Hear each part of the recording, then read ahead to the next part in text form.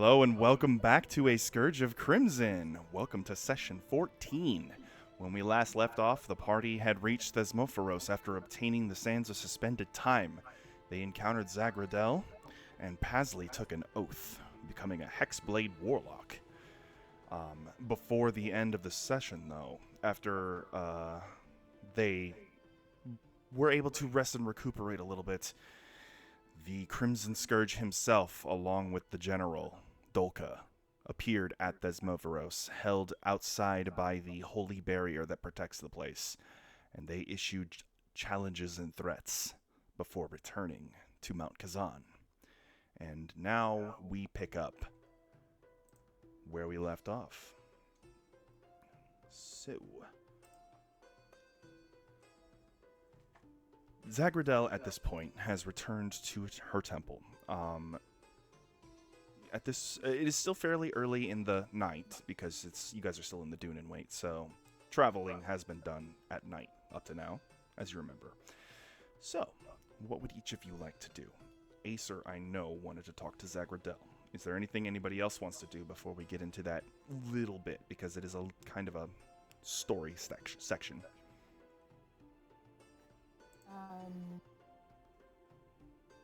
All I think I want to do is arcane training, but I can't do that until Acer gets here.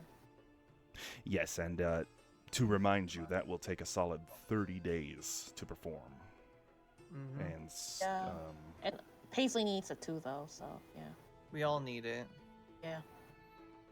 All right. Well, it is up to as long as all of you are okay with it. That's fine. I need Sophie's. Let me ask Sophie because last time Sophelia was kind of iffy about it. So. Mm-hmm. Okay. So Meteor, you approach Sophelia. Let me go to the appropriate map really quick so we have the appropriate music. Mm-hmm.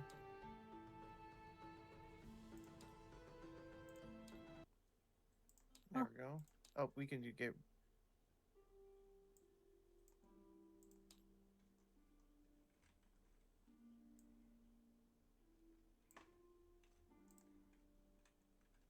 So you guys are not actually in the hall. You're just on Thesmophoros. Right. I'm just using the map for the music. We are still Theater of the Mind right now. Mm-hmm. So, Meteora approaches Sophelia. And is anybody else with Meteora as she comes to talk to Sophelia? No. Okay, so it's just the two of them. Meteora, what would you like? Go ahead and start the conversation. Hi, Sophelia. Have you rested enough? I believe so. How are you? Much better. This realm brings peace. Listen, I know we just encountered the dragon, and you're probably eager to start your journey. But I don't think I could do this without at least knowing that you're okay with it.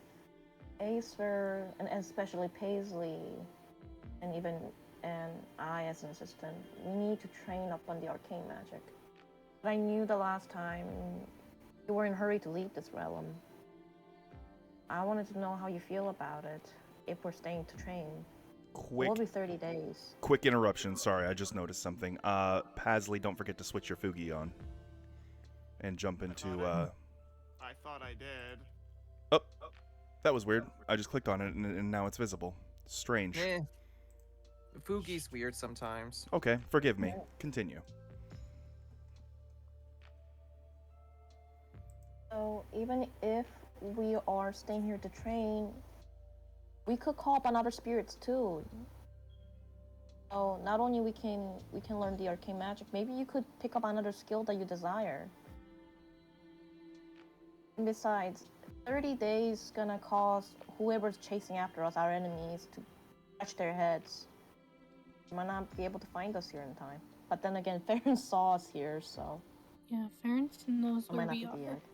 And he's already looking for something to get rid of this barrier. I don't know if we have 30 days. We need Paisley to learn arcane magic. we could receive teachers, and if we learn new skills, that's gonna heighten our chances to have any chance fighting against Ferranth. I don't know if the time up here is spent while everybody else doesn't have that kind of time or safety. In order for us to have those chances, we need to become stronger.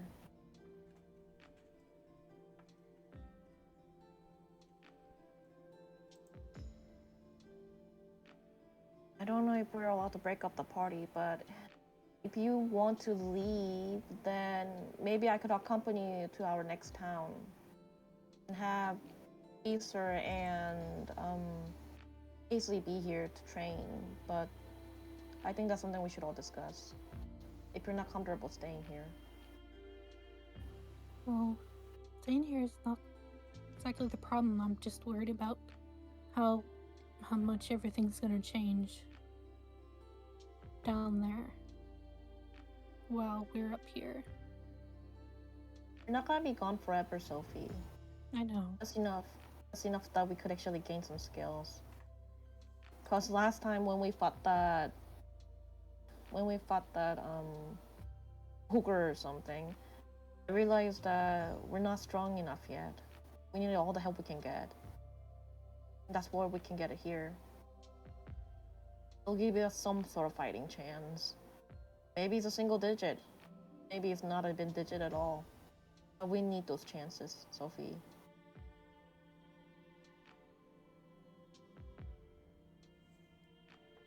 Yeah. So when you're here, you can learn other skills. You can become stronger.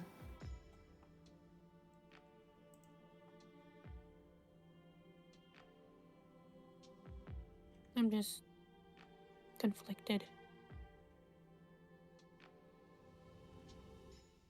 Sophie, if we're gonna get that man, you know who we're talking about right now. Need all the chances we can get. He's got some powerful allies. Like I said, I don't think we're strong enough to fight him right now. We don't need have to everyone's face help. him now. I just want to be able to,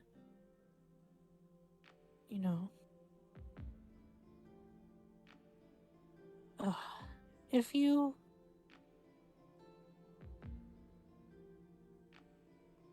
I guess everybody else can just, I don't know, learn from these, spirits. And that's fine. Thank you for understanding. And I just walk over to Paisley.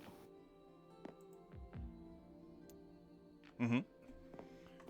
So you Paisley? you walk through the streets of Thesmophoros for a while until you encounter Paisley, who is likely practicing with their new blade.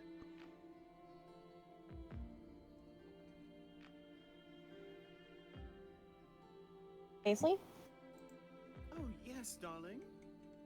Oh, you seem... How's your training? Sorry if I disturbed you. Oh, no, you're fine, darling. I was more concerned that you might get sliced up. Me? Oh, please. You're the squishy here. As soon as you say that, Paisley, looks really offended, but then, just pokes you with the sword a bit, hey, watch it. And I'm holding up my hands like, I'm full plated. I'm full plated. Listen, Paisley, I need, you got the charm. I need you to talk to Sophelia. Me? Talk to Sophelia? I Sure. mean, you always seem to like her the most. Yeah. I know that, look, I can go without learning the arcane magic. I'm sure I can find my other ways to learn them. But right now, with what has been bestowed upon you, I can sense it, I think Sophelia needs... Here's the thing. I don't think Sophie's comfortable staying put. And I don't blame her either. But I think out of everybody else, you should convince her that you especially, you need this training.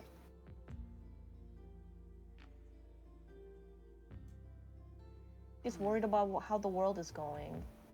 And to be honest, after seeing Ferranth, I think she's more on edge. Doesn't want to lose time. But we need this chance. When we fought that guy, I noticed that there's so many odds are stacked against us. Hey, don't be offended, but this applies to me. You and everyone else here. We're not strong. We're still very weak. We need this chance. Would you please convince Sophia that we need this? I'll try my best, darling. If you can, please.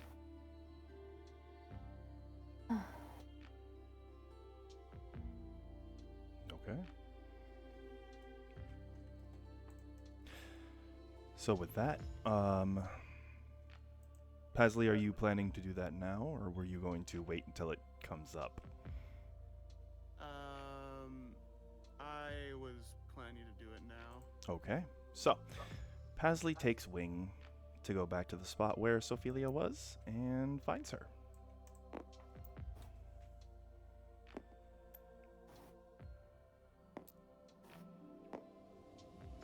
Hi, Sophia.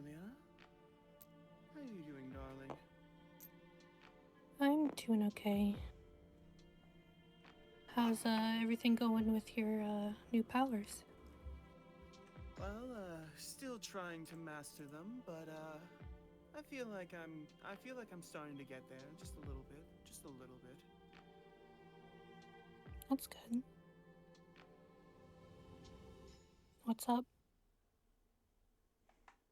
Well, the main thing is, word around the grapevine is that you're not necessarily excited about staying here for long, especially with us training. And I think it's very important for me especially to be training, because if I don't train now, I don't exactly know how long it'll be before we go on the road that we'll be able to, stop Ferranth and all that. So, personally, I think it would be a good idea for all of us to get ready and be able to stop Ferranth once and for all. 30 days. That's a long time.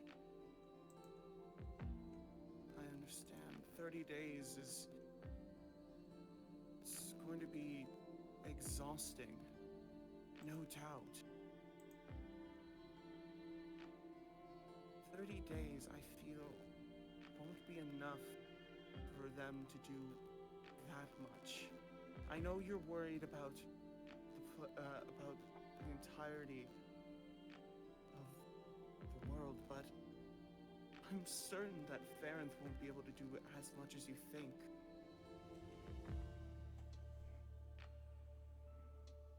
Well, again, I'm just... No, if I am part of this group, I guess I have to compromise.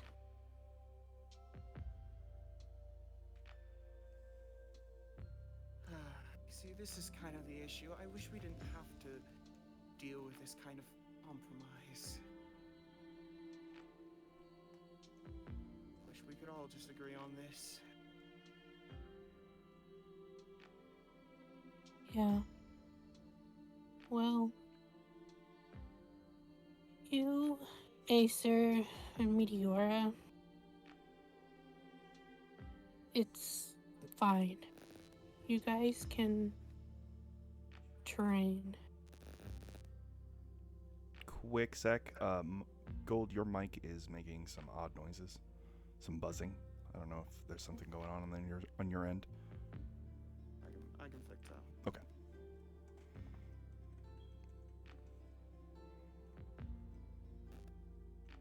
Sorry for the scuff, chat. It's just part of the show. Yeah. What's a VTuber without scuff? True. That's my lines, or my saying, basically. True. But yeah, I'll just find something to do, I guess. Oh, you're not going to train? I mean, I've been training on my own for a while, so To get new skills. I kind of used to it. I don't know how to explain it, but I'm fine. You guys do what you guys think is best.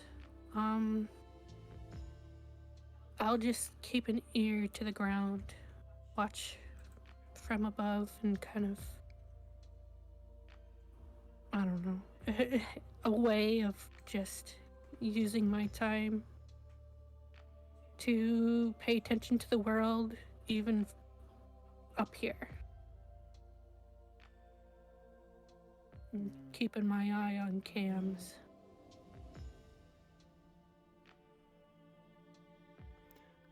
Oh, nice. Okay. So it seems Ophelia is in agreement that you three may train. So, before we do that, and so Ophelia, for you during their training time,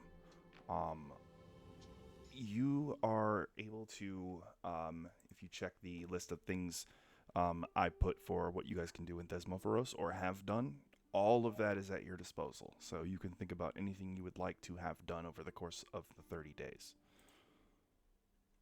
Okay. For the rest of you, this training will allow you to do one of two things. Either you can train for a new skill, like skill, tool, whatever, or you can select a spell that is not normally on your spell list and learn that spell.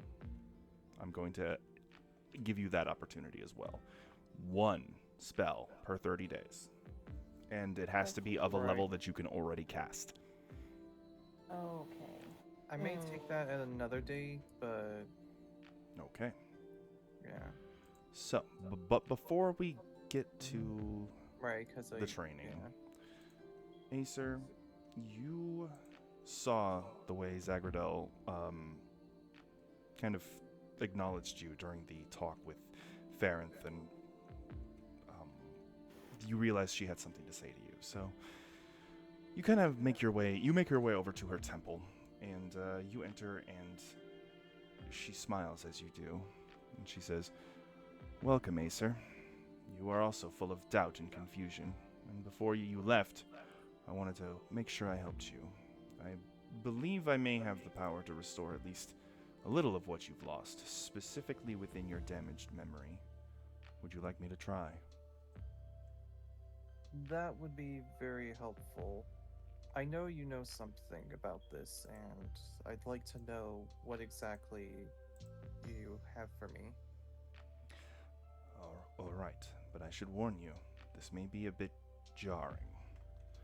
She places a single oil-anointed claw upon your head, and you feel the world fall out from under you as your perception is shattered and your mind is flung across time. When you regain your bearings, you are watching your own actions, seemingly from the perspective of your inbuilt programming. You are deep within the Schwarzwald, on a mission of study, trying to find out why the local wildlife have begun to become more hostile, and why the plants seem to be in distress. The once serene forest now trembles as two colossal creatures clash. Ferranth's scales glow like molten lava, his fiery breath scorching the surrounding foliage. Viscera's emerald-scaled body weaves through the shadows, her eyes gleaming with intelligence and determination. The air crackles with the raw power of their rivalry, and the ground shakes with each thunderous clash between them. You and your master, Arodrin, 2 rangers well versed in the secrets of the Schwarzwald had ventured deep into the forest on a mission to study its ancient inhabitants, but fate has led you into a perilous encounter you could not have foreseen. As the sky darkens with smoke and the roars of the dragons fill the air, you and Arodrin find yourselves trapped amidst the chaos. Your instincts take over as you seek cover behind a massive moss-covered boulder. Your artificial heart pounds in your chest as you grip your longbow, while Arodrin's expression is a mix of concern for you, his apprentice, and awe at the legendary battle unfolding before you both. The dragons are oblivious to your presence. Their focus is entirely on each other as they tear through the forest, ripping trees from the earth and sending rocks flying like deadly projectiles. It is clear that this confrontation is a clash of wills that will not soon end. As you and Arodrin watch in terror and fascination, the battle escalates. Ferranth's fiery breath sears the earth, causing flames to dance around Viscera's powerful limbs. In retaliation, Viscera's venomous attacks make Ferranth's scales sizzle and burn. The ancient forest, once teeming with life, now bears the scars of the dragon's destructive power. In your attempt to evade the all-consuming conflict, your hiding spot is compromised. A falling tree trunk, caught in the midst of the dragon's powerful tail swipe, crashes down upon you. You stumble and are trapped beneath the massive weight. Arodrin reacts with lightning speed, summoning his magical prowess to lift the debris and pull you to safety. But there is no escape from the danger. As you both stumble away from the wreckage, a stray tongue of Ferranth's fiery breath blazes through the air, striking Arodrin squarely in the chest. The seasoned ranger lets out a pained cry as he is thrown backward, landing heavily on the forest floor. You rush to his side, unsure what to do with such a grievous injury. Arodrin smiles weakly, placing a hand on your tarnished shoulder. "Listen to me, my apprentice," Arodrin whispers, his voice filled with warmth and urgency. "You must leave me and find safety. I'll hold them off as long as I can." Your own voice protests, "No, I won't leave you here," even while it breaks. "You must," Arodrin says firmly, his eyes locking with yours. "These monsters will continue to destroy until nothing is left. They are not like the creatures of our home. Someone will find a way to destroy them, but for now, you must run." Torn between your loyalty to your master and the instinct to survive, you finally nod, your heart feeling as if it had been rent in two. You give Arodrin one last embrace before mustering the courage to flee from the devastated battlefield. Arodrin, now alone and gravely injured, stands tall, facing the 2 battling dragons. He draws his bow, nocking an arrow imbued with his own magic. As the dragons continue their struggle, he aims carefully and unleashes the arrow at a weak spot on a massive boulder above them. The boulder breaks free, crashing down with a thunderous force upon both Ferranth and Viscera at the head of a landslide. The dragons' roars turn to pained cries as they are buried beneath falling rubble.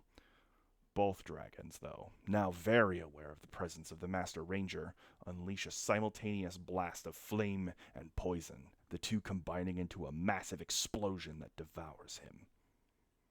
The shockwave of the blast travels far, sweeping you up and flinging you into a ravine.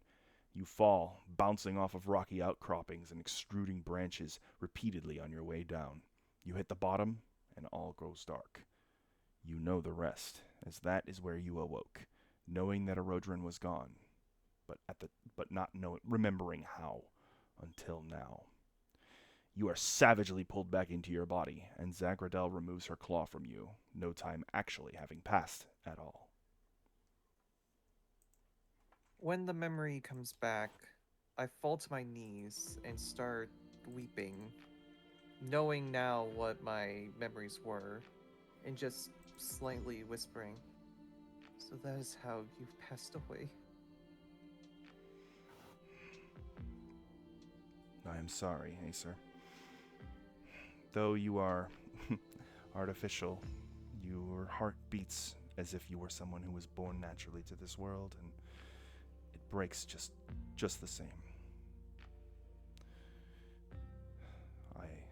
My condolences.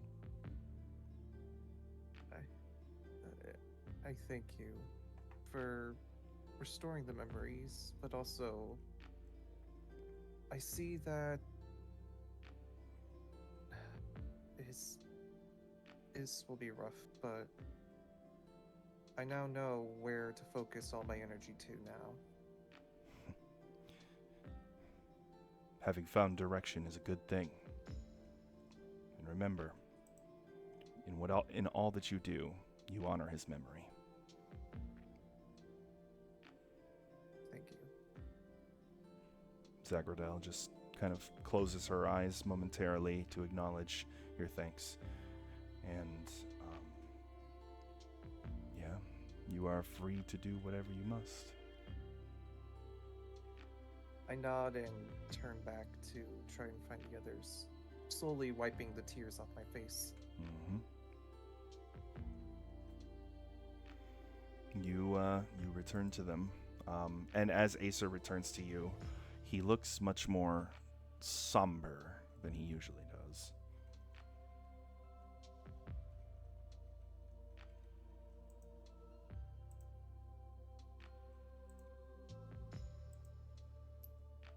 All right. Hey, what's the matter with you? Oh, nothing. What's your short stack doing here? You're hiding something. Am I'm gonna tell hiding? Meteora. My lady! The tall one is hiding something!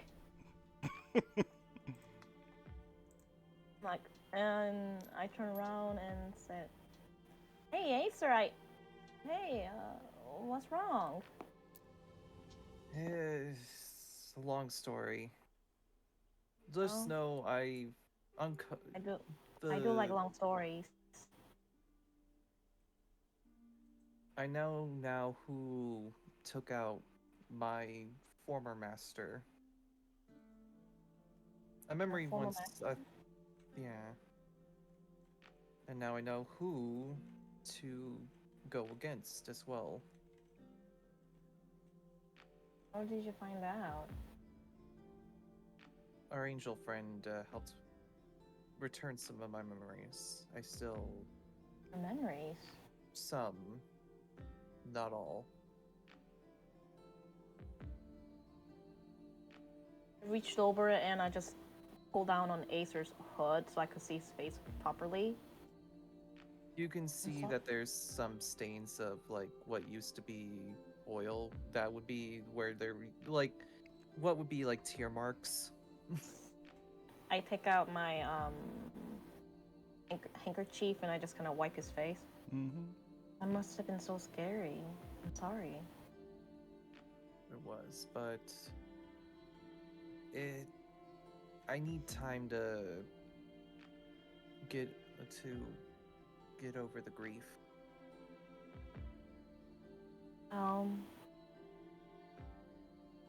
If you ever wanted, we could always call upon the spirit of your master. But that's completely up to you, though. We could, however, You need your time to grieve. It doesn't have to be now. And I just look over to Charlie. Charlie? Yes, mistress? You need to leave Acer alone for a bit. Oh, what? You heard I the don't want mistress. to make fun of him. Damn you. I'll get you next time. I give a slight chuckle, just Shakes tiny fist. He shakes his tiny fist. Surprisingly, gives a little joy. Just to bully him. He could have given him the finger, but he only has like 4, so it's not that it makes sense. All Hey, right. I think he's coming around. I think Charlie's coming around a bit. Maybe. Let's join the others. Come on. All right. Okay, so before you leave Thesmophoros, we have some training to do. Over the course of this training, your needs, food and lodging, of course, will be taken care of. So there's no need to worry about that. The only thing you will have to do is supply 100 gold for each of you per week of training, so 400 gold for those of you who are undergoing the training.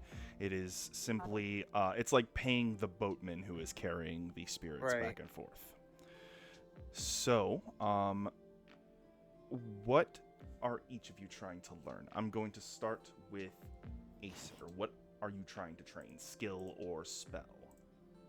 I was originally going to try and go into Arcana, but if I'm able to learn a spell, that changes some things around.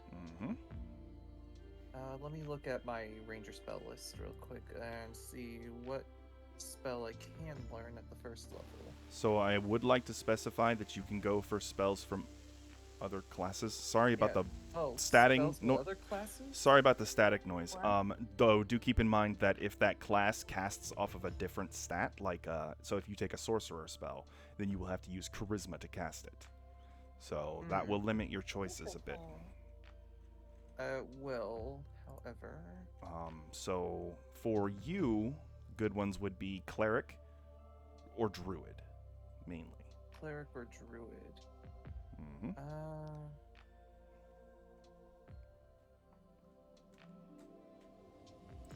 I'm just looking over. I have a question. So, is there a limit to what level of spells you're allowed to learn? You have to be able to, or you have to have a spell that falls in the slots that you currently have. Meteora, I know you mentioned earlier this week that you wanted to learn Summon Undead. So I do. I have that one already slotted for you. So that one I've already assumed. I was just going to ask to confirm. But if you want that one, then that is the one we'll go for. What level spell is that one? So Summon Undead is a 3rd level spell.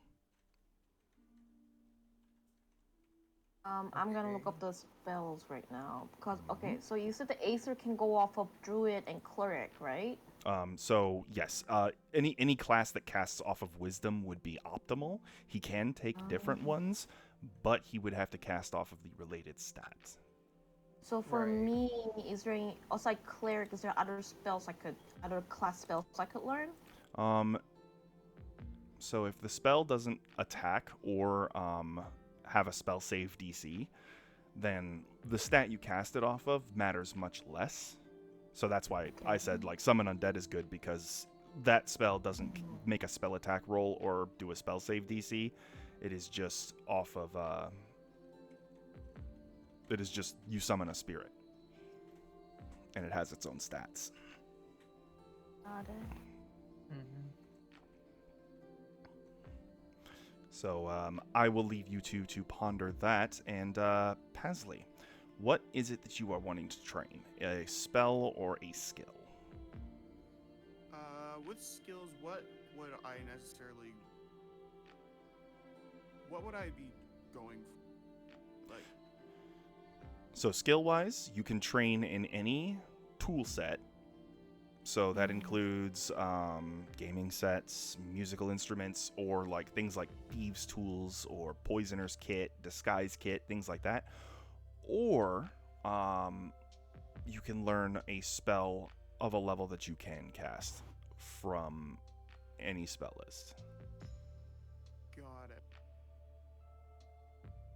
For you, of course, you're going to want to look at classes that cast off of charisma, which is, of course, warlock and sorcerer. But there is also paladin has charisma casting. And chat, I do know this is not entirely rules as written.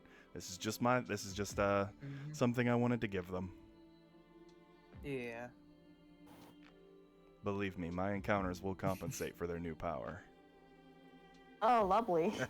Oh. Me no like it. If I had the ability to use 3rd level spells, I would. I have a few 3rd level spells in the ranger spell list that I would use. Mm-hmm. But it cannot yet, so... Well, if there are any spells you would like from druid or cleric, you can look at those. I'm going over the spell list for all of them. Oh, I already have that one for cleric. I It's did something from see. Druid. I seen second level ranger spell list. What was it? Magical or magic weapon? Mm-hmm. Ooh. So, magic weapon, if you cast it on a weapon that is not already magical, it makes it count as magical for the purposes of overcoming resistance to non-magical bludgeoning, piercing, slashing, and gives it a +1 to hit and damage. Yeah. Which, if you cast it on your musket, it would become a +1 magical musket while you had the spell active. Yeah.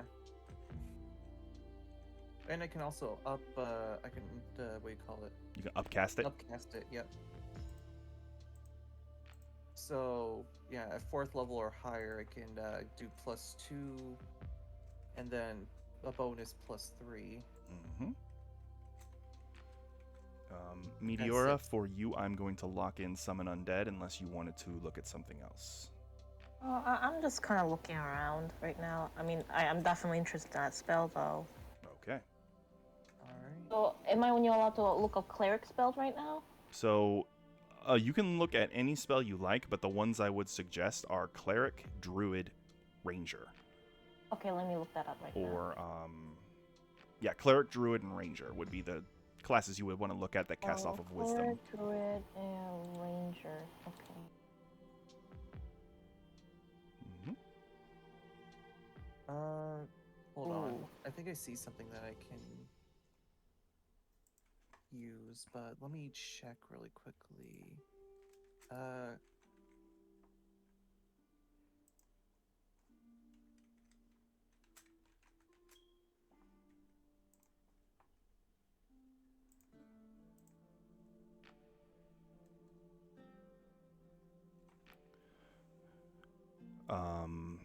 Did anybody have anything Okay. else they wanted to throw out there, or any questions while we're doing this? I'm looking. Ooh, I may have the ability to cast Cure Wounds. Mm-hmm. Comes off of your Wisdom, so it would be the die of the spell plus your Wisdom modifier, Right. which would be handy. But it is touch range, so you do have to get close to the person you're casting it Right. on. Mm-hmm. But as we've seen, it's very handy to get somebody back on their feet when they get knocked down. I Yep. may do that actually. Okay, I'll go ahead and lock I'll that put- in. Yep, Cure Wounds as a spell. On top of that, during the time we were training, you can kind of see like I'm trying to use like some sort of illusion magic to try and make like a silhouette of a figure. It's not perfect, but it's getting there slightly. Mm-hmm. Okay, so That's 1st level, right? yes. Yeah. So Cure Wounds is a... It is okay. So, right. Cool. So, you are pulling this Cure Wounds from which one? Cleric or Druid? Ranger spell list, actually. Oh, okay. Oh, okay. All right. I will hold that. I will hold that thought. Meteora, are you locked and loaded? Or is there anything else? Did you want to keep looking? I'm debating either summon elemental or summon undead. Okay. I'll come back then. Pasley, is there? Have you made a decision yet? Yes, I have. All right. What would you like to train? Alright, I am going to train on the spell Armor of Agathis. Ooh. Ooh. All right. That is a Warlock exclusive. Nice. Nice. All right. And then when Meteora has made her decision, we will go ahead and do the training. Also, is there something that can help with intimidation or anything? So since you're already proficient, you can't. You can't train expertise.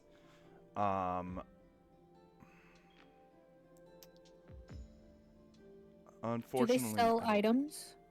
not here. Gotcha. Mm-hmm. The services offered are the spells that I've listed for you guys that can be cast here. And, let's see, where did I put it? There is the library, there is the sanctuary, and the training. Those are the main services here.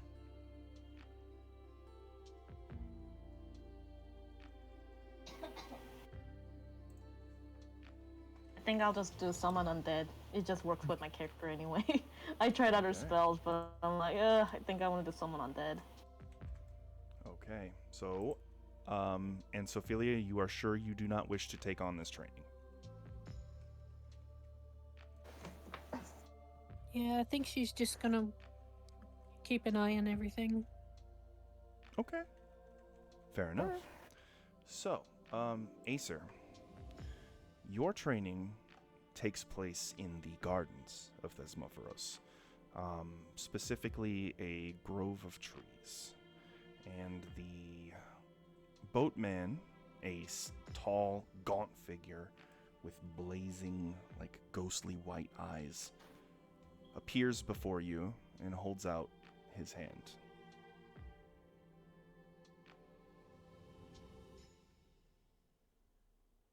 This is the Farrier of Souls, the one who will bring your teacher to you, but he first requires payment. I hand him the gold required for him. Okay, so over the course of the weeks, that will be 400 gold pieces. So go ahead and deduct that from your total.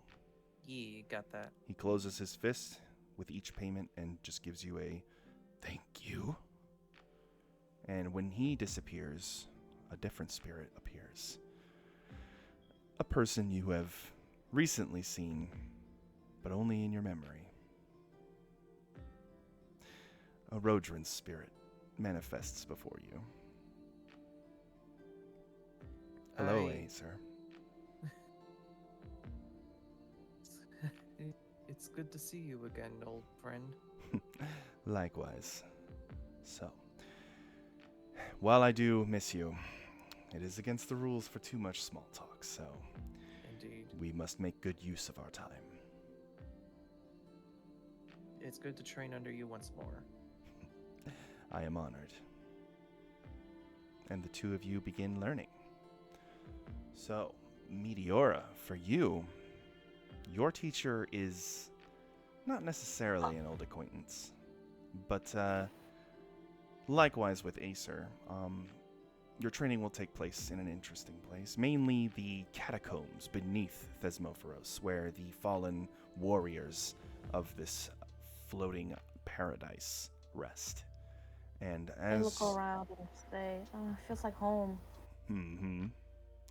And as you wander these catacombs, you are approached by the ferryman, or the boatman as well.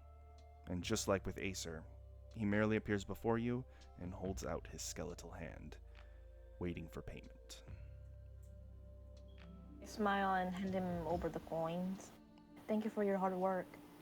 And thank you, cleric of the death god.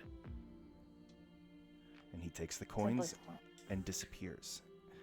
And the spirit that appears before you is an ancient archlich. So, to clarify, archliches do not use negative energy to create undead like liches do. Archliches are fueled by positive energy. While still undead, they are aligned good. And this tall skeletal figure gives a nod of approval at your attire and your holy symbols and says, a supplicant of the death god. I know him well. Shall we begin? Give him a respectful bow. Thank you for answering our summons. I'm ready to learn. His skeletal face, while of course grinning, almost seems to smile even more. And you two begin your training. And lastly, with Pasley, you are flying high above Thesmophoros, just kind of enjoying the altitude and trying out some more complicated maneuvers using your blade while in midair. And a black mist begins to kind of coalesce in front of you, as appearing out of it, floating before you, is the boatman. And he, just like the others, holds out his skeletal hand expectantly for payment. Fine, here you go. Thank you. He grips the coins and disappears. And as he vanishes, a chuckle fills the air around you as the spirit of a grinning tiefling appears. He's taller than you by probably about a head, and his horns are tightly curved like those of a ram. His glowing orange eyes kind of stare directly into yours, and you can see that while he was mortal, he was sworn to something a bit more sinister than you were. But his spirit being here means that he definitely redeemed himself in the end. And with a little laugh, and he says, "Oh, a new warlock. Oh, a very new warlock. Oh, how exciting. Shall we begin?" Very well, let's do it. And high in the sky, you and the spirit begin training. And over the course of the passage of these 30 days, your training is grueling. It is difficult. Your teachers, however, are extremely patient and understanding, each one of them having experienced their own hardship in their own lives and kind of feeling for your level of inexperience. But at the end, you gain your new abilities. Acer, add Cure Wounds at first level to your spell list. You will always have this spell prepared. Alright. Meteora, add Summon Undead at third level to your spell list. Nice. So this one can be swapped out as like your other spells are, and it will count against your spell total. However, it is now an option you are able to select whenever you may need it. Yeah, I'm keeping this one around. It goes with my affiliation very well. Very smart, very smart. And Pasley, this spell, Armor of Agathis, go ahead and add it to your Warlock spells at first level. Yeah. Due to the way Warlock works, you will always know this spell.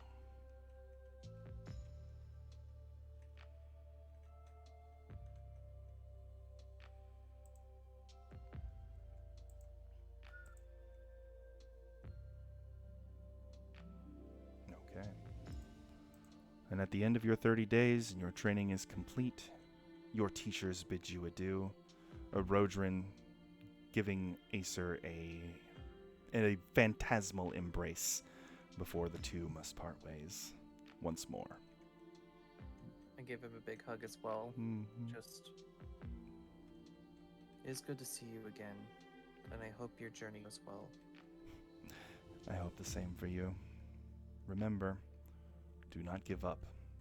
You know what must be done, and I believe that those people I mentioned before I passed that would one day take care of these monsters, I truly do believe that you are them, you and your friends.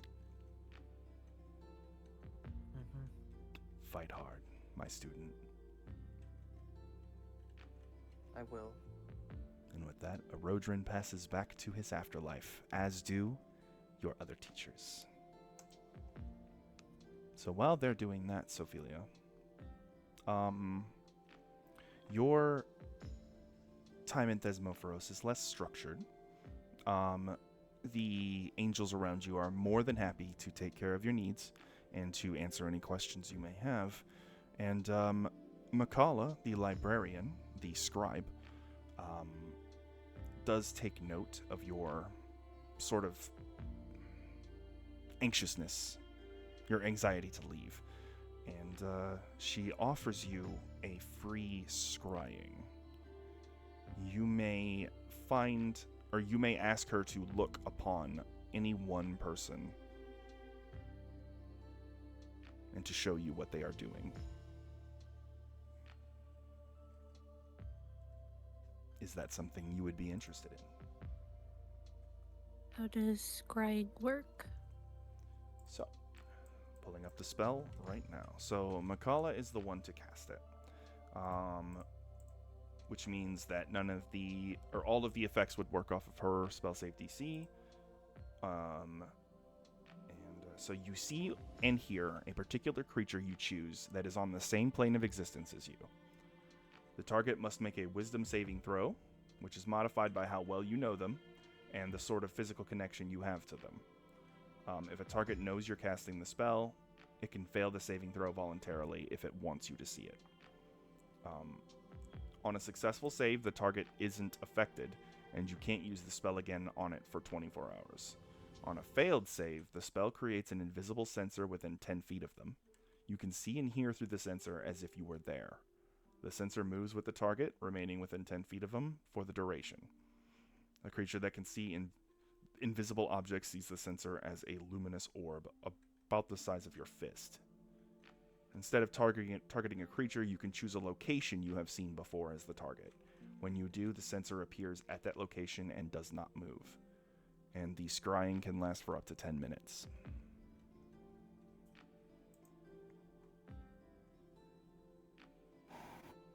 Do I want to scry the bastard or do I want to not? Whatever you want, like. It can be any individual on this plane of existence. It could be about your father, or it could be about, you know. Her father is no longer on this plane of existence. Ah, okay. Dead. Never mind. Mm-hmm. Okay, plane of existence means like afterlife too. So okay, never mind. Basically, Well, you can, spy on anyone that is in the mortal realm. Yep. What about Mr. Overpriced Cologne? Well, that's what I was talking about, the Yeah. whole bastard The thing. bastard, yeah. They do get to make a saving throw, but if they fail it, they will have no idea you're watching them, as provided they can't see invisible objects. Besides, they don't know it'd be me anyways. Would his tag along notice? Depends on if asking it. Anthraxis can see things that are invisible. Ooh. Sophie, give it a try. Let's see what happens. Sure, I'll Let's just hope that I'll that bastard's not partake bathing in or your something. scrying. Okay, so this is going to be important for the saving throw that he has to make. What time during the night are you scrying him? Because you guys are still on a reverse schedule because of the desert travel. Right.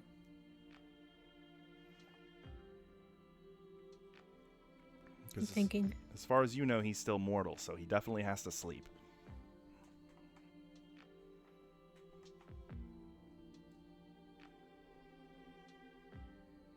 If he's sleeping, that means scrying would be a little bit different.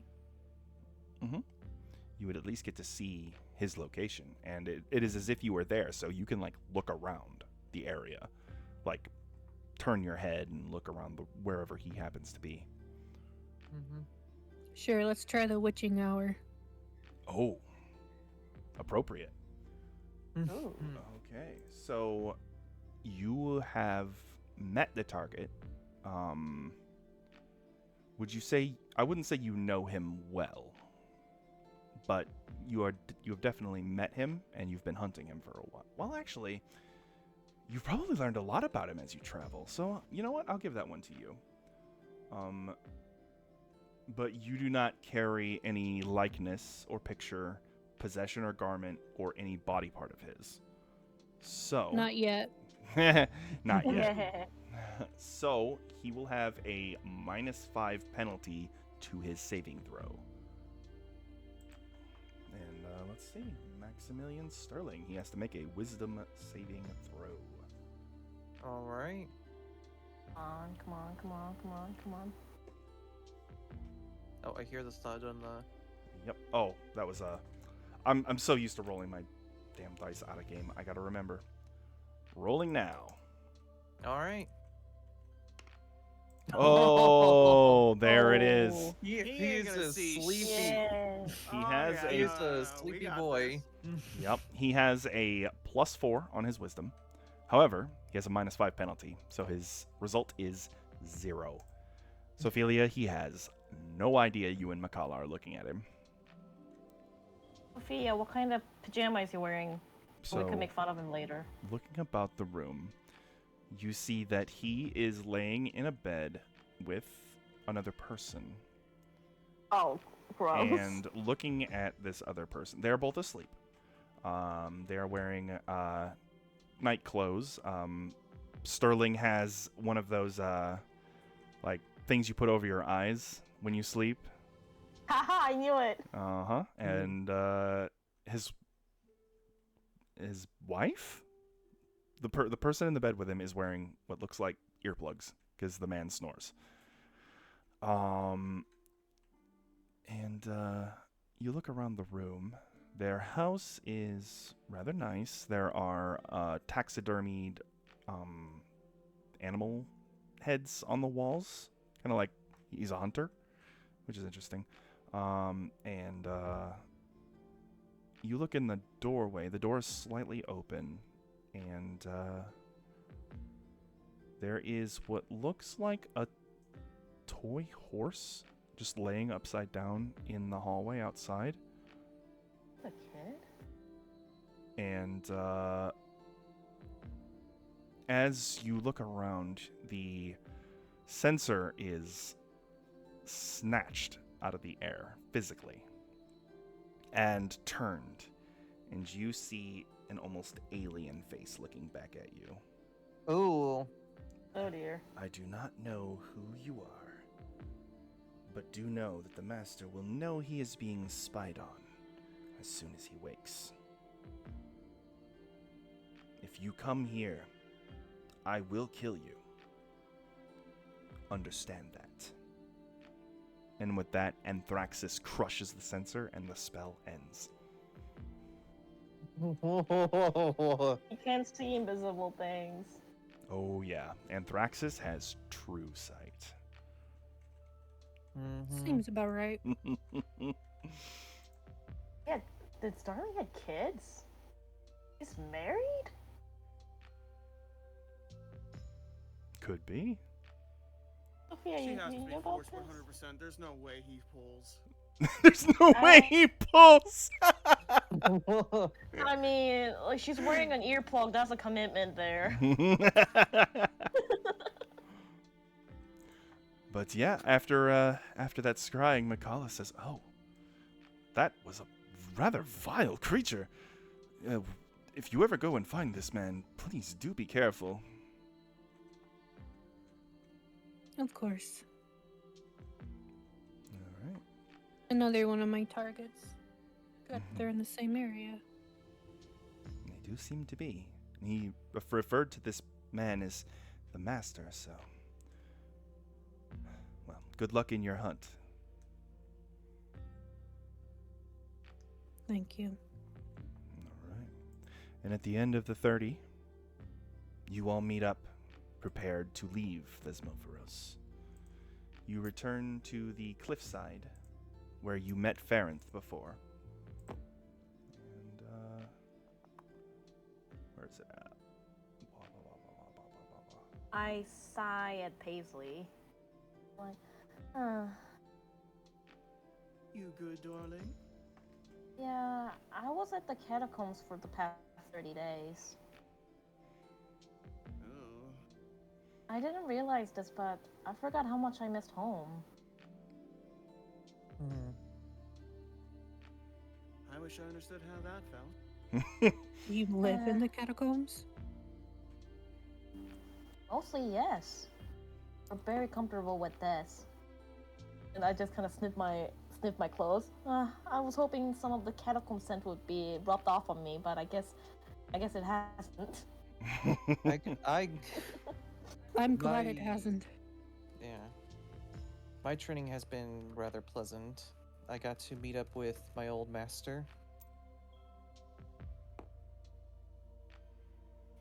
Must have been nice. What's it like? Seems Mhm. like you guys had very positive experiences. I met a leech.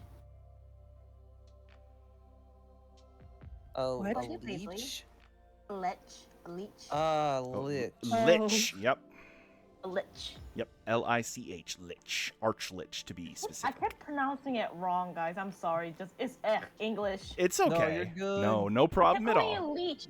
How do I pronounce it again? Lich. Lich. Lich. Leech. Lich. Like lit, like you lit a candle, but with a ch at the end. Bitch, but with L. Leech. Leech. It's gonna take a while for me. I'm sorry. No problem. No, you're good. Oh, no. It's, Leech. Leech. yeah, Leech. oh, almost. English is second language problems. Yeah. We... That's That's another one. Yeah, I can't pronounce that one either. Anyway, well, moving on. All right. How'd everybody's training go? Went good. I now have the ability to, learn cure wounds. I'm able to heal those now. Nice. That's I met nice. new friends. That'll be useful. Very useful indeed. And also, ter- I'm learning something new, and I show them like my ability to slowly make a, you could see like a silhouette, almost looks exactly like me, but it's just, it's not, it's very blurry and very Insubstantial. yeah, it's unstable Mhm. right now. Is Can't that get a it balloon just snake? a what? Are you making a snake?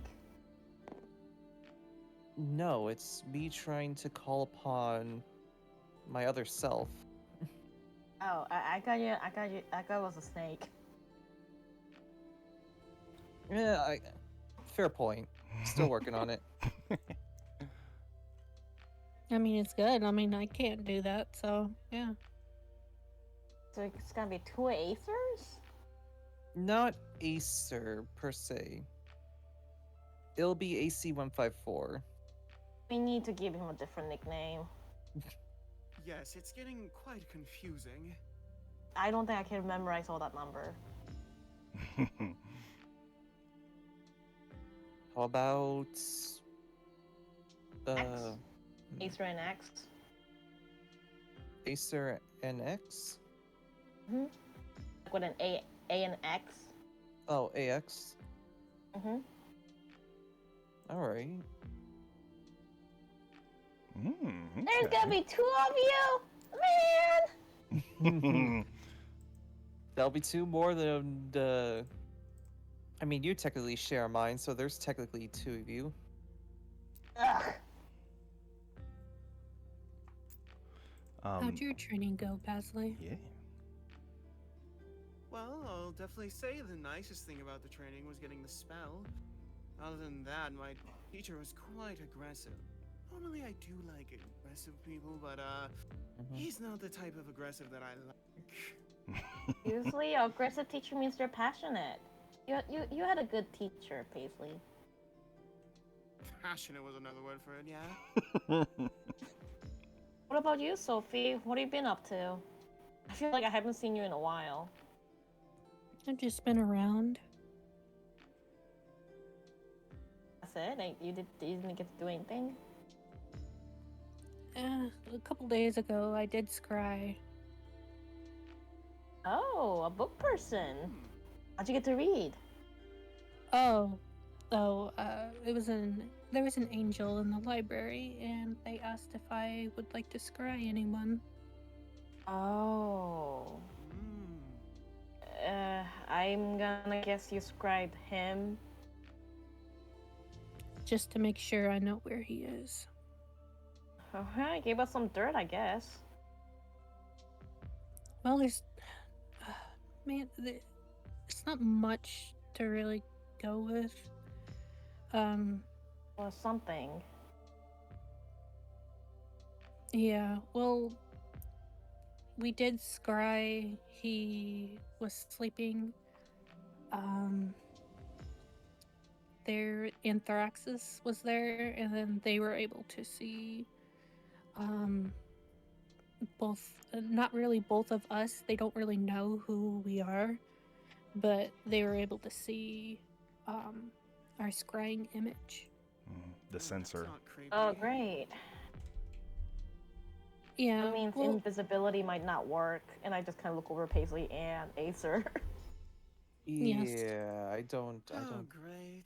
think that'll work. Well, at least that'll save me the spell slot. Mm-hmm.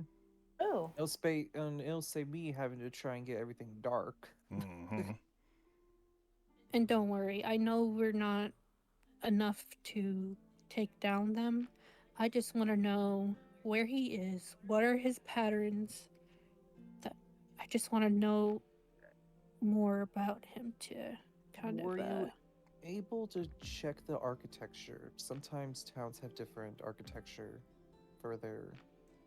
He had like taxidermy kind of stuff hanging up in his bedroom. Wait, it was in his bedroom? Was he sleeping? Yeah. By himself? No. Oh god. Was he wet? They were wearing clothes, which is nice. Oh god. I bet. I never want to see that man like that. We had seen him, god, like we would have all turned blind. I could. You guys probably would. I could probably do that myself. All I have to do is remove my eye circuits, but. Just stick your thumb and just press it. But other than that, not too many. Did you recognize who was with him in the bed? Was it Morgan? No. I mean, she was It was with him at just the a party. lady. Just a lady. lady. I feel bad for that poor girl. Was being she- forced is to be he- with him. Is he married? Well, if you, you be know? honest, if he's the way he is openly, then she's just as bad as he is. If not, she accepts Probably. him who he is as he is. Oh god. Exactly. And I look at Paisley and us, and I'm looking at myself and Paisley, and I'm like, he's got somebody. How come we're single, Paisley? You see, I could easily pull anyone that I want. It's just that I'm looking for the right person. Oh, aren't you romantic at heart? Yes, very much so. So chances are he might have a spouse or a partner. Was it in a city? Or I a guess? child. Wait, a kid? Possibly. There are some toys in the hallway. Let's hope he didn't spawn anything. Well, to be honest, I'm after him, nobody else. And Anthraxis. What if I don't know if this is gonna be his kid or not, but what if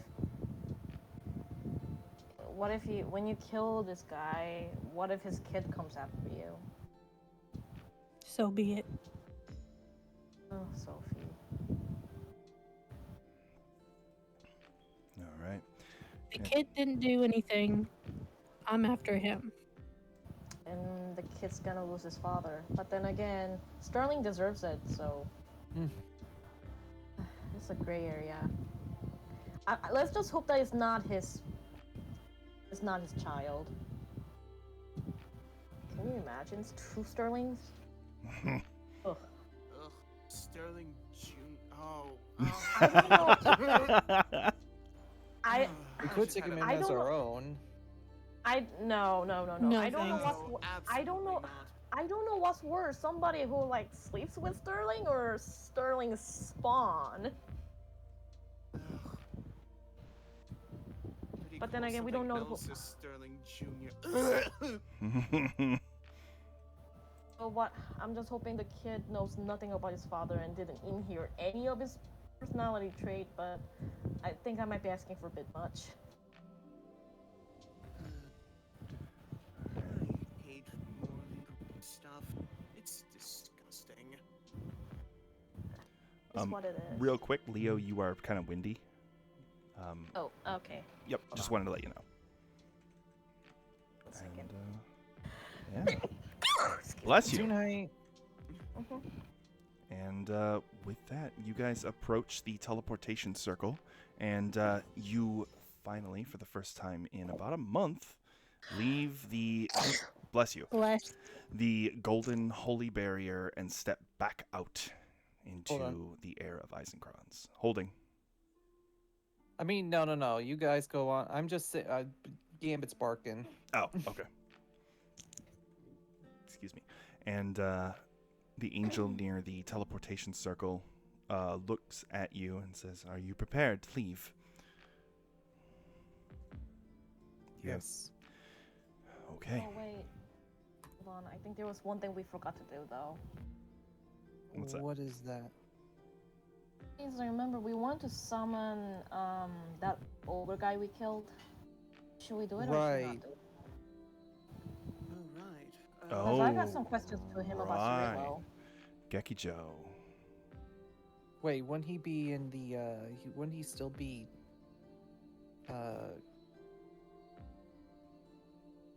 I could. The body would have I- been I'm a- taken care of because it's been like a Oh month. yeah, body taken care of, but he would be, under Paimon's quote unquote Yeah, he's care. Haimon, Yeah. yeah. I'm affiliated with him, so maybe they'll allow me to speak to him. If you use Gekijo. Speak with Dead, then it'll still work because he is dead. We can say that you did that over the corpse, or wow. We can say we did that over the course, how appropriate, of the 30 days, while you weren't doing training. So, real quick flashback. Okay, flashback. You approach where his body is, and all of you together, and the angel who is casting the spell for you casts Speak with Dead upon the body, and Gekijo's body sits almost mechanically up. He is now in a sitting position. His eyes are still just milky white, like he's dead, because he still is. And the angel says, "You may ask him 5 questions, upon which his soul will return from whence it came. Be careful not to ask superfluous questions, because you will waste them." Okay. All right. First question. Do you know who Cirillo is? Yes. Do you know who have killed him? Yes. Who killed him? No answer. I should clarify that Speak with Dead only allows answers of yes or no. Let me make sure I'm reading that correctly. Or maybe I'm wrong. Is it? Oh, nope, I am wrong. It is not yes or no.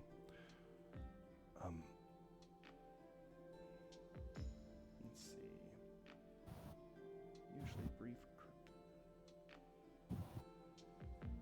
So your question was who killed him, and Gekijo simply answers, "We all did." You have his. Okay, so am I on my? Was that my third question? That was 3. Yeah. Okay. First question. Do you have his body part back in the camp? Yes. Okay, final question. How many of you killed him? Ooh, hang on a sec. Let me think about this one. Maybe he doesn't know.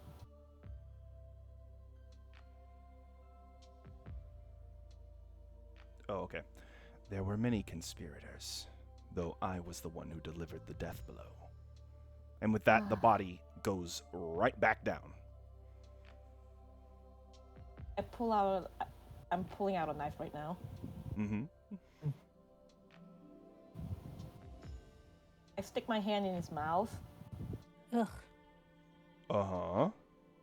And then I just like pull out one of his his fangs. Okay, make a survival check. This is technically carving a corpse. Acer, can you help? Yes, Acer can give you advantage. Yes. And roll twice then? Yes, Yeah. roll twice, take the higher number. This is rather morbid. Oh, 18. Ooh, 18. Okay, add your survival bonus. And how old is this corpse by now? This is a flashback to earlier, so this is soon after It doesn't your matter. arrival. It doesn't matter how old the corpse is to me. Mhm. My Yeah, survival. I know, Give don't me worry. Plus a 4. few- So 22. 22. You get 1 Oni Fang.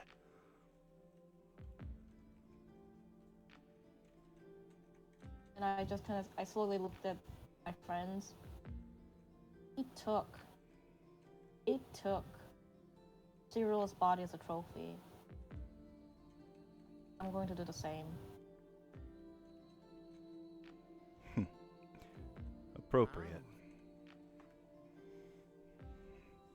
The angel behind you kind of just chimes in and says that's appropriate for one of your for the clergy you come from. All right. So you've got your Oni Fang. Flashback to forward to where we were. Woo! And Woo! yes, this is now the current day. And you see that the teleportation circle is actually just straight up a hole in the cliff. And the angel puts his hand down to guide you towards it. And he says, "The teleporter is already set to the destination that Lady Zagradel asked us to send you. Your animals have been well taken care of as they await your return." Would we be able to say goodbye to the fair lady, or perhaps she's too busy? You are more than welcome to. And I nudge Paisley. Paisley. Mm-hmm. Please. Because Paisley can talk to her at any time. Let's go say goodbye to her. Alright, will do. Mm-hmm. Remember, Paisley, you can talk to her telepathically at any point, as long as you're on the same plane of existence. Yeah. So, yep. So are you guys going back to say goodbye, or are you, Maybe Paisley can relay for us. They definitely can, if that is Yep. what you want. All right, Paisley, what do you say to her as you prepare to leave Thesmophoros? Thank you so much for what you've done for us. It means quite a lot, and especially for me. I give you my thanks. My warlock, Oh. my lifeline to the outside, you've done much for me as well. And remember, whenever you return to Thesmophoros, you will be welcomed with open arms and a warm bed. I think. Hold on. Before we leave, Nathan, could we just say that during our training we left behind the what is it? The yeah, crown parts yes. with her. Yes, so the crown parts and the phoenix feather can be left behind as well if you would like. So that is kept safe. Though I know you guys wanted to take the sands with you because it's actually like a tool that you can use. Yeah, Paisley can take the yeah. I think Paisley could benefit from that, so we should Okay. hold on to it. I think I forgot to put them on the magic item list, so I'm going to go ahead and just drop them at the bottom. Okay. So that you guys can quick reference those as well. Insert link and apply. And that's done. Okay. So finally, you walk up to this hole in the cliff, and you see, as you look through the hole, several layers of magical sigils. I looked at the angel. Will it hurt when we go through the portal? Not at all. Nope. You will step down, you will fall slightly, and then you will be at your destination. Where's the portal at? The, Can somebody put a little pointer? Oh. So you remember the cliff where you guys talked to Ferranth? Uh-huh. It's that circular hole that was behind them. Okay. You know what? I'll just send you guys over there real quick. Oh, Yes, please. wrong folder. And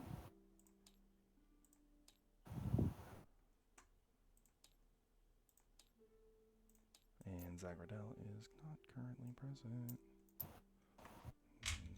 There we go. And this is the hole I was talking about, basically. Mr. Charlie goes, whee! So as Mr. Charlie throws himself in, you see him fall through one ring, and then 2 rings, and then as soon as he touches the 3rd, he disappears. Oh my goodness. All right, Acer, you jump in as well. 1 ring, 2 rings. As soon as you touch the 3rd one, you disappear. I look at my hand up, the ring of feather falling. I'm like, okay, don't fail me now. Mm-hmm. You jump in and you fall slower than everybody else does, but you do make it through the 1st ring, then the 2nd ring, and then gone.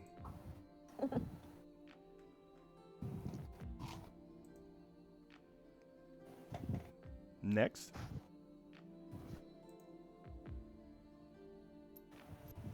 All right.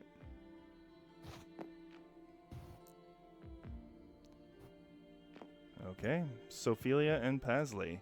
You jump in one after the other, and 1 ring, 2 ring, gone. We are going to a new map.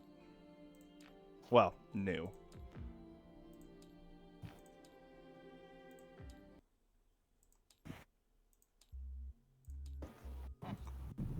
You reappear in front of the Mirage Tower.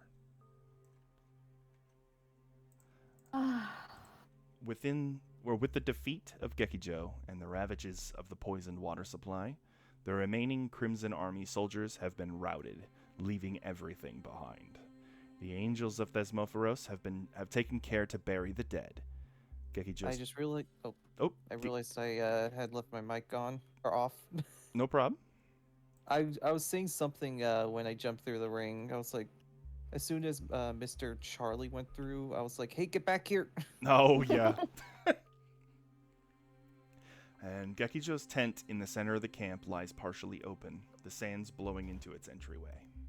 I'm going in there. I go after her. And Mr. Charlie is with you, Meteora, and as you peek in, Cirillo takes over. And he says, "They're in here somewhere. I can feel them." And he just places his autognome hands on his chest. And he says, Where is it go at? ahead, Acer. What were you going to say? I was going to be like, by any chance, does your limbs have any magical properties? Well, I Meteora don't carries think my it limbs as well as my skull. It is my other bones that are missing. Indeed. That's why I want to ask. I carry I carry both of his arms and one of his skull. I have to believe they wouldn't have just killed me for no reason. They wanted something. And it has to do with what's going on here, I suspect. Here in Eisenkrans, that is. We'll just need to find out. But first we need to find my ribs. I think my ribs are here. Your ribs? My rib cage.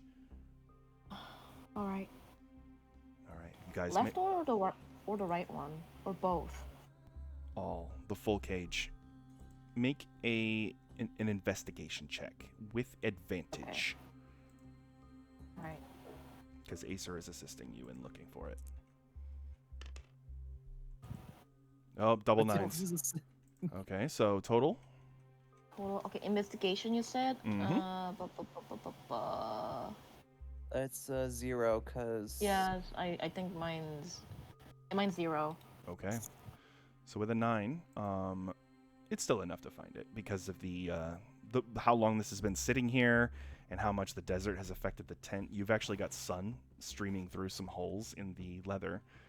that have formed from just the searing sun, and your eyes fall upon a black shield.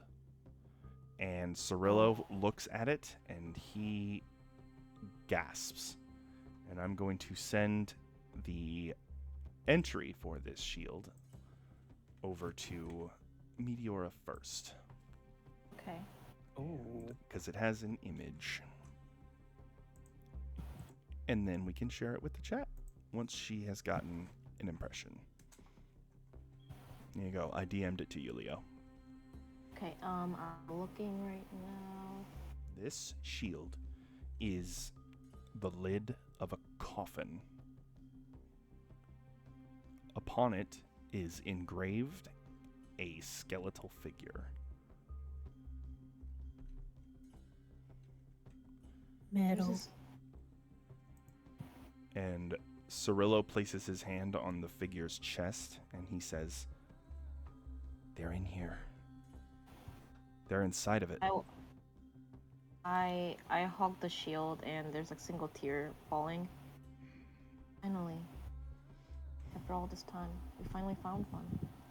Not only that, Meteora, but look at how nice they were in making sure that they would be useful to us. What do you mean? This shield is usable, and I would hazard a guess and to say it's magical too. Huh. Okay, I'm sorry, I'm gonna read real quick. Mm-hmm. Ah, so your body parts are magical. It seems that they've done some sort of ritual to create this magic item, but They used your bones for that. they did, which means they might be using them for something else as well, the remaining bones. So you Probably think make it into artifacts? something. Maybe. Maybe. But I looked at Cirillo confusingly, like, but you were just a warrior back then. You had no talents in magic, so why? I'm not entirely sure, but when we find more of these people who have done this, we can probably ask them. Got it. All It's right. just that. I am now going to drop it in the chat so that everybody else can read what it's capable of. I normally wouldn't reveal its effect, but because of it being a rather important item to you, Meteora, I'm not going to worry about making you take it to somebody to identify it or to cast that. I'll give you this. I'll give you this one as a freebie. Oh, thank you. Okay, I guess I'll just tune it, I guess. Mm-hmm. Yep. So you now have full attunement. Boom shield. Party magic items. So even though it is a full-on like tower shield, you can still use it with one hand. But you cannot. What's a power shield? Just a huge, like, tall shield. Oh, okay. And it does mean though that while you use the shield, you will have to use a one-handed weapon. You cannot use your maul. Got it. But you can, of course, put it back on your back and pull out your maul if you want to use a two-hander. Hey, if it helps at all, I unsheath my short sword and hand it to her. Mm-hmm. This makes It's it useful. It's alright, sir. I already have like one-handed weapons. But I appreciate the gesture though. Yep. Alrighty. She has a mace. And chainmail, I think. And a flail, yes. Flail. Mhm. I see. Flail? Yeah, the I, chainmail is armor. Yeah. I put Okay, the short sword flail. back. Yep, the skull flail that you picked up. Yeah, that Yeah, cool. yeah, I still skull have flail. that. Yeah. Mm-hmm. Okay, I'm gonna hold on to this. Okay, I'm gonna, I guess, equip skull flail and the shield. the So shield. your armor class is now 20. Nice. While wielding the shield, your armor class is 20. Got it. All right. Alright, Cirillo, let's get going. Agreed. The further we get, the more likely we are to come across more of these and more of the people who did this. Said there's us, so it has to be more than one person. mystery for another day. And I show. Come on, Acer. I show Paisley the shield I found. Mm-hmm. Oh. So Paisley, Meteora walks up to you with carrying, like a shield, a full coffin lid with a skeletal figure in a death shroud emblazoned on the front.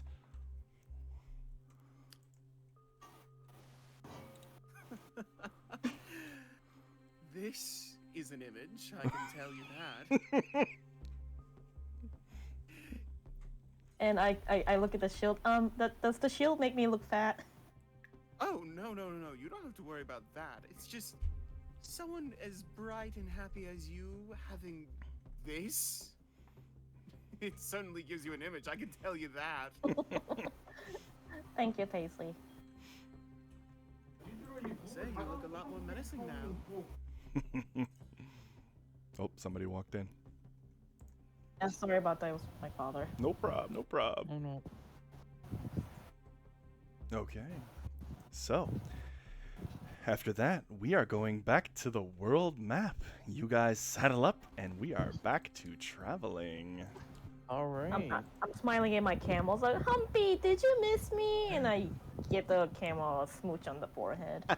Yeah, I completely forgot what I named my camel. I think My you named it- camels. I can't forget. No, you can't. Paisley's Parsley? Paisley is their name. Paisley is the camel. Acer, I think you named it like, I think you gave it a person name, like Sam or something. Oh. No, Sam It's Jimmy and Jimmy. Varnajno. Yeah, Mhm. Jimmy. Hey, should we visit the Alright. necromancer before we leave? Yeah, I think it'd be nice to meet them again. All right, guys. So we are back to traveling rules. All You right. know Guys, what we that take the means. lead. So, Okay. which direction would you guys like to go? And Where version is that? I think the Yeah, hermit. we're going to meet the necromancer again. okay, so you're heading up to Before, Voshan. Yep. So, all right, you get here. I need survival checks. With Sophia, would you like advantage. to help me? Yeah. All right. Yeah, this is Sophie and Acer's thing. Mm-hmm. Survivalists. 9 plus 9. That's an 18. 18 does not break the DC. You guys will need to you guys will need to consume your resources. Mm. That was another doubles. Mm-hmm. Double nines. Oh, hey, Newson, I'm sorry, but so in total, we gave about like 400 coins to the boatman. Yes, each of you who yeah. undertook training gave 400 gold to the boatman. Okay, just Yeah. needed to. Mm-hmm. forgot that 100 we for did each that. week. Mm-hmm. Got it. All right. All right. So let's see. So let's that is see what So I got 7 rations now. my rash. Well, I don't need to eat, but I can create food and water. So if yeah, we something can always doesn't work, replenish. yeah. We can always replenish it. Mhm. All right. At least the water, because the food doesn't last. Luckily, this seems Yeah. to be open desert. All right. Speaking of which, that reminds me. Sophelia, you have the Totem of the Eagle, and you can see very far, like we did before. So, would you like to make a perception check in a certain direction to see if you can see what's in the next tile over? Or the next square over? Northeast. Northeast. Okay, go ahead and give me a perception check.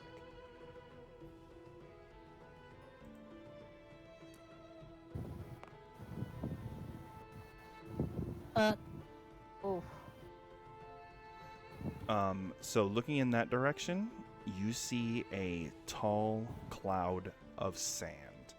It looks like over there is a currently ongoing sandstorm. Mm. Might Okay. need to avoid Which that. way's the wind going? The wind is going northwest right now. Okay. So we Well, I mean, should I- probably move east then I to could probably avoid it. try and redirect it. Yeah, Paisley you could could. redirect it. Pasley can redirect the wind in a 100-foot bubble around them. Ah, Oh. so it wouldn't be as useful, but it would be useful. Mm-hmm. It's I'll let them something. know that there's a sandstorm northeast of us, Alright. and we should probably move east if the wind is going more northern west. I agree. We should probably move away from the sandstorm if we can. I would like to clarify that if you guys did go through the sandstorm, Pasley would protect you guys from any damage or on any effects that come from the storm itself. But if there are enemies hidden in the storm, you would not see them coming. So that is the trade-off. Yeah. But yes, Pasley's ability to redirect the wind would protect you from the sands themselves. Okay. All right. So, which direction are we moving today? Just east. Just east? Okay. And that is 12-3.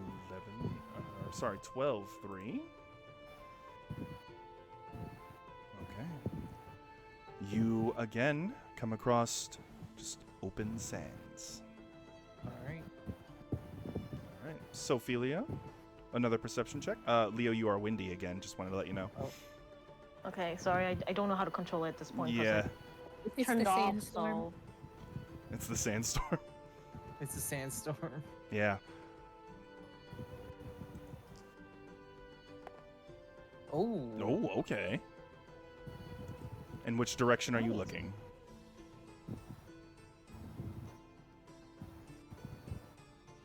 Sorry, I'm counting. Ophelia, what Yeah, does it's your plus elfin 4. eyes see? +4. 23. Which direction are you looking? Let's look, since it's a day that went by, let's look northeast again. Okay.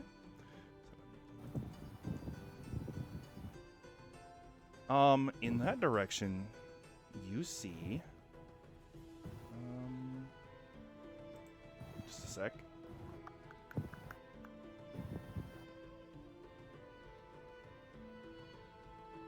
Moment. You see Voshan waving at you. You see what looks like people dancing in the desert, just openly out in the middle of nowhere. Weird. Weird. What kind of clothing are they wearing? Like dancing they- garbs? Are they alive? They almost just seem like silhouettes. Could be a mirage. Maybe. Could be skeletons. Maybe, but that was a pretty high roll, Mm-hmm. and I can see like over a mile. All right. Do we want to go north or northeast towards the dancers? Well, north, there's still that sandstorm. The sandstorm has passed at this point. Yeah, Ah. it was a day that gone by. It should be gone. Mhm. Okay. All right. For survival check as well. Yes. Yeah.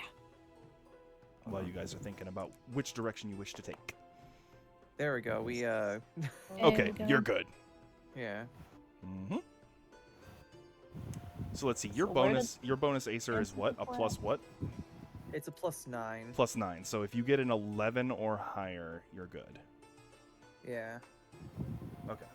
Cool. So these Or- dancers are Yeah. here. No, we could bypass. We could check them out and then meet with Vashan, but it's up to you guys. Mhm.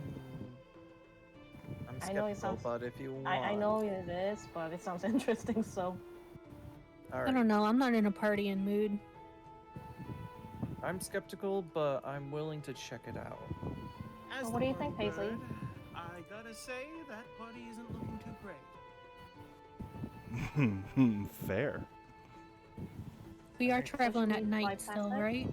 Yes, Yeah, you are okay. still traveling at night. Shall we head east then?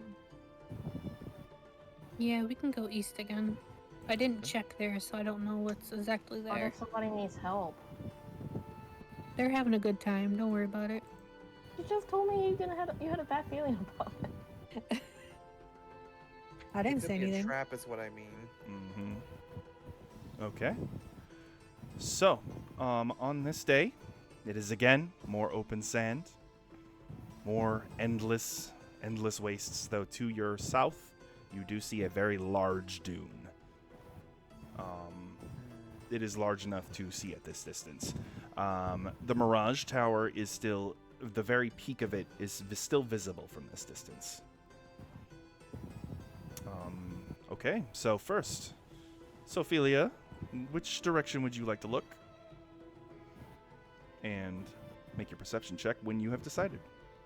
So, north of us now is where the dancers were. Yes.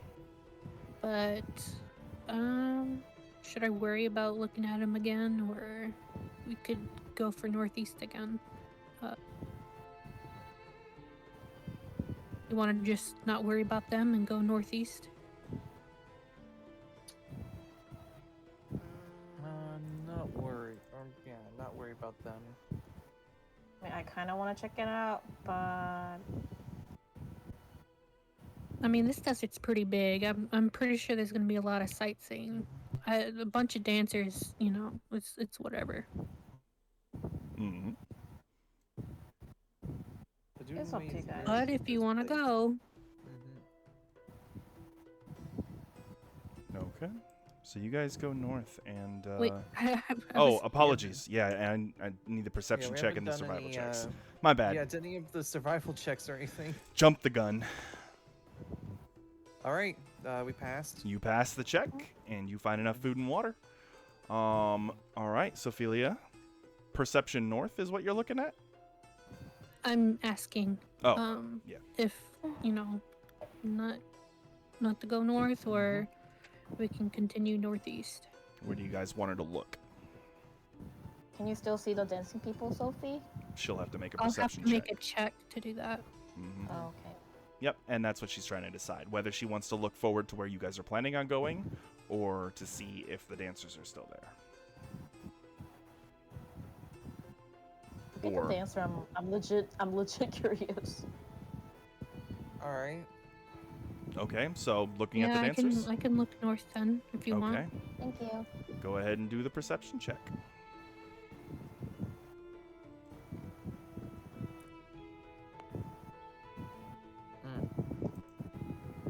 14.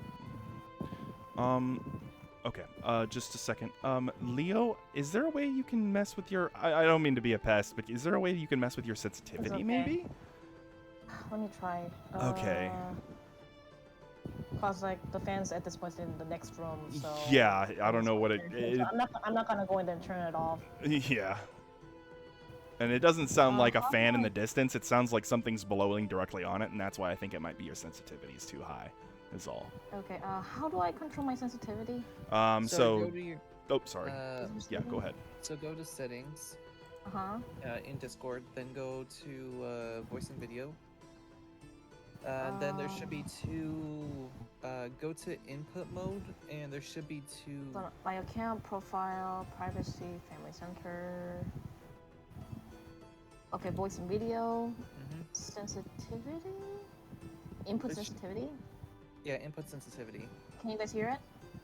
Yes, Yep. we can still hear it right now. Can you guys hear it? Yes. Mm-hmm.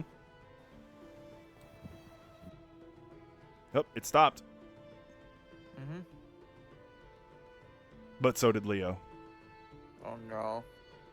You guys hear me? Oh. Now your sensitivity is too low. Bring it back down. Yeah. Or your Can you guys hear me? Yep. Yes. But can you hear the background sound? Yes. It maybe push to talk would be a good idea.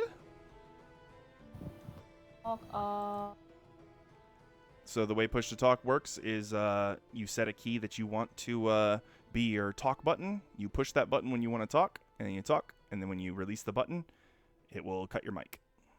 Mm-hmm. Hold on. I do that right now because this thing is loud. Yeah. My voice carries and we're close by. Sorry for the technical difficulties, chat. You better be. I am. Terribly. Yeah. I closed at least 2 doors. You shouldn't be able to hear anything. Can't hear anything now. Yeah. Okay, I'm gonna be cooking in this room then. Sorry. It is what it is. All right, Like, yeah. Our family got the AC on the full, but it's just too darn hot today. Yeah, oh, I know how that feels. And if it gets Yeah, it's bad, like- then we can deal. Yeah, it's If like 106 out. Yeah. Yep, 106. Yeah, don't kill yourself on our behalf. Like, seriously, if it gets really uncomfortable, then we'll deal with it. Mm-hmm. All right. I'll let you know. Yeah. All right, so we did the perception check, right?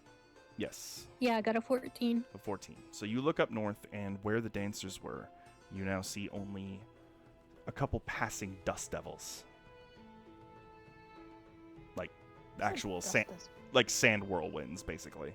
Small sandy tornadoes. It's really Those windy over there. Yeah, those aren't normally deadly at all because they don't really pick up a lot of debris besides sand. Mm-hmm.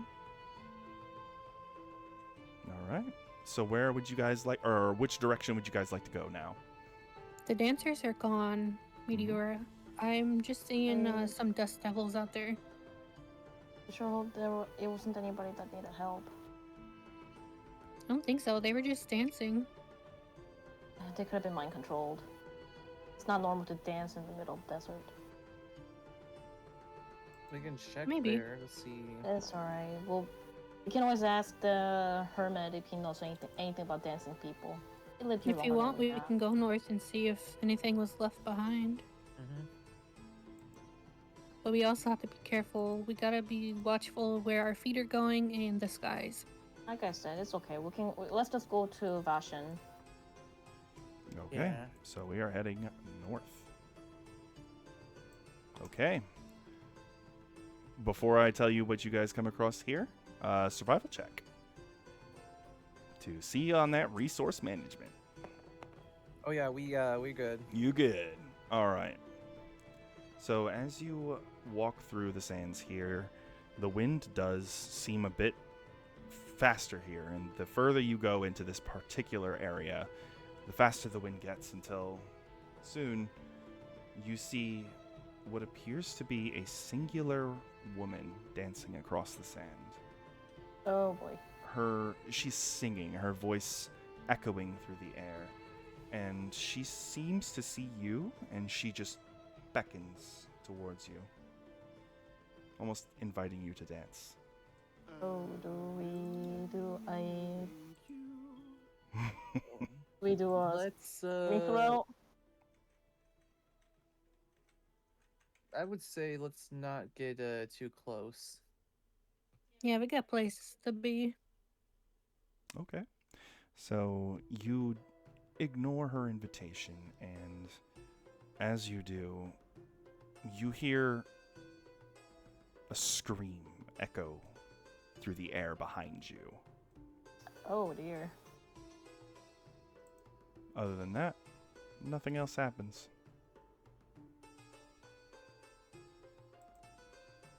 Could we tell that it was her that screamed, or? It definitely sounded like a woman screaming. And when you turn around and look back, you don't see anyone there.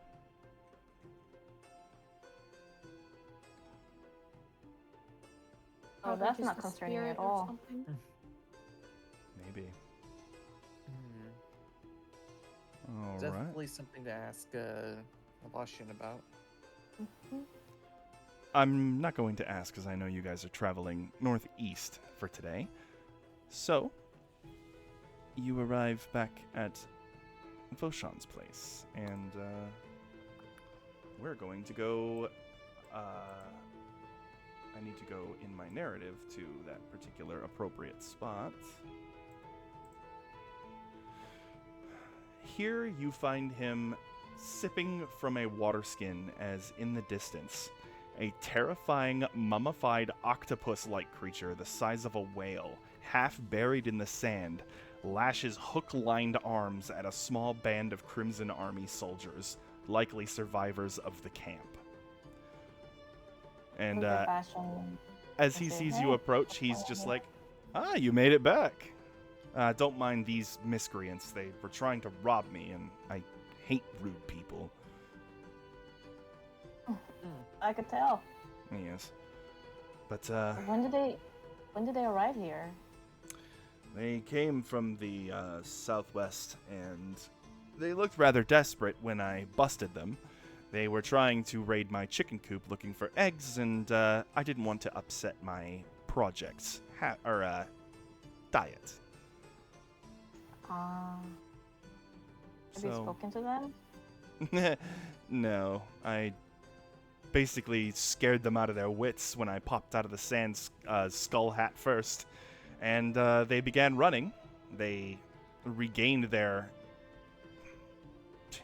Let's see, they regained their bravery after realized they had probably pissed themselves, and turned around to try to make a show of attacking the poor hermit who lives alone in the desert. Little did they know that this desert used to be a rather rich watery place. There used to be a lake here. And that creature over there, he points at the massive octopus that's fighting them, used to live in that lake. And now he's a friend of mine. So a sand squid now? I affectionately refer to it as a crawling apocalypse. Aww. Hey, since you don't really like social thing, mind we pop in over there and have a talk with these chicken thieves? Ah, if they're still alive when you get over there, certainly. We're next. Like, we can always call the undead. I'm sure we could have somewhere to have a conversation with these people. As you look Conversation might come out of the octopus's stomach. back. And Sophelia especially, at this distance you look over to them and you see that their skin is like almost grayed and cracked, and you recognize that the octopus, the crawling apocalypse, is giving them mummy rot. And here's the thing. Charlie looks at the octopus and says, "It's beautiful." I'm glad you appreciate my work. And Who are you? I was just about to ask the same thing. I can see your friend's spirit inside, but he seems to just be enjoying the ride. I am Voshan. I am the Hermit of the Sands, as they call me, and a necromancer. Charlie covers his chest and he's like, "You can see my inside?" Kind of. I can see the spirits that are inside of you. Can I talk to your octopus, mister? He's not much for conversation. He's more for smashing and snacking. I wouldn't get too close. You look like a little bit of a morsel. Well, I am delectable. Yeah. Maybe he could benefit from a little more iron in his diet. Yeah. Alright. So, mechanically, you guys are able to stay here with Voshan, though, like before, he doesn't really have a place for you to stay.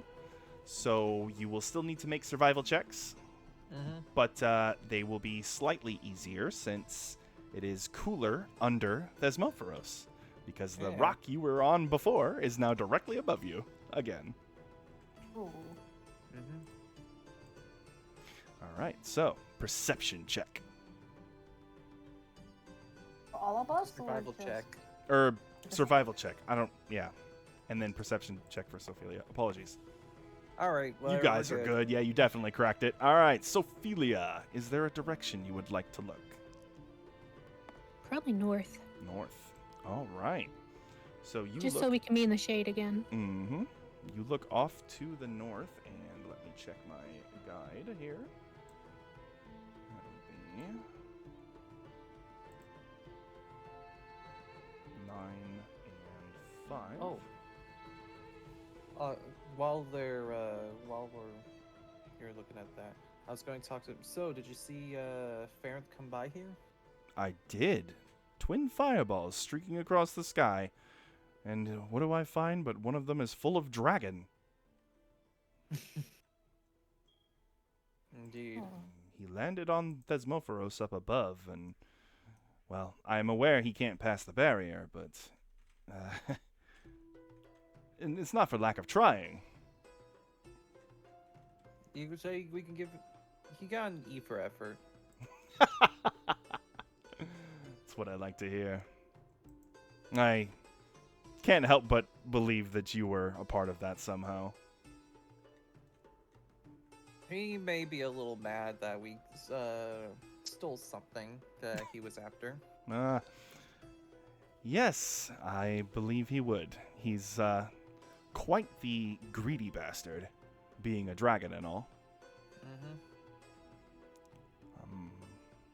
Alright, so off to your north, you see that it is open desert, shaded open desert.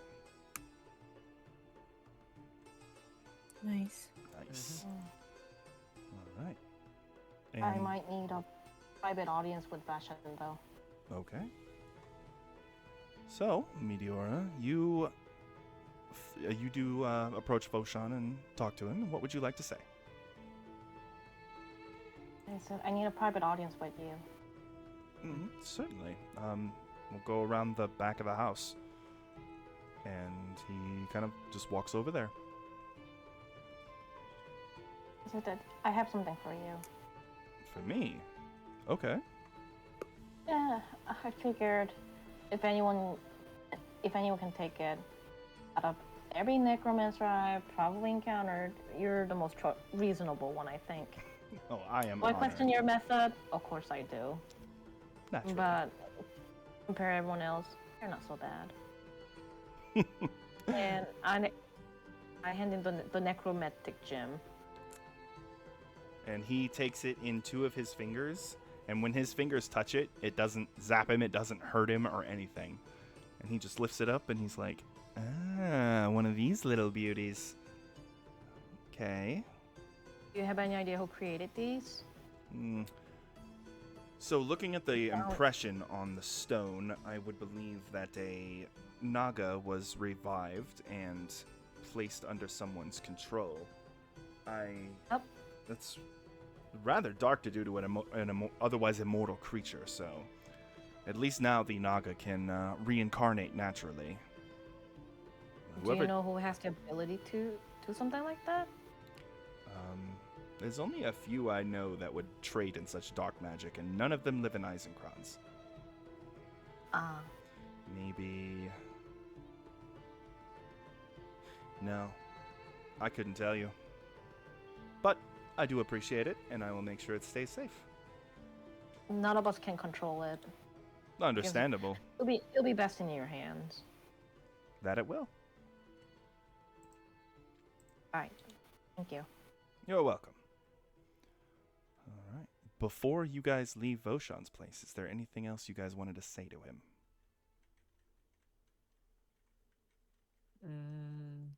Oh, do you know anything about dancing people in the desert? Oh, yes. Sand banshees. Usually harmless unless you offend them.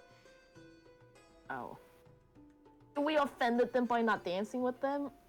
Would we get killed if we dance with them, or would we not dance with them? Not killed, but it's definitely not a thing that would be considered good luck to do. Got it. Okay. How do you not offend the desert banshee? Mind us not dancing with them.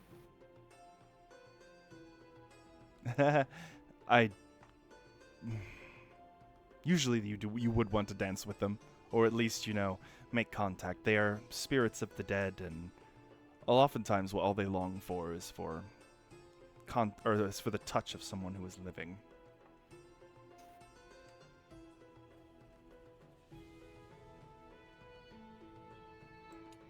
All right. The next day, you guys say goodbye to Voshan, pack up your bags, and continue north. Charlie's like, goodbye, Desert Santa! Goodbye, little autonome fellow, and goodbye, Cirillo. It is nice to see that you are up and moving again. Cirillo was just like, I still don't trust him though. Of course not. All right. So, survival checks. All right.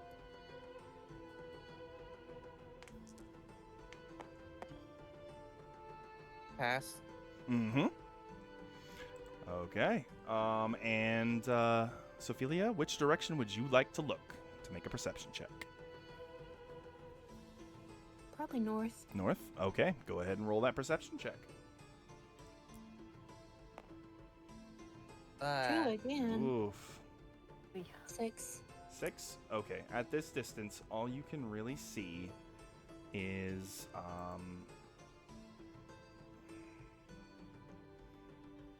you see a small, almost like the rocks, or there's some rocks jutting up out of the sand.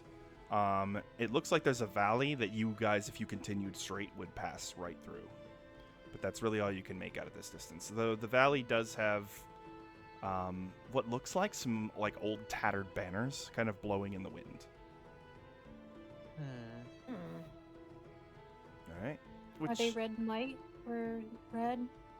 Some of them are red, some of them are blue. Okay. Well, do you guys want to go through the valley or continue somewhere else? We could go through the valley. Yeah. However, why There's a worry lot of about things the that could ambush us claymore from location? above us. Yeah, there might be bandits. These banners do look really old though. Like they're like tattered, sand blown, almost sun bleached. So Can somebody do a history check on those? only Sophelia can. She's the only one that can see them. Okay, Aether could. Who has the highest in history? I mean, no one does. Mm-hmm. Oh, It's an cool. intelligence skill. Oh yeah, we don't have brain cells. Not yet. Soon brain cells next week. Brain cells, yummy. So, what's the call? We could go through. However, we may worry about sandworms. Banshees. The banshee. We don't have to worry about banshee here. I don't think. I don't know. I mean, we semi-offended them, so they might come back. Maybe. We'll see. So, what do you guys think? Valley? No valley? What do you think, Paisley?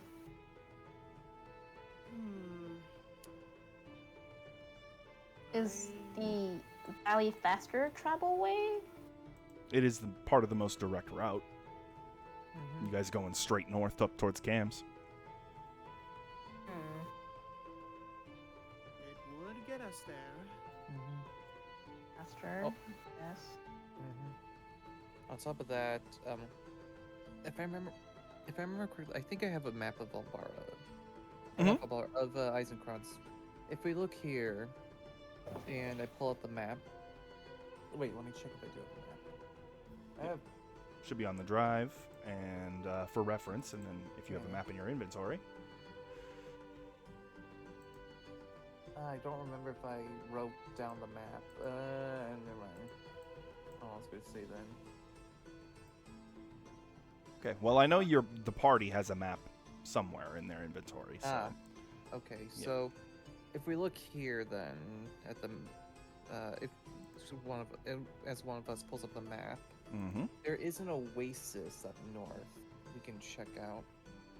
Was Yes, that the it is. oasis we were been before with the giant worm, or is it No, a different that's oasis? not a. I think this is a different oasis. Mm-hmm. It is Yeah, different. we didn't go north when Okay, we well, went to the oasis. maybe we could check it out. All right. Alright. Water means other life forms, so Yes. keep that in mind. In a bath. True. Oh yes, bath. All right. So you guys go north, and there is an encounter. We're going to a new map. Yay. Yay! But first, let me describe it. So,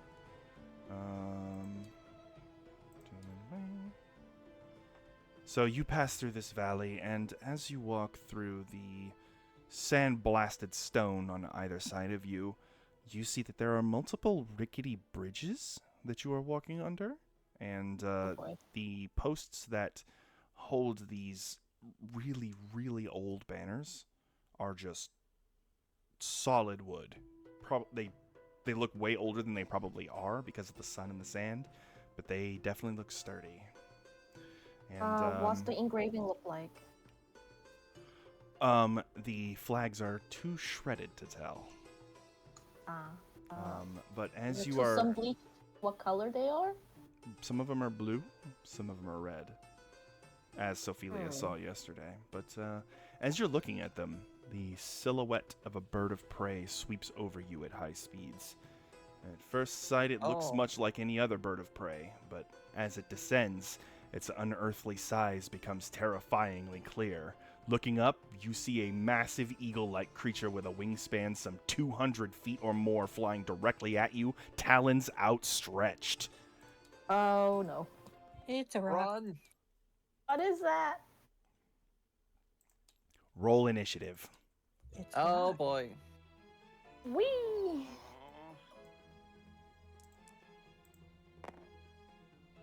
Brig! All right. Brig. Acer, I got 5, so that's a plus 6. That's 11. 11. Meteora, I got 9. 9. Pasley, Oh, fuck. 4. 4. Okay. And Sophelia, 3. 3. All right. And the rock says this. It says this. Rock? It has an initiative of 10. So we are going to have Acer move first. All right. It is How high are these currently, cliffs? so the cliffs are 10 feet, and so at the top would be 20. The rock is 40 feet up from the bottom, so 20 feet above this particular cliff, and it is closing fast. How high is it up right now? 40 feet from here, 20 feet Wait. from here. I get advantage on initiative. Hold on. You do get advantage on initiative. New barbarian feature. Oh. Cool. That's a bit better. 8. 8. All right. Okay. So, So, yep. bonus action using using my bow to teleport up to here. all right.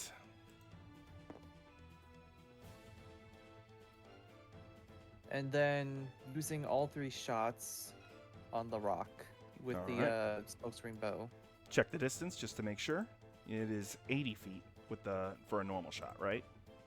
Yeah, I'm just trying to let me think. Mhm. Let me grab my 60, items. 70. Smokescreen bow. Oh, it doesn't give you a range. Oh, then it's Hold on. yeah, it's a short bow. So It's a short bow. Yep. So let me go to. I got you. 5e. Short bow. 80 feet, 80 feet. Yep. which you are within range. So yes. Okay. You are at 70 feet right now. Oh. All right. First shot. First shot. 4 plus 8. So that would be a 12. That'd be 12. That is a miss. All right. The first Second shot sails wide. Second shot. 19. 19 Plus will 2. hit. All right. And on top of that, I'm going to be using the what do you call it? I'm going to be using. I'm forgetting the word. The mark. The favorite Hunter's foe. Mark. Yeah, Hunter's mark. Favored foe. Hunter's mark is the Favorite spell. foe. Favorite foe. Yeah. Gotcha. All right. Now let me look at my. Let me look just to make sure I do this right. Mm-hmm. I get 1 extra d8. So that. So that's a 10 plus 3, that's 13, plus 2, that is 15. 15. Piercing and fire damage. Alright. And then third shot.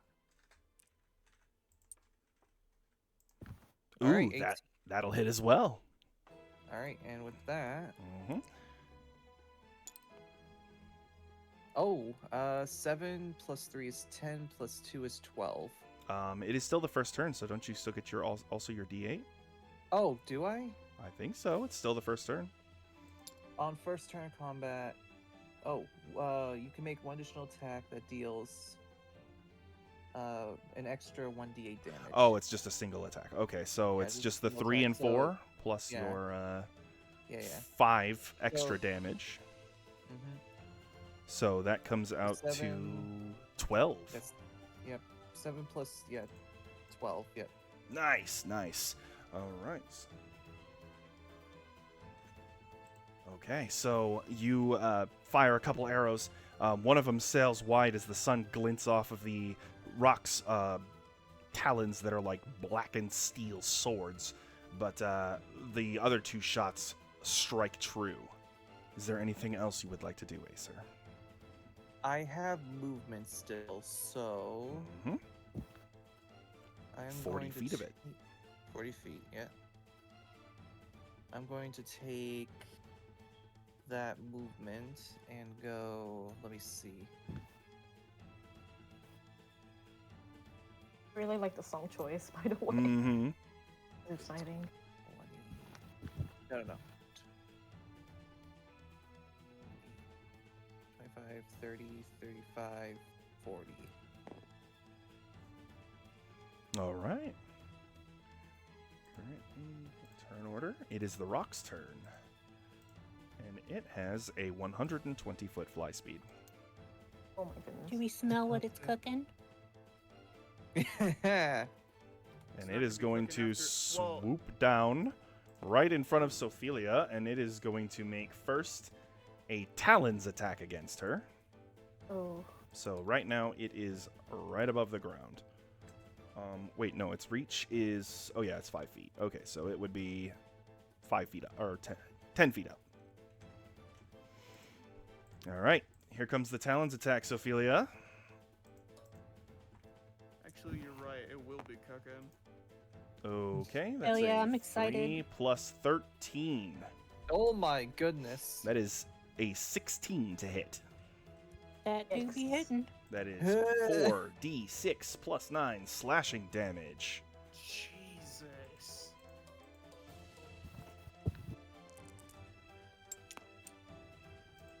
Seventeen plus 9 is 26 slashing. Ow, ow, ow, And ow, you are ow. grappled. While grappled, you are restrained. And so That's gonna- it used... it was here, so 20, 30... so it used 60 feet, so it's going to, after grabbing Sophelia, shoot 60 feet straight up into the air and then make its beak attack. Oh my goodness, Ophi. Ooh. So That was Sophelia all. is currently 60 feet up. And here comes the beak attack.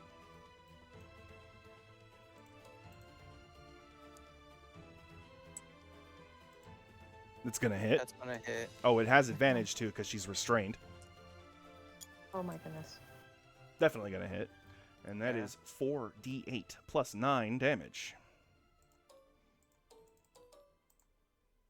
Ugh. 27 piercing damage. And then Sophelia, it's going to drop you. Oh, Sophie. Luckily, it doesn't know that you have wings. So you don't fall. You just stay 60 feet in the air with it. You are no longer restrained. It kind of looks Skill at you. issue. Yeah, skill issue. It just looks at you kind of confused. All right. And Meteora, it is your turn. The Rock and Sophelia are both 60 feet in the air. Oh, I can 60 feet. Okay. I'm going to cast. Hold on. I'm gonna see if it reaches right now, just in case. But I want to cast a blind and deafness. Oh, The bird. Okay, so blindness, deafness. I don't know the reach of blind and deafness right now, because I can't really attack when I'm on the ground, so I gotta do something else. It is a 30-foot range. The rock is too high up. Let's see. Okay, let me look a ray of sickness real quick. That is a 60-foot. Okay, I'll cast ray of sickness then. All right. You release a ray of sickening greenish energy, and it lashes out towards the rock. Make a ranged spell attack. You got this. Okay, would this be a 20?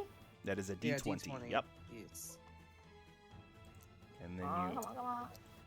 Oh, it was so Ah, add your man, add your spell attack bonus though. My spell attack bonus. Plus 7. Mm-hmm. So 4 plus 7 is 11. Unfortunately, that will miss. The rock's armor class is higher than that. I still have my movement, yes? You do. All of it. Okay, jeez. Okay, This is a all ramp. the bridges here. This like is a they're slant, ramp. by the way, so you can go up that way. Yeah. How high is the ramp over here? That bridge is 10 feet up. Yeah. 10 feet up. I think I'm gonna try to make it toward the bridge. Okay. Since it's going up, is that half my movement? No. Nope. It's just an incline. It won't slow you down at all. 30, 5, 15, 25, 30, 35, 40, 45, 50. You only have 55. 40 feet. You used your Okay. action to use Ray of Sickness. Okay. Yep. All right. Is there anything else you'd like to do? No, I'll stay put for now. All right, Sophelia, your turn. You're up in the air with the bird who is confused as to why gravity is not currently affecting you. Ophelia, punch him in the cloaca! Sorry, Paisley. I will go into rage. All right, and, rage. Yeah, I'm gonna slice him with my new weapon. Your new Covolt Scythe. Yeah. All right, Quick make girl. your attack. Lightning does. Lightning's super effective. On flying types.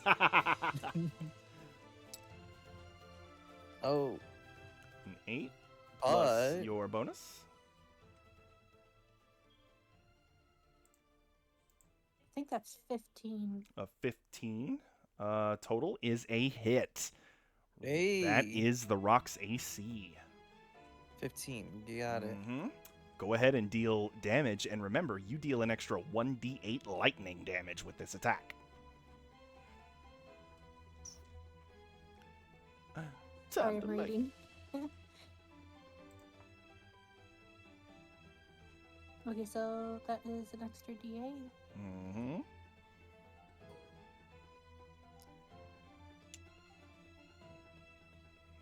Oops, I meant to click it more, but my hand Mhm. slipped off the clicky mouse.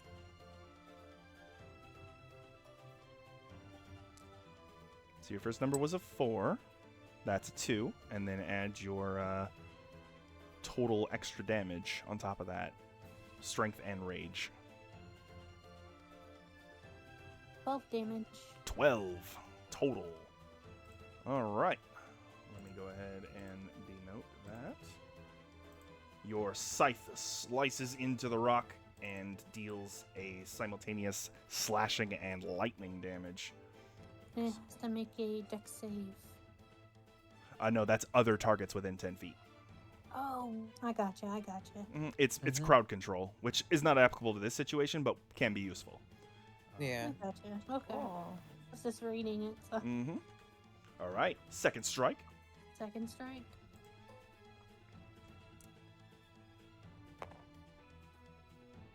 right, you're gonna hit.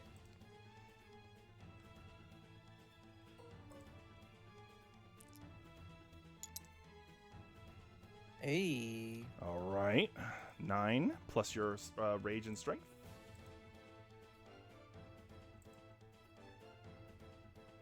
15. 15. Okay.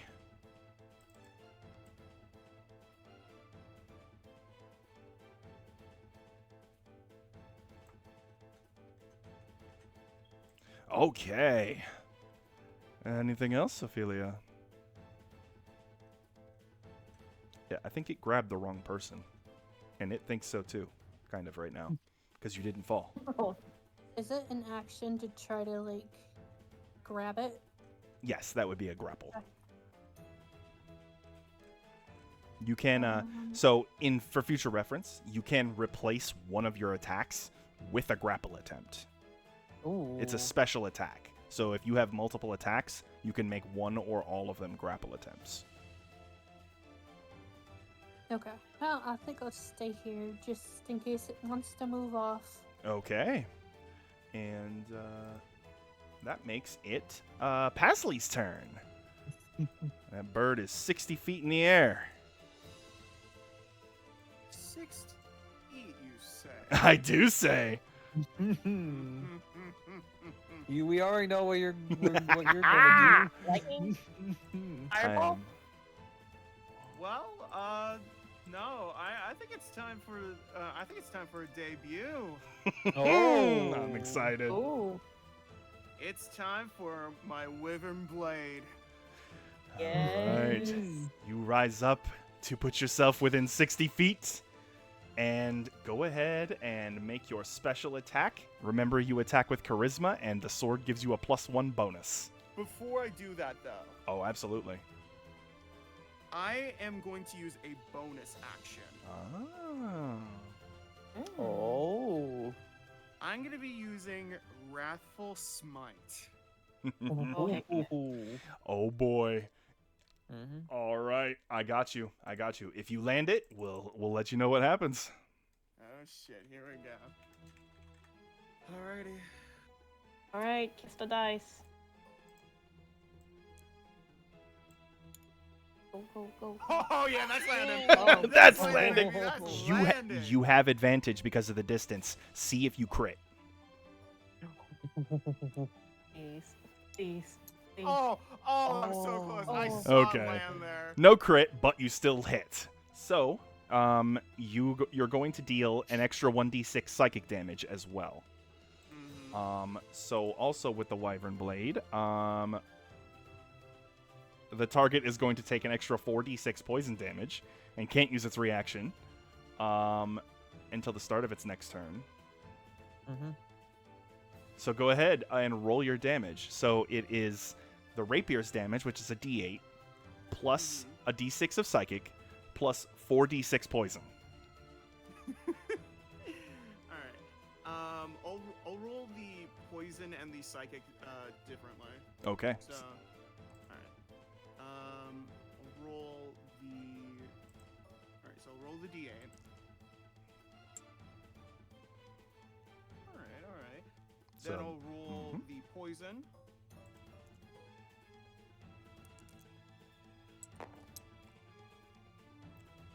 mhm, 19 total so far. Ooh. And then the Psychic. psychic damage. 22. And then you add your charisma bonus. 27 total damage. Oh my goodness. That is amazing. That is quite the sword. And I'm going to. All right. And now the rock has to make a wisdom saving throw against being frightened because of Wrathful Smite. All right. And which slot did you use to cast that Wrathful Smite? Was it a warlock slot or was it a sorcerer slot? Because you can use either to fuel it. Sorcerer. Gotcha. You do have more of those. Okay, so that is 10 plus the 14. That does not beat your spell save DC. No, it doesn't. Oh. The rock is frightened now of you. And you also, so it moves you right to it. You can also fly an extra 30 feet now Oh. because of the Wyvern Blade. Gives you an extra 30 feet to fly horizontally or upward. Wow. That is pretty cool. Yep. Well. Or it's sorry, certainly afraid of me, not yeah. upward. Horizontally or downward. My mistake. Gotcha.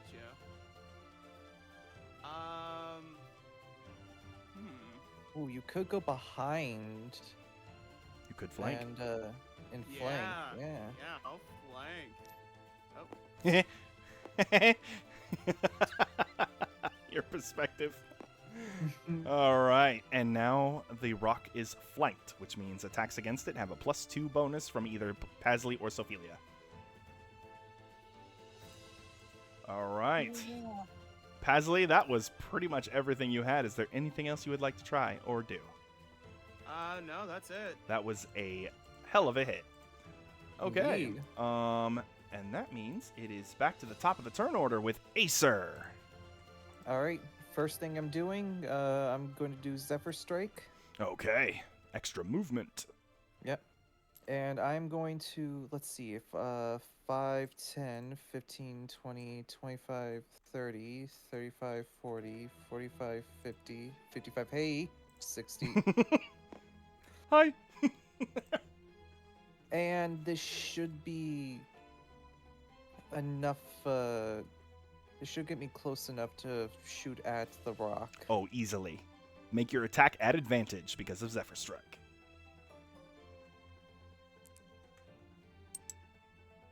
Oh, nat 20! You deal an extra, Hell yeah. so double your dice. So you now have the bow damage dice, the force damage from Zephyr Strike, and the extra d4 from the mark.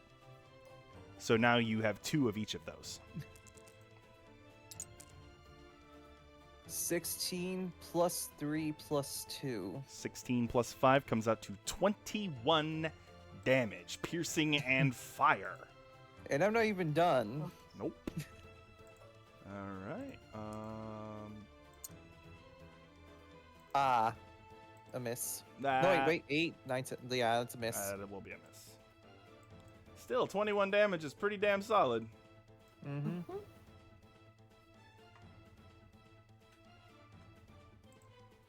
Okay.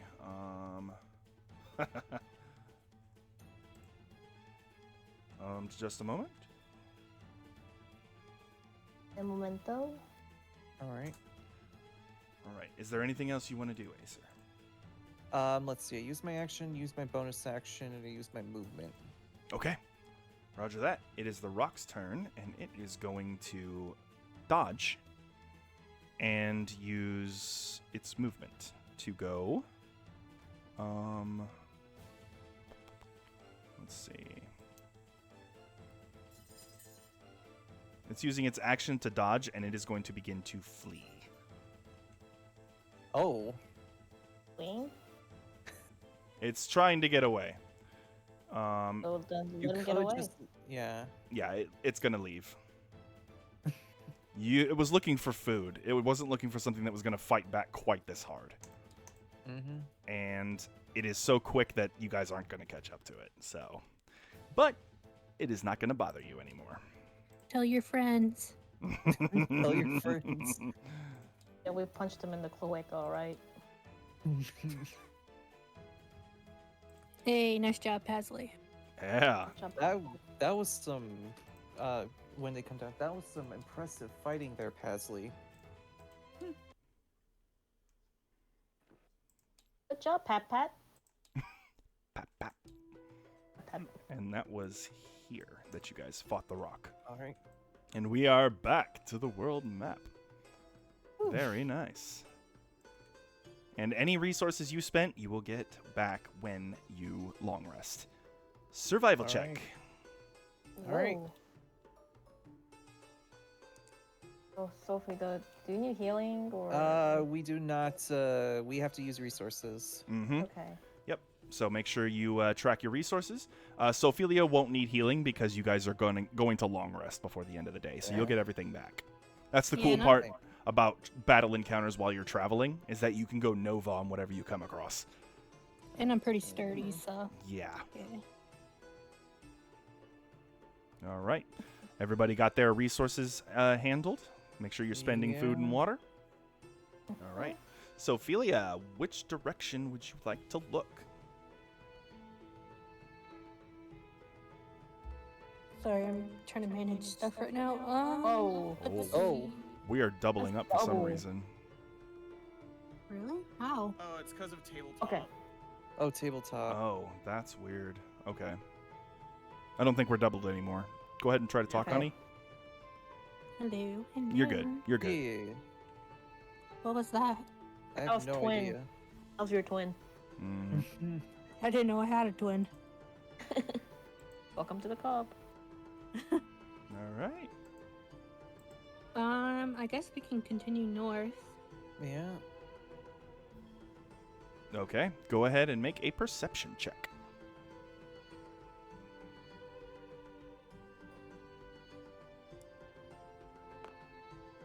Ooh, pretty good. All right. So you look out beyond, and you see open sands. However, walking across these open sands very, very slowly is an immense tortoise. We're talking like almost like the size of a small mountain almost. Dog. And on its back, it seems you can make out what looks like scaffolding, like wooden structures. Do you guys want? Yeah. And a ladder hanging down from its side. It's a guy, it's a dude, it's a little guy. It's a big little guy. You guys want to check it out? I kind of want to. The wisdom dog. Okay, we're heading north.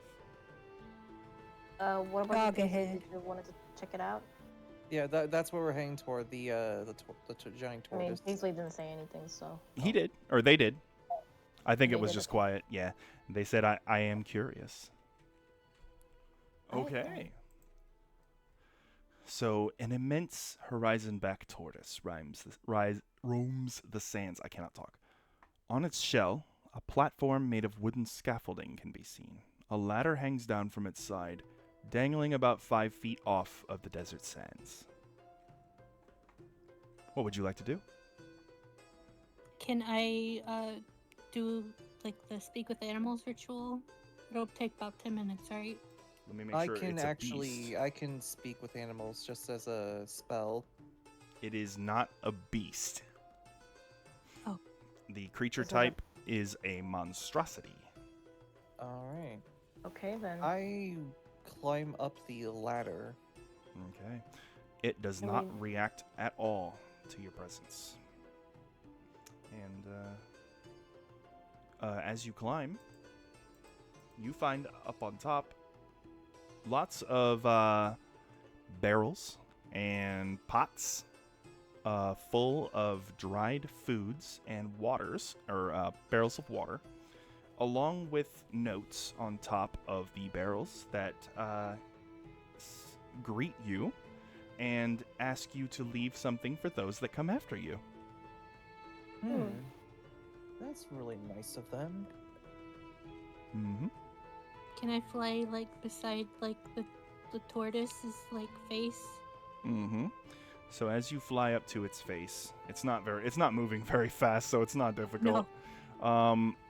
Its eyes are, or you can see this thick, like eye covering over where its eyeball actually is, likely to protect it from the sand. It's almost like probably 3 or 4 feet thick of a membrane, and its eyelids are like heavy stones. Every time it blinks, it actually sends out a small shockwave that you can feel. Wow. This thing is ridiculously huge, but yeah, it does not seem to react too much to your presence. It doesn't look like it would react unless you tried to hurt it. Wow. Yeah. So I I think can't it's not pet it. hostile. Oh, you can. When you touch it, its skin feels like the side of a rough mountain face. It's like petting rock. Yeah. Is there any building here, like a hut or like a little cabin or anything? So the scaffolding has an awning, casting a little bit of shade, though it's not quite reliable because of the movements of the tortoise. What is it called? Cause a what? Scaffolding? Yeah, the scaffolding. It's like Scaffolding. wooden structures. Scaffolding. Mm-hmm. Right, I never heard that word before, so I'm just gonna look at it. Sure. It's like it's like temporary platforms in a sense. Okay. Maybe somebody tried to build a hotel on this turtle. Mm-hmm. Or what they have here, it's most likely that they what is it? I think They the ancient people used it to travel the desert at some point. maybe, or this is a community resource. Mm-hmm. For the people So crossing the those who- sands. Yeah. To people who come across this tortoise, they can take stuff but also leave stuff behind. For instance, I will be taking 2 rations from this, but I will be giving them 4 torches in return. Oh, how awesome! Well, I was gonna I'll give do them that too. torches too. All right. Hey, I don't need torches. How Yeah. many Torches rations are are we allowed very to take from handy. here? So don't. The spirit of the place here would be don't take more than you leave. So, like, if you were going to leave 4 torches, then, or if you're going to take 4 rations, then you can leave 4 torches, and it should be okay. I'm going to leave. I'm going to take 5 rations and then leave 5 torches. Okay, nice. All right, Pasley, are you going to take and leave anything?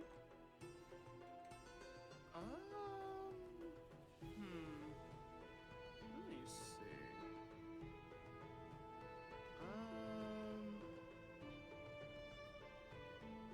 Yeah, I'll give some torches. Well, the place is going to be stocked with torches, that's for sure. Oh, All right. yeah. Are Very our handy. camels It gets walking cold in the desert. along the turtle?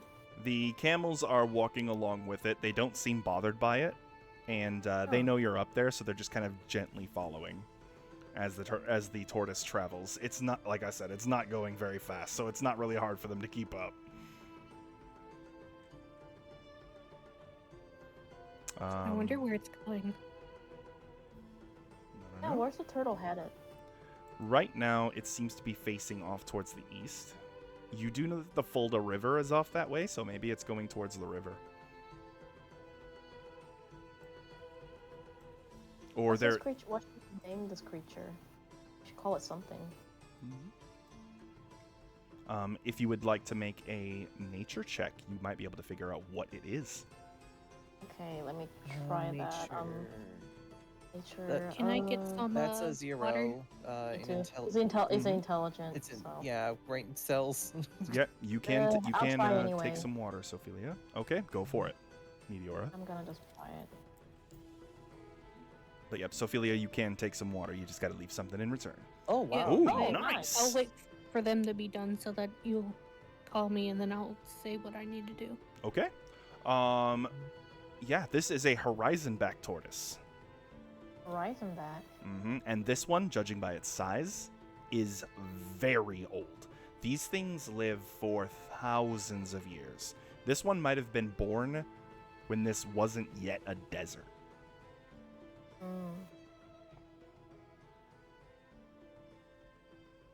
I look at it and say, where's your friends? You're by yourself? I know you can't understand me, but I'm just asking. From what you do know about them, they are pretty solitary creatures. They come together every few millennia to mate and lay eggs. But Is this one male or female? Only one way to find out. with your nature check, you look at the markings on the shell and you can tell that this one is male. Yeah, you can also tell by their tail. In real life, turtles' tails, if it's like a longer tail, it's normally a male. Ah, so this females has a shorter one then? Like, Yep. Actually. and the female shells are more round, and then underneath a male shell is more concaved to fit, over the female shell Mm-hmm. to do the deed. The deed is done. Oh my god. I just looked at the turtle and said, I'm gonna call you Herman. Like an old person name, so. Herman the Horizon-back tortoise. He is very Yep. old. All right. Herman's like a grandpa name. I think it suits him. So, there is no survival check necessary today. You have enough food and water to sustain you on the tortoise. And yes, Sophia, I almost forgot. Apologies. I just didn't want to talk over everybody when everybody was doing their thing. I know you said you wanted to take water. Yeah, I replenish all my water, even my one barrel. Mm-hmm. I want to give them a tinderbox. I don't need it because I already know how to, start a fire with that one. Mm-hmm. I want to one of the hand axes. Ooh, nice. Some of my torches. I have 10, I think. Okay. I have let me check again. Yeah, I do have 10. I'll give them 5. Alrighty. And I also have some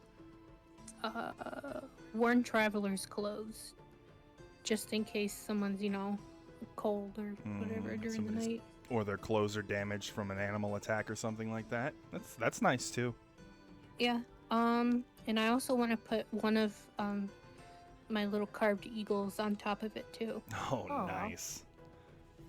All right. That eagle will travel the sands with this tortoise for a very long time. It's a little friend. Mm-hmm. All right. So, you do not have to make survival checks, but which direction would you like to look, Sophelia? Let's go north, or I want to look north. Okay. Yeah, I want to look north so that we can possibly look other directions other than north the next day. Okay. So, off from the back of the tortoise, you look out north, and you see far off in the distance a campfire, several khaki-colored tents, and a very old-looking structure excavated out of the sand. Is it just that tanned kind of tent color? Yep, most of the tents are that color. Varying shades of that color, mainly to blend in with the sand for, giant birds to not see them so easily. And, yeah, that is what you see. I wonder if they're like a archaeologist or paleontologist. Maybe. Probably. They're digging for the tent's something out there. It would It's make... not red. So it can't be Ferranth's, right? I didn't see any red banners. Mm-mm. Mm-hmm.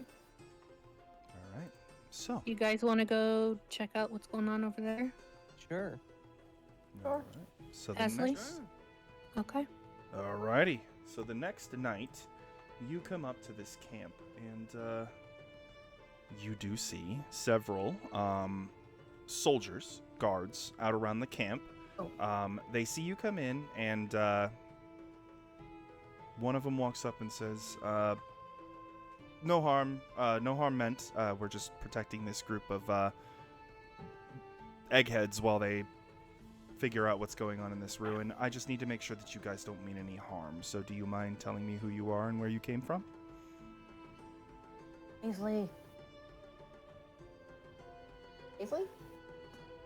Oh, don't worry. I've got this.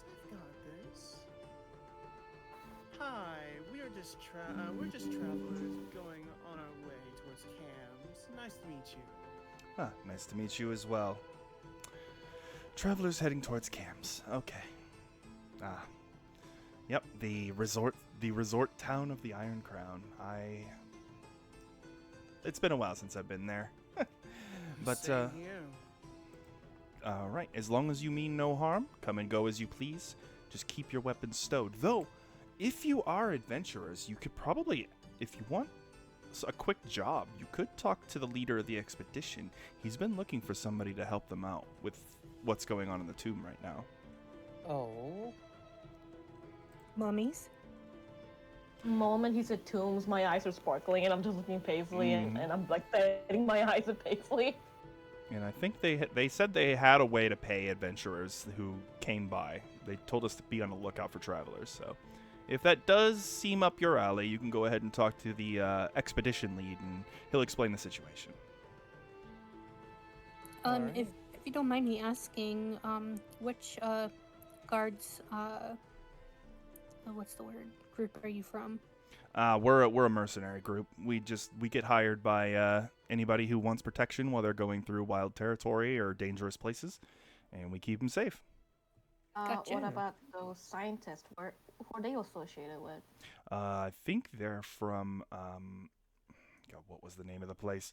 They are from Zislo? Yeah, someplace way up north. But yeah, there's a archaeological society or like some sort of lab or something up there where they are studying the artifacts here, magic. I don't know a whole lot of specifics. I'm just kind of a sword. So, but they'll know more if you talk to them. Okay, I got an idea. Acer and Sophelia, why don't you go and ask about the job? And Paisley, since the scientists are researching about magic, you want to go and check it out? Sure, why not? Alright. All right. So, Paisley Meteora, you guys walk down towards the excavation site, and you see that it is pretty well dug out. They have an entrance to the tomb, and they have it partially open. However, you do see that a couple of the guards that they've brought in, their weapons are very badly tarnished. Their weapons look much older than they should. And you could guess that that's a symptom of a certain curse that you have come across more than Probably recently. Mhm. And one of the archaeologists also has a dart sticking out of his leg, and he is laying on a litter. And there is a medic that is currently taking care of the wound. I rushed toward the medic, and I said, "I'm a healer. Do you need help?" Oh, yes, if you can spare any magic, we just got to get this dart out. You're a cleric, I assume. Yes, I am. Oh, I would definitely appreciate your help. Are you ready? How many wounded do you have? Just this one. He triggered a... Excuse me. He triggered a pressure plate within the ruin. It's an accident happens all the time. Worse. Ready? All right. And the medic rips the dart out, and you see as it comes out, it is barbed, reverse barbed like a porcupine quill. So if you try to pull it out, Dear. it brings skin with it. Mm. And the guy laying on the litter just screams. But as soon as you cast your healing spell, which will be, I assume, which are you casting? I'm gonna cast. Which one will be fully able to heal this guy? Cure Wounds would be the one that you want to cast, I believe. Okay, I reach out and I just like touch his forehead and just kind of go. Shh. All right. And you cast the spell, and the pain immediately fades, and the wound closes. And the guy sits up, and he's like, "That is amazing! Thank you so much." How are you feeling? Fine. The dart, luckily, the poison on it seems to have degraded, so it didn't affect me too much. But those barbs sure hurt. Make sure you drink plenty of water. I certainly will. Thank you. And the medic looks over to you and says, "Thank you very much, Miss Cleric. I really do appreciate it." No problem. I'm called Meteora. I'm with the group of Hymons. Ha. We are from the Zislo Historical Society. We are just on an expedition exploring some of the ancient ruins down here, and, accidents happen, traps get triggered. At least, some of the guards have been dealing with some of the more rowdy denizens of the tomb down below, but, other than their weapons, there hasn't been any casualties, so I'm thankful for that. Did this ruin just showed up? How come you made your way here? Oh no, we found it after the prevailing winds cleared part of it. Word came through the grapevine that part of an ancient structure had been unearthed, and so we came down and dug the rest of it out, and now we're exploring to see if there's anything of historical relevance. The expedition lead will know more, but I'm pretty much just here to take care of everyone's ouchies. All right. Thank you. You're welcome. All right. While Meteora is taking care of that person's wound, Pasley, you are down here as well, and you see the victim as well, but you also see the guards with their weapons sort of degraded. Is there anything you would like to do here?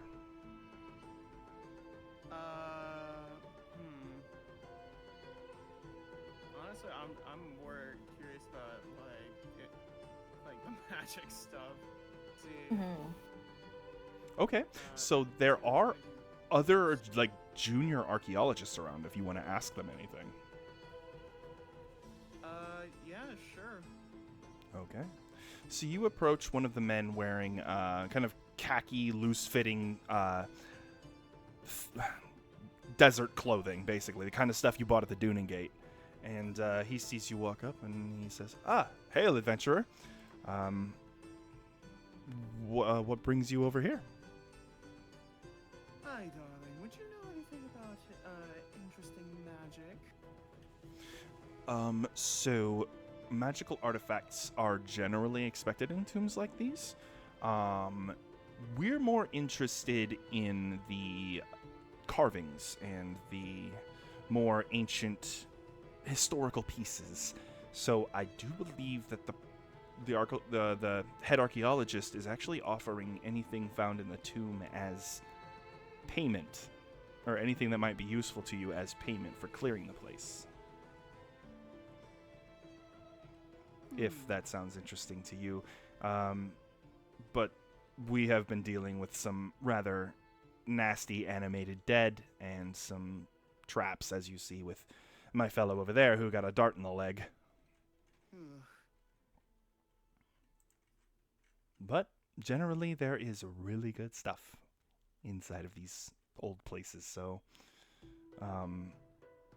one person to another, I think it might be worth it. Alright, I'll take you up on that offer. Alright, and then at the same time, Sophelia and Acer, you approach the lead archaeologist tent, or what you assume to be because of the size of it, and you poke your heads in and you see a kind of a portly man, balding on top. He's got the kind of half ring of hair around the outside of his head, and a pair of small horn-rimmed glasses, and he's looking at some documents, and he hears you come in, and he says, "Oh, I don't think I've seen you before. Adventurers, I assume?" Indeed. Oh. Please, come on in. Just don't try not to knock anything over. We carefully walk around, make sure we don't bump into anything. So I assume you heard of the offer. We heard that you needed help, but offer we have not yet. Okay, so basically what I would like done. So the current problem we're having is there is tomb guardians who were placed thousands of years ago to protect the contents of the tomb, and they're none too happy with us being here, and also the architects of the tomb rigged up some right nasty traps to keep people out. We are simply interested in the carvings. Excuse me just a second. Pardon me. We are more interested in the carvings and the more ancient relics, you know, the actual bodies themselves, the sarcophagi, the possible ancient currency, maybe. Redact that. The more, like, idols, things like that. So if you find any treasure or items of interest to you, I would offer those as payment for clearing the place. All right. If that sounds interesting to you, we could work something out. I believe that does sound interesting. What about you, Sophia? Yeah, we can definitely help out if you need it. Yeah. No, we certainly do. It's the guards are doing their best, but their weapons keep degrading. Oh man, yeah. Is there a way to fix them? Do you guys have a blacksmith or anything out here? Their company includes one. Yes, they're working on it. It's just hard to keep up. But if your weapons are magical, they will not be so affected. It's just we didn't shell out the cash because we had to pay to get all the way down here and pay for an excavation crew and a guard patrol, and it all kind of added up. Yes. I'm going to guess this is mummy rot that you're dealing with, right? Yes, precisely. Mm. Nasty old curse. I didn't Yeah. think it affected inanimate objects. Yes, it can. It very much can. Well then. Well, good thing we got a cleric. Mm-hmm. You do? Oh, you are all set then. The Yep. Undead are kind of their wheelhouse. Alrighty then. All right. I guess this is a deal then? All right. Remember, we are only after the carvings and the relics. If you find any treasure, it's all yours. It's payment. Alright. Okay. So you guys meet up at the entrance to the tomb and step inside. And we are going to a new map. Okay.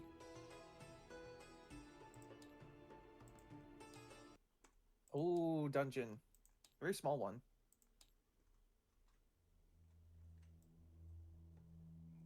All right, guys. You step from the arid, windy outside into a hall that is almost entirely dead air. Nothing moving. Really quick question. This gray block over by my name, you cannot see inside of it, right? No. No. Perfect. All right. That makes this much easier for me then. Okay. What you see before you is several alcoves with less decorated. Oh God, I can't stop doing. Excuse me. Oh heavens. Less decorated sarcophagi. Likely low-ranking people on whatever the structure was were buried nearer the entrance.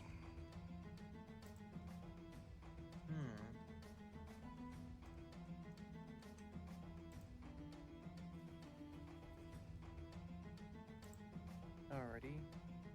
Let's stay together and try to explore. Okay.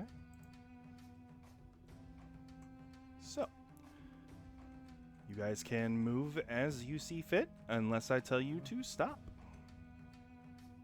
Well, there's traps and there's mummies, so Should mention, Leo had to say BRB real quickly. What's up? Leo had to say BRB. Okay. Yeah. Oh, and while we're playing, I know I can go for a long time, but if anybody else needs a break, do not be shy in telling me to go to BRB so we can take a short break. Yeah. So, yes. All right. So, actually, on that note, I think we will do a BRB really quick. It'll give Leo time, and the rest of us can go ahead and get refreshments and use the restroom. So we will be right back, chat. Yeah. Alright, let me, I'd probably grab something to eat as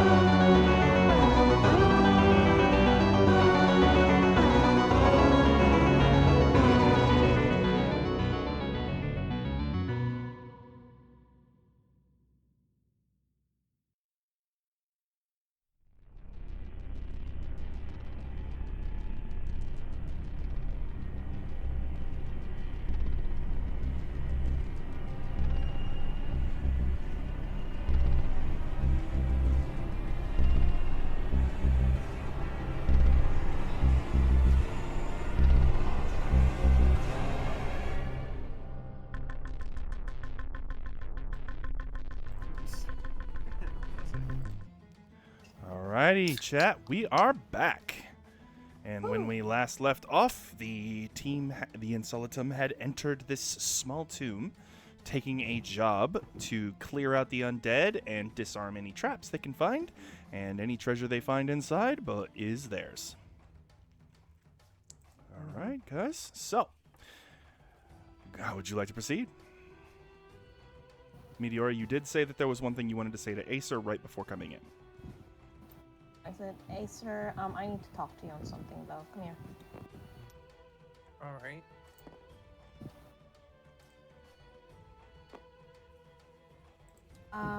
Remember back in Voldy's shop? Yeah. You gave me, was it back in Voldy's? I can't remember the exact location, but remember you gave me the necromantic gem? Yeah. I gave it to the hermit.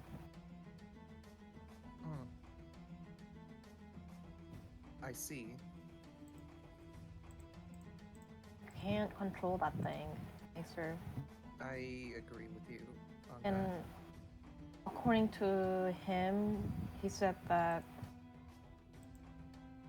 for someone to control a immortal being with the necrotic energy, he said it was something very impure. Something greatly evil too, even for his standard, which is pretty surprising. I can't control that thing. It's too dangerous. And at least I have some kind of, I work with some kind of like necrotic energy, but you don't, Acer.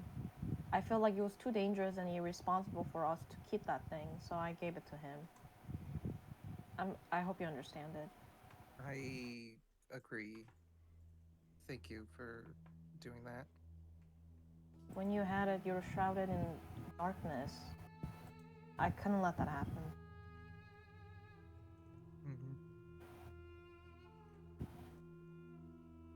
Alright. Yeah. So I should also You're add gonna- that it is pitch black in here. It is dark. The Okay, torches I that they guess left I'll- behind have gone out. You want to use your I'll use my cantrip and as lights. Okay. You touch the end of your flail now, and you place a light on it, and you illuminate a good portion of the area around you. Ignore that. I meant to do this. No, it's this one. There we go.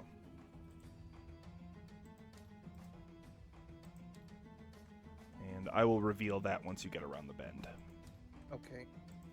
All right, Sophelia and Pasley, they're not too far from you. So, yep, you guys come around the corner here, and you see more alcoves. A couple of them are empty, and you see a tall statue. Meteora, I want you to make a religion check at advantage if you would like to try to identify it. Of course. There's a reason for it being at advantage. Ooh, okay. All right. Turn around a bit. Yep. Yeah. At advantage. Mm-hmm. Okay, so let me hit one more time. Mm-hmm. Take the higher number. Hey. All right. Hey, 18 plus religion plus 3, so that's 21. So this figure, this statue, is an ancient interpretation of Haimon. It is what the people here who lived in this place believed the god of death to look like. I'm drooling over it. I'm like, it's beautiful. Mm-hmm. And I just kind of look around the statue and I'm like, I wonder if there's a way for me to take it with me. This thing is made of granite, and it is about 10 feet tall. You're Well, that's not gonna careful- stop me. It's not gonna Careful stop with me. anything you touch. Of course. I wonder if there's any more text regarding Haimon. And I'm going to go Technically, ahead it does and make sense though, since this is the tomb.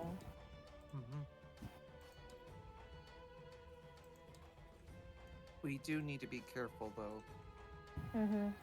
I do a quick prayer to Haimon as I look at the statue, because it's been so long since, I've seen a statue of Haimon. Right. Let me check everybody's. So give us guidance. Hey, sir, are you going to be looking for any traps or anything? Yeah. All right, Acer. You begin to look for traps. Give me an investigation check. Ah, great. Another brain cell. Yep. Which traps. we have none. Yep, looking for traps is investigation because you're looking in detail. 7. Oof. Yeah, nothing seems to stick out. Yeah, stick out. Are we the only ones in here at the moment? No, I'm sorry. I got that wrong. Use the same number, but make a perception check. You are looking for traps. You're not looking for their triggers. So just 7, so 7 change it plus... to perception. All right, I believe that is a 6. 7 plus 6, that is a 13. A 13. Your passive is higher. You do not see any traps currently. I do not believe. Let me check. All right, nope. You do not see any traps currently. Also, they did make sure that all of the scientists are out of the tomb, right? Yes. I'm sure they are. None of the archaeologists or the warriors are in the tomb right now. Or the guards, I should say. Okay, so any kind of sound is definitely not going to be them. And it is a hostile. You guarantee it. All right, so if you hear any moaning and groaning, I don't think it's somebody alive down here doing that. Correct. All right. So you guys proceed around the corner. Who wants to be at the head of the group, I should ask? I think Sophia would be the best. Yeah. Okay. I'll go ahead. Paz and I can be in the back. No, wait, Pazley can also still be in the. Pazley can also. Yes, I want to be next to Sophia. All right. Yeah. And Pazley is also very good at closing distance. So even if they do start from the back, they're going to be pretty well ready to go. All right. So I'm going to go ahead and reveal a portion, but I will also need something from you guys. Oh. Specifically. Is it a, I'm going to need a... Initiative? Nope. I'm going to need a... Actually, I make an attack roll. Oh. And it is an unseen attacker, so it is with advantage. Who's it targeting? 17. It's going to hit. So it is targeting Pazley and Sophia. As Sophia, your foot pressures down on a plate covered in sand, and a volley of darts flies at you and Pazley. And I hold on. I have feral instinct, and it has that. So it's going to have. I will say that it will have disadvantage to hit, or it'll be neutral to hit you then. So my first roll was a 12. It has a +8, which is a soft 20. I think it's still going to hit, right? Yeah. Yeah. Okay, so I need the two of you to make con saves. You will take a D4 of piercing damage. Okay. Oh, that was almost a nat 20. What the?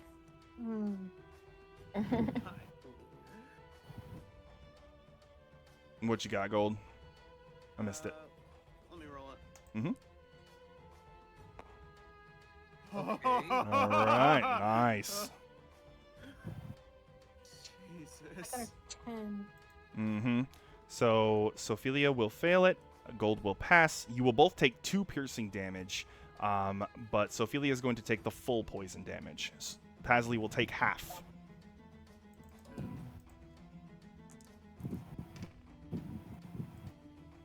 $16 poison, or 8 for Pazley. Ooh.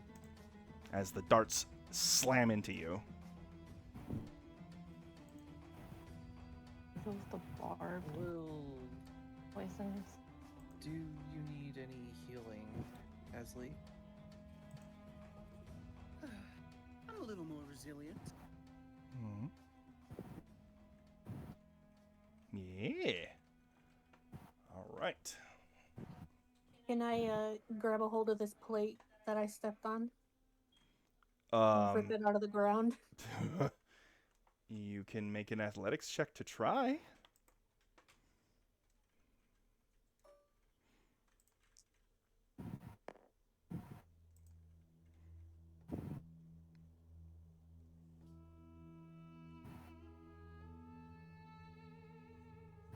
Total? 20. 20. You reach down to grab it, but you can't quite get your fingers around it. There's too much sand, and every time you try to sweep the sand away, it just refills. So unfortunately, you can't quite get it out of the ground, but at least now you know what to look for.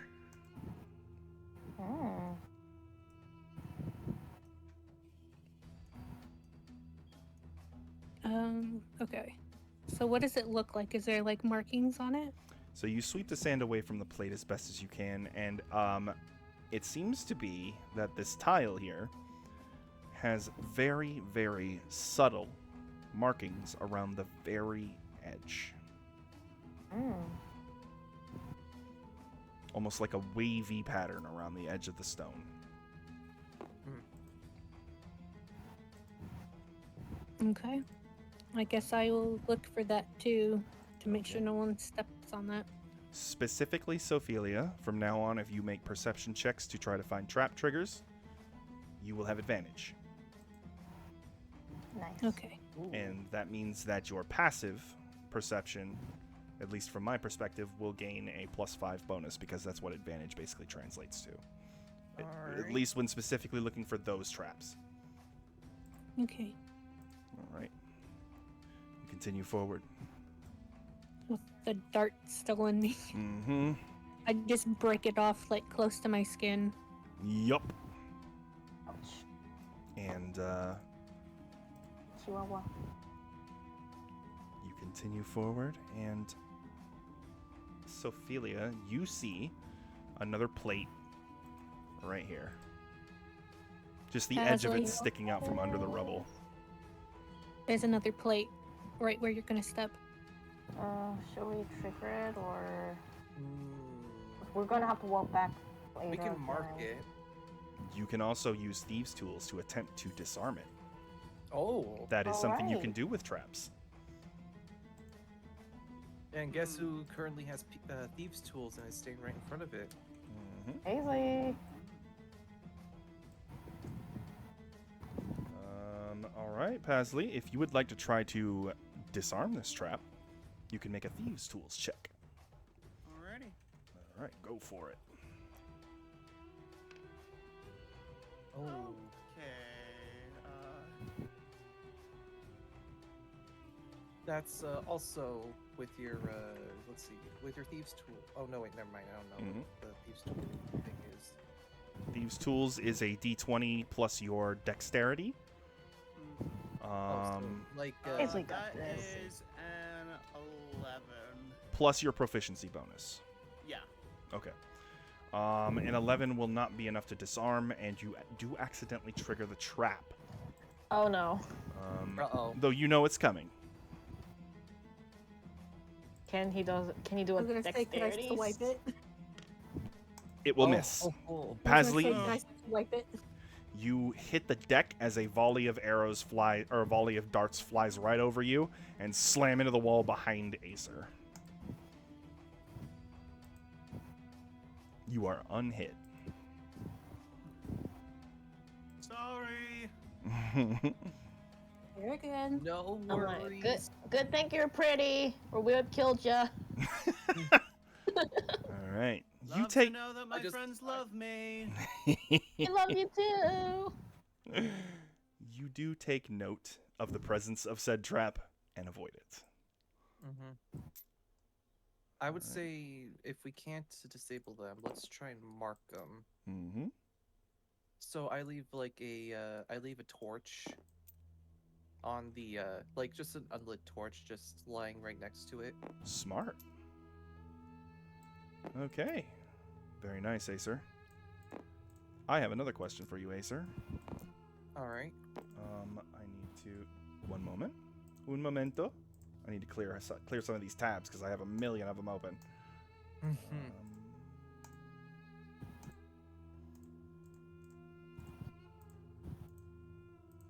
Does... Hey... Oh, wait, the target can't see you. Okay, it's going to go for Meteora then. Because it cannot see Acer in... Oh, wait, no, Meteora has light. It can see Acer. Never mind. Yeah. Yep. Okay, so it's going to try to hit Acer. Unseen.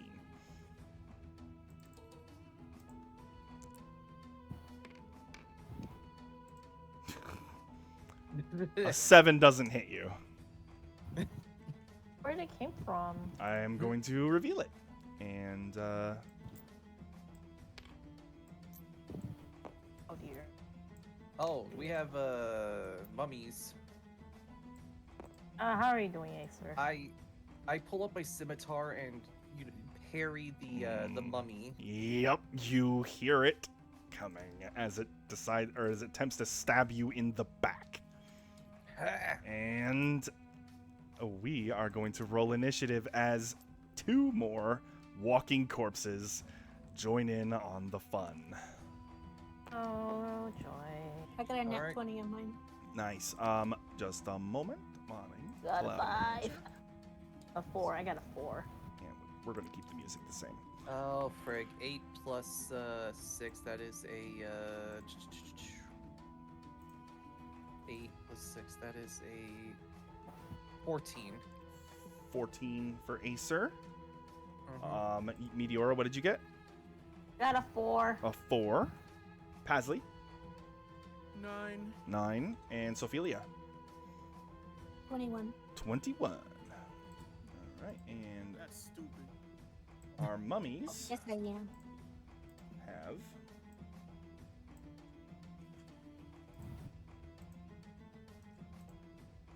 $11, 9, and 9. Sophelia, you are first. Let me go ahead and bring up their stat blocks, though, while you do what you gotta do. Mhm. All right. Okay. Sophelia, what would you like to do? So, looking at well- them, one of them seems to be a soldier. One of them behind, the one nearest Acer looks to be like some sort of murderer. And the one up ahead seems to be like some sort of priest. Oh, I forgot the mummified murderer has a second attack. This one does not have advantage, though. So let me do that really quick. Sorry. That does That's not gonna hit. miss. That's gonna miss. Okay, Sophelia, I also continue. parried that with my short sword. Mm-hmm. Oh, and Sophelia, you can use your reaction if you'd like first. Yeah, how does that work? Sentinel. Oh, He's within 10 feet, and you have the scythe. oh, I thought he was 15. Yep. Got it. Get him.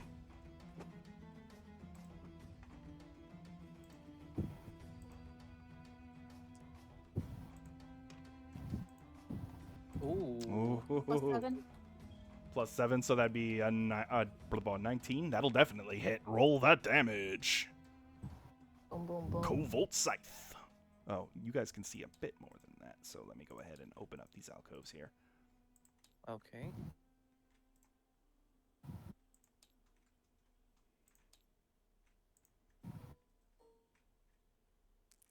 This is a hallway that continues on further, by the way. Mm. Ooh. Ooh, okay. So 10 Plus slashing 6, so 16. plus... Oh, you rage Oh, yeah, first? can I go into rage? Yes, you can. Yeah. Get a chance to do anything yet, sorry. That's fine.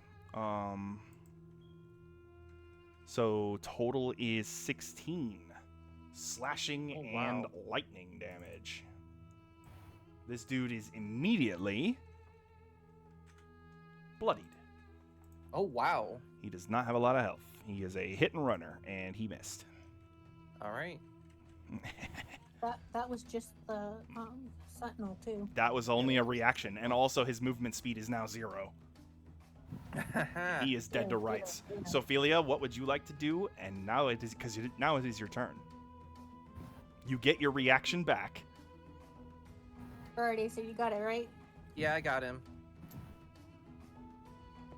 All right, you step up to the soldier. You might be harder to hit. Maybe. It looks like it's wearing very old scale mail, and it is carrying a shield. Okay.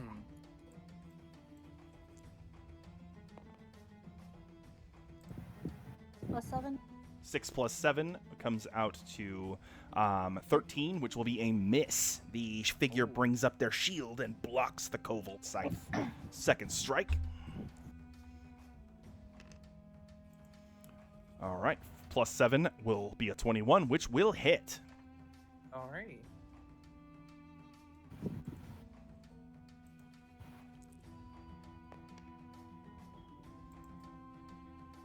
Nice. 18 plus 6 is 24 total damage.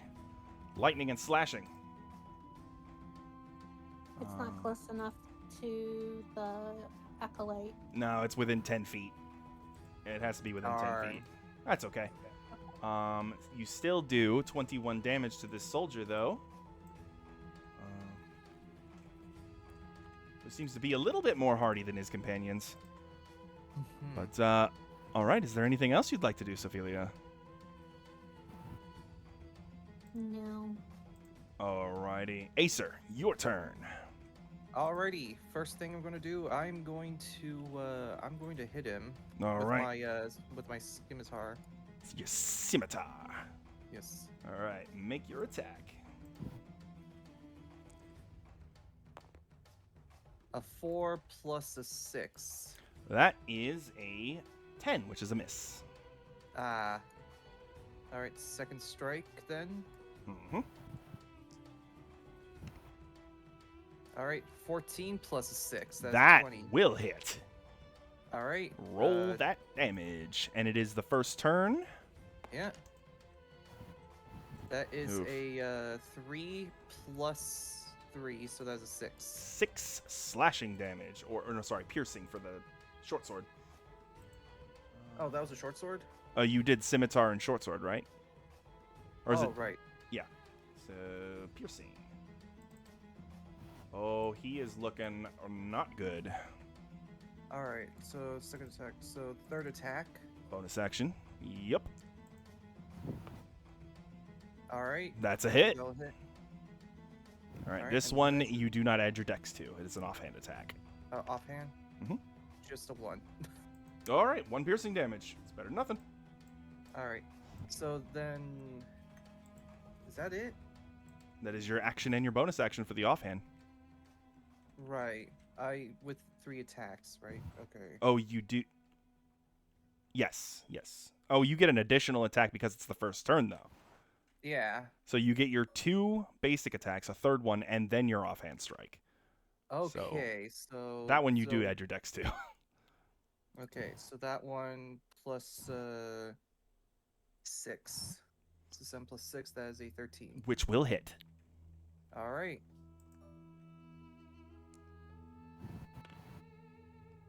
Nine. 9. That is enough to kill him. The mummified Nice. murderer is murdered. Oh, murdered. Okay. Anything else, Acer? Let me get rid of his mini. He is dead. I just I cut off for the killing blow. I just cut off both his arms, slash his knees to make him drop down, and then using both swords, I cut off his head. Nice. Very Cervantes of you. Upon. All right. Pasley, your turn. Alright. I am going to. I am going to go over to the mummy soldier right next to Sophelia, Mm-hmm. and I am going to use Green Flame Blade. Okay. Ooh. So I would like to make you aware, since you haven't been doing melee up until this point, if you flank, if you get around behind it, then you can get a +2 bonus on your attack roll. Just to let you know. Yep. There you go. You cast Green Flame Blade. So go ahead and describe what it looks like, Pasley. So, as I brandish my blade, what Pasley does is, as Pasley puts their like claw on the rapier, and as his claw goes up, you can start to see the flames bolster as he climbs up with his claw, and then he goes into more of an offensive position as he gets ready to pierce. All right. So, at this level, so you will deal an extra D8 fire damage on the strike, and then the flames can leap up to within 5 feet. So there's only one target, but it's still extra fire damage. So, I will need you to roll the fire damage separate because mummies are vulnerable to fire, as you well know.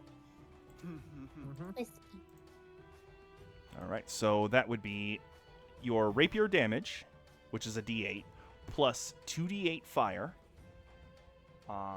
plus your charisma. All right.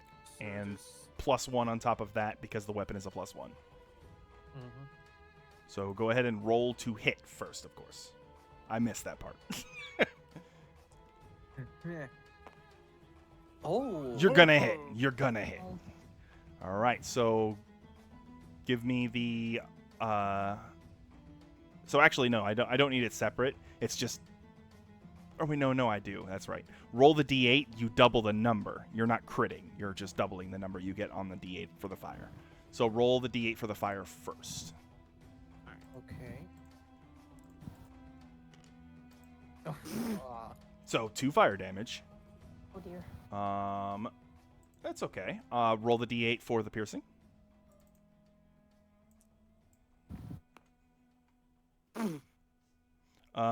Okay. So another 2 damage. And you also get to add 6 to that because of your charisma and the piercing of the weapon. Or the plus 1 of the weapon. So that is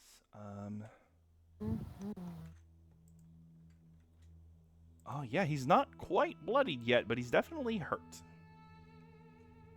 Is there anything else you would like to do, Pasley? You still do have meta magic. You can use it on your warlock spells too. Ooh. True. So you could cast any warlock spell you got with meta magic, or you could use it on your sorcerer spells. The joys of multiclassing. Yeah, meta magic again. So, green flame.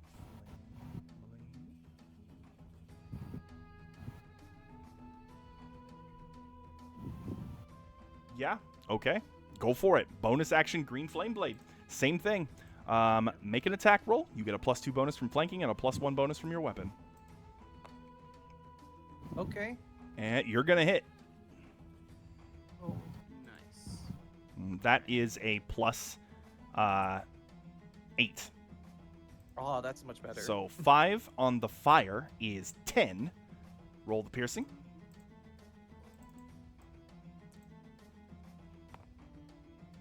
Three piercing plus 6 more piercing is 9. He went from not quite bloodied to, oh my god, ow. He is critically injured. All right.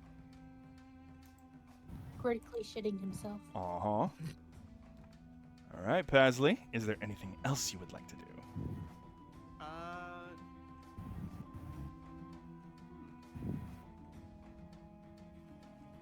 Yeah, I'm good. All right. I just pictured like an extremely fast whirl of emerald flames just lashing against this guy with your sword strikes from like a fencer stance. That's what was in my head. All right. So, turn order is the Acolyte. And the Mummy Acolyte is going to cast a spell. It is going to cast Spiritual Weapon as a bonus action. Objects, components. And this takes the form of a black Kopesh. And it is going to summon it right here for a flanking bonus. Incoming attack. That's just the bonus action. Mm-hmm. Yeah.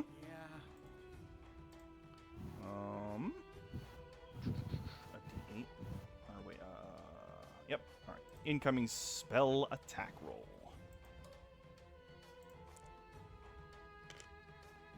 Okay. 5, plus 2, so 9 plus 5 is 9 plus 7, 16 to hit.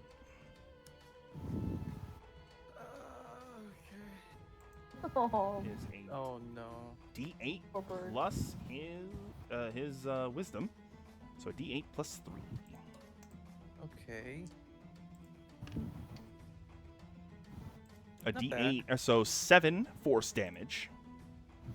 And then the Acolyte is going to step back and 5, 10, 15, 20 is going to target Sophelia and cast Sacred Flame. Sophelia, I need a wisdom save from you. Ooh.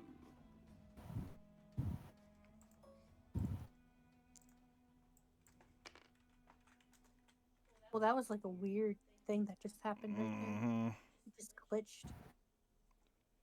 All right. Total?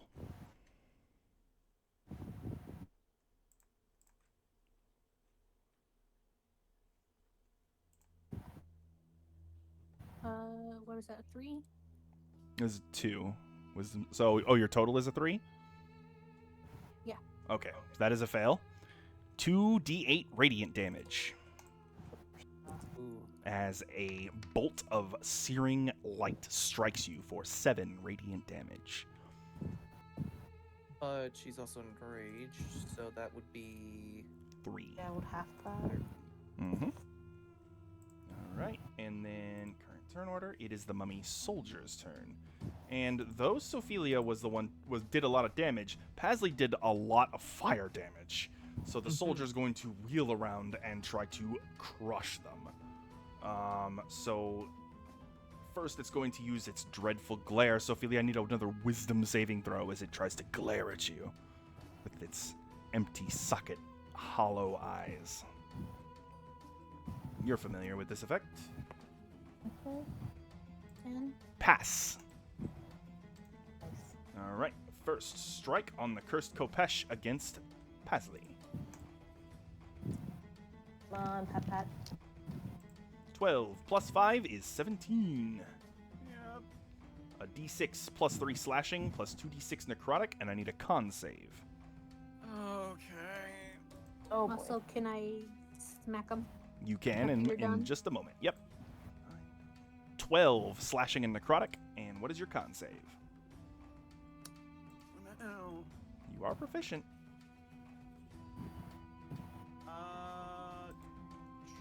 That is a 14. You pass. You do not receive mummy rot. Second strike. Oh God. Or no, sorry. No. Just one strike. One strike with the Cursed Kopesh. No, Yeah. I was more talking about the mummy rot. Oh, yes. Yeah, it is mummy rot. They are mummies. All right. Like 2 weeks ago, we were just dealing with this. Yep. You're still in the desert. There's still mummies. Can I hit him? All right. But that is the end of its turn. And it is... Can I hit him? Oh, apologies. Yes, you Oh. use your reaction for Sentinel. Make your strike. And you said 14 Alright. damage, right, in total? Yes. Okay, just making sure. 9, 16. 16 will hit. all right. Roll that lightning and slashing damage. Hmm.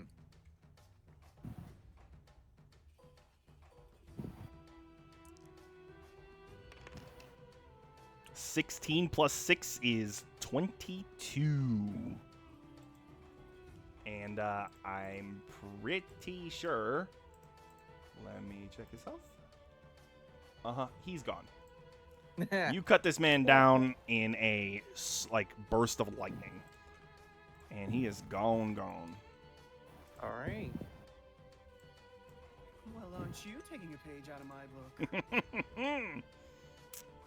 Got the new scythe? All right, one remains. Sophia, you still have another. Actually, it's not even your turn.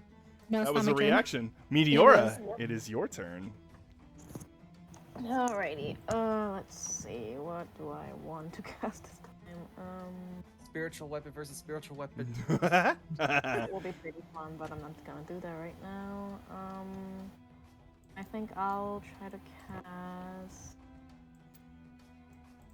I know there's a spell that the Thune gave me, during level up, and I haven't used it yet, so I want to try casting my level 4 spell, Blight. Do I have to touch the... Oh. All right. Let me check the light.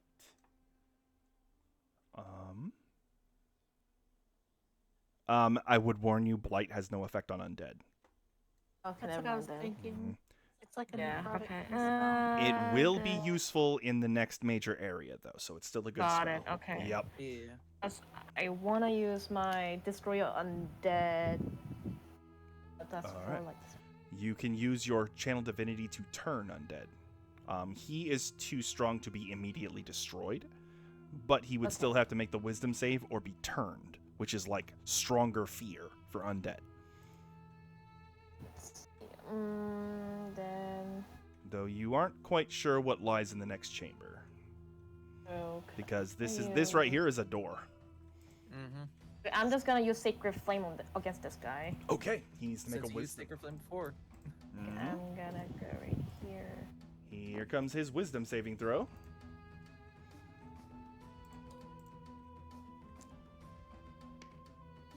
Oh, Alright. 6 plus his 3 is a 9. He fails. That is He fails. 2d8 radiant damage.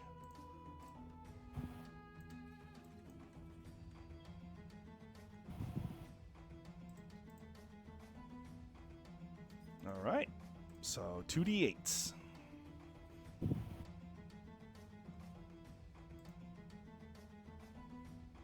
Meteora? Uh-huh. It's Oh, two. sorry. Yep, Sorry, 2d8 cut off radiant. a bit.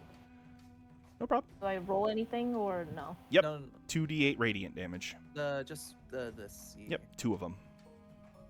There you go. Boom. 8. And yeah, so 8 radiant damage to the acolyte. All right. Like, do you guys smell rotten bacon? Yep, just like what hit Sophelia, a blast of light slams into this acolyte. And he's not concentrating on anything right now. So he's all right on that front, but he still took that damage. Is there anything else you would like to do, Meteora? Let's see. If I move here in the middle to flank the sword, I don't think that's... Can I find a magical weapon? It's actually incorporeal, so it's not a valid target for attacks or flanking. It just is an extra position I'll somebody take can that. attack from. Okay. take Sophelia, your turn. You get your reaction back. Okay, so question. The thing says I have half movement. When I'm raging, the new stuff I got. So I believe you have to. Let me check. But I believe you have to do that when you activate the rage. Oh, okay. Let me make sure though. Instinctive pounce. As part of the bonus action you take to enter your rage, you can move half your movement. Okay. You activated rage but stayed put because obviously it was a good situation at that time. So you can't do it later though. But you should still 5, 15, 20, 30. You should definitely still be able to close ranks with this guy. Oh yeah, you can get him. Swing on him. Get him, get him, get him.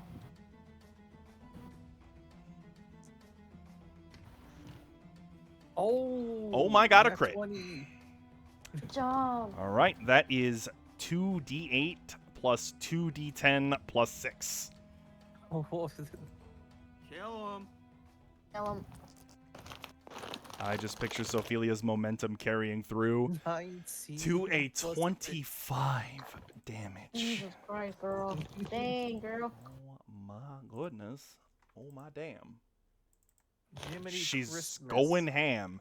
He went from almost full health to extremely critically injured.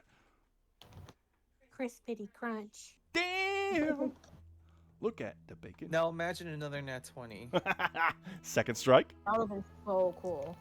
Come on, nat 20. Come on, girl. You got this. And I had a nice Ah. spin to it though. Might No, you still probably hit. did, 'cause it's- Yeah, +7. You're hitting. yeah. Yeah, I was roll thinking damage. +6 before. I don't know why. I think it's because I got the damage and Uh-huh. the attack bonus mixed up. Yep. Mm-hmm. All right. D10 plus D8 plus 6. Oh yeah, he's very dead. He's very dead. He's very dead. And we are out of combat. They are all Alright. cut down. And Sophilia, really quick, as you go over there, and I need you to make a dex save. As a swinging blade swings out of the wall at you.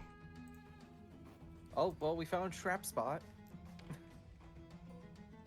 You can see it coming. You have advantage. Nat Never mind. 20. You're good. You're on a roll, girl.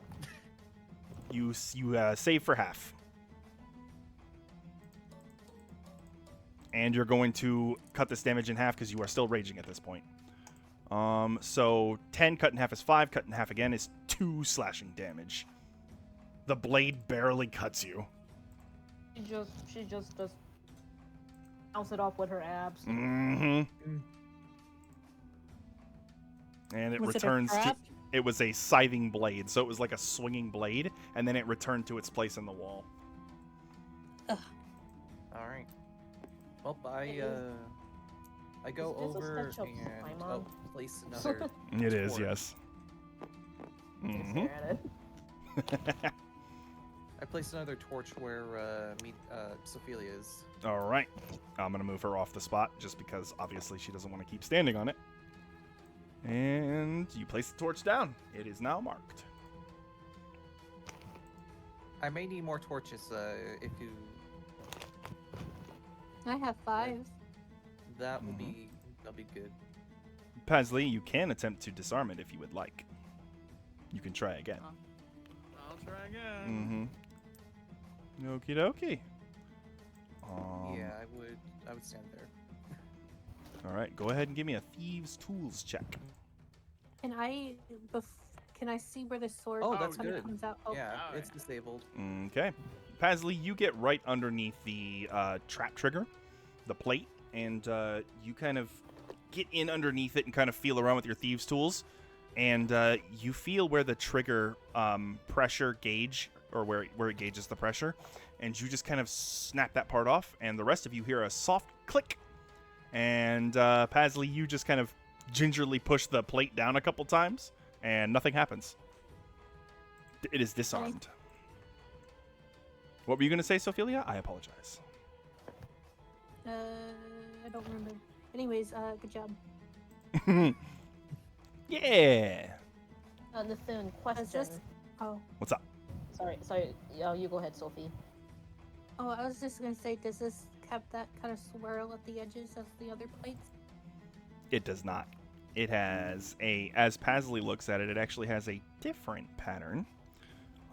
This one is a single straight line in the stone that almost looks like it could have been a wear line or like a crack, but when you look at it more closely, it looks intentional. All Gotcha. right. All right. What Wait. lies before you is a door. She wanted to look at the Haibon. Oh. Apologies. I had a question regarding it though. Could I do another history check on this Haimon statue? Because I know that in history, whenever there's a depiction of a god, is different depending on the age of the culture. So I just wanted to figure that out.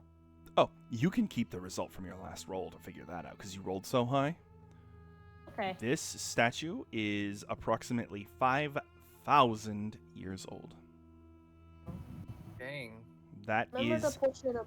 in keeping with the era in which Haimon ascended. He was recently ascended when this statue was built. Oh. I said, so this is how he looks like. Okay, so just this is off the topic, Nathan. I mean, it's in topic, but it's out of character. Mhm. So remember the picture of Haimon you showed me? Yes. How does that? I'm gonna assume that's the painting we have back in the monastery. Does that painting look exactly like the statue we're seeing it now, or does it depict him a little differently? It is actually pretty different. So the culture that built this is Kenra, which are Anubis-like jackal folk, or jackal-headed folk. They are usually born twins. They are on the playable species list on the Valbara document. They are a very old species. But here in this depiction, Haimon looks like a Kenra. Ken what? Kenra. Khenra. Let me look that up real quick. Mm-hmm. They're like the Anubis K dogs. A H N. Khenra. Khen. They're like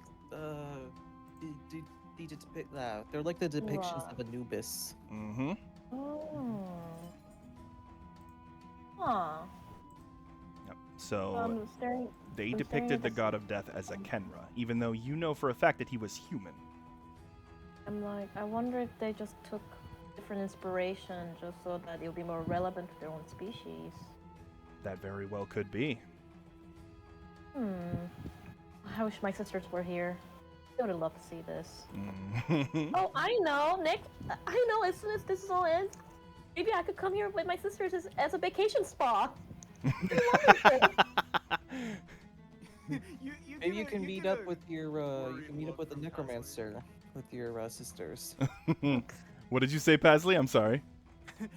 You can just tell Pasley has a very concerned and worried look as soon as Meteor says that. Vacation?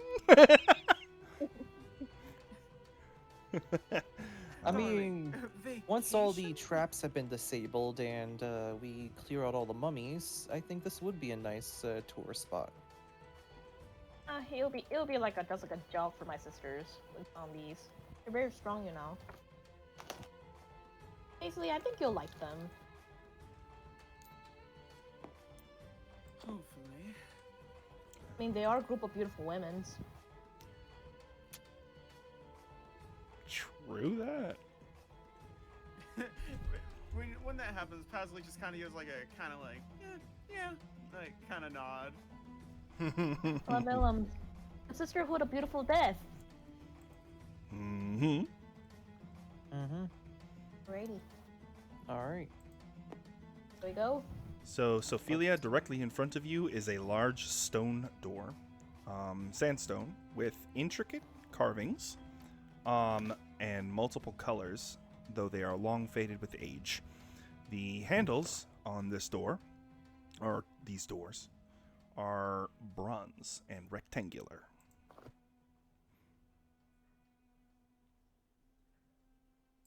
Meteor, do you know what it says? The carvings are depictions. They're like hieroglyphics. They're not necessarily they are language, but they're not like written language. They're more pictures. And Meteora wouldn't necessarily have a reason to know these. That's kind of what the archaeologists are here to figure out too, because this is not commonly held knowledge yet. Can I do a religion check on that? You can attempt it, yes. Okay. I should attempt it.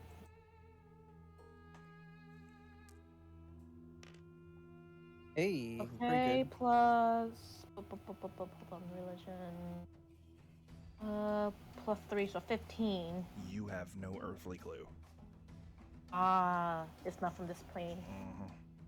It's from this plane, but it's very, very old. All right. I'm just pointing at the glyphics. I'm like, I think this might be older than Haimon. And that's a big if. Mhm. I just kind of lean back on this pillar right here. Mm-hmm.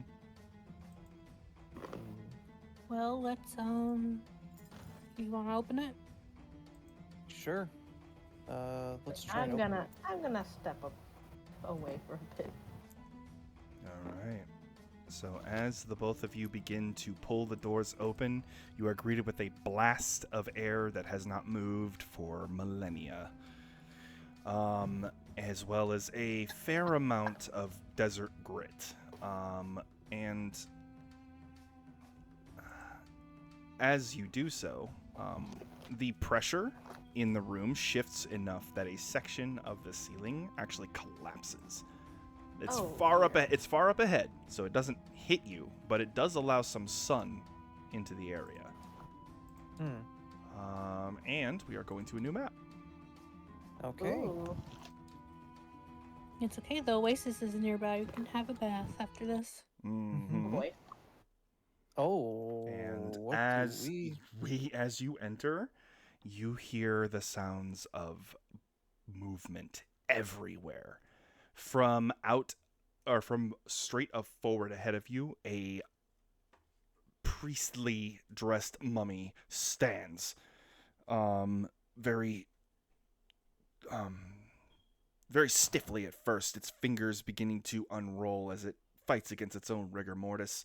Walking around the corner are two mummified guardian hounds.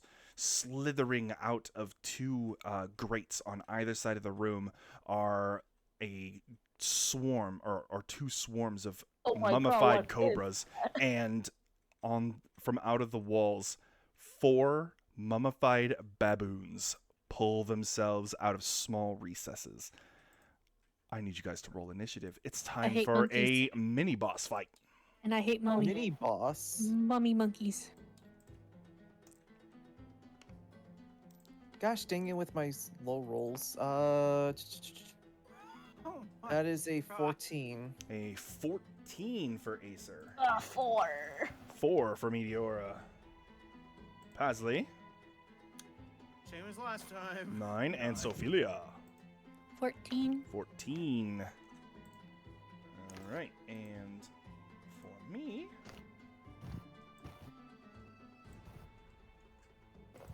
encounter. Let me get Man, rid these of guys the are just acolyte. very hostile.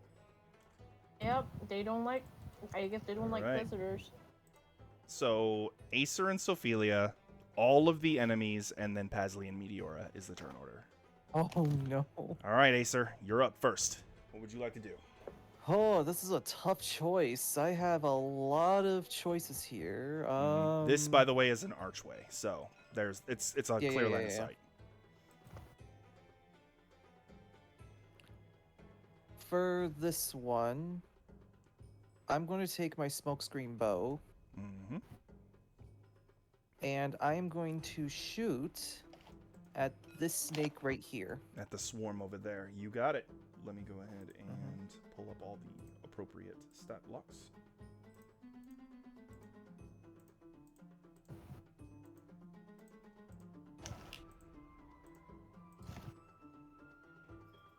All right, go ahead and take your shot. All right, first shot. That is a let's see. So that is a 15. A 15 will... Blah, blah, blah, blah, blah. Just a moment.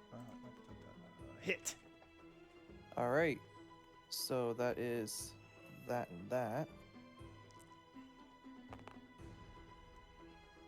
All right, 7 plus 3, or 7 plus 5 actually in total. So that is 12. 12. These ones are not vulnerable to fire damage, by the way.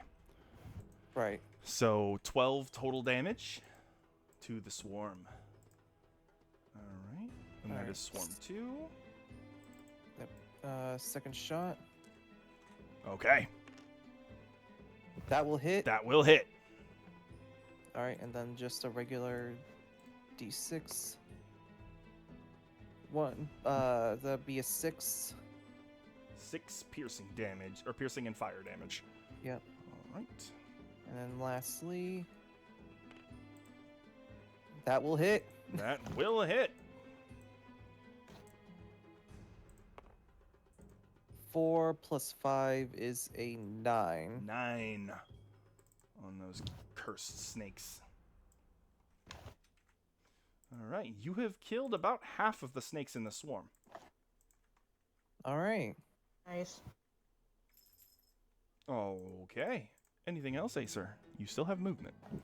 Yes, I do have movement. I'm trying to think what would be the best spot, because if I go out in the middle, it's going to be kind of they're going to, go right after me. So I'm just trying to think what would be the best location.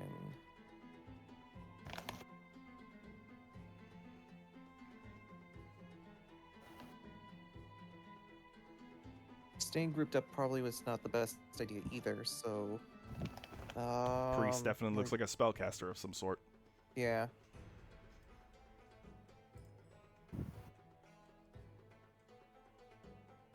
So I'll probably head toward the monkeys, actually, on this side. Okay. Just about, like, right here. Okay. I assume you're not moving. You're moving so you don't provoke AOL. Yeah, I'm moving to not provoke. You got it. All right. And then Sophelia, your turn. Well, I feel like I shouldn't charge forward yet because there's a lot of hostiles near you guys. Mm-hmm. And I do not So like the- monkeys. The beautiful next to Paisley. We must protect the pretty bird. Oh, I guess I can, like, stay right here and then attack that first monkey. yes, you can. Make an attack roll. It is within range. Can I go into rage? Yes, you can. Bonus action rage. It will have slight cover from you from that pillar that is between you. So maybe...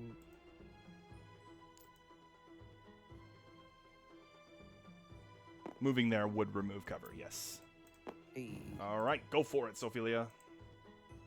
That is mummified baboon number Mama, 1. big numbers. Big numbers.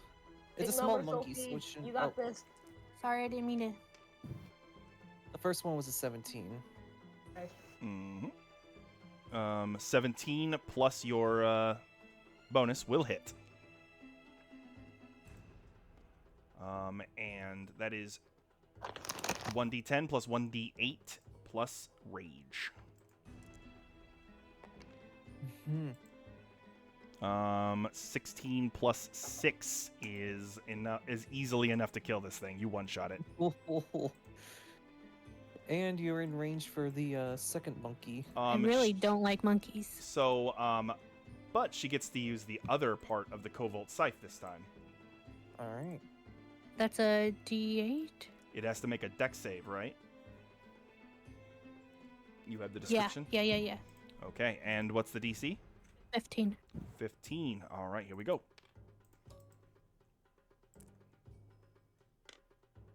Okay. 10 plus 1 is 11. It fails. Go ahead and roll that extra lightning damage as All right. an arc jumps from the carcass of the other baboon and strikes this one. 7 lightning damage. This thing is now bloodied. Oh, wow. So it really doesn't take much to kill them.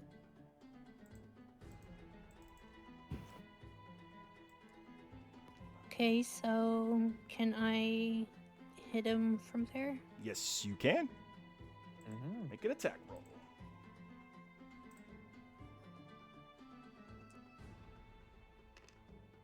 Nat 1. It's dead. Don't bother with damage. Girl.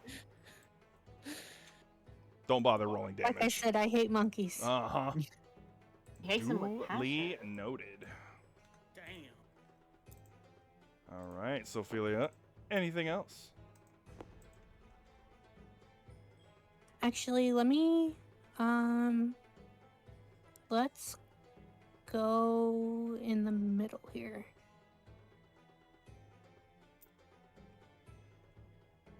And stop.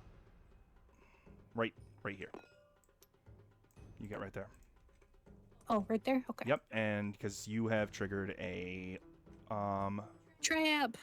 Another trap. Not a trap, an attack from a hidden Oh. attacker.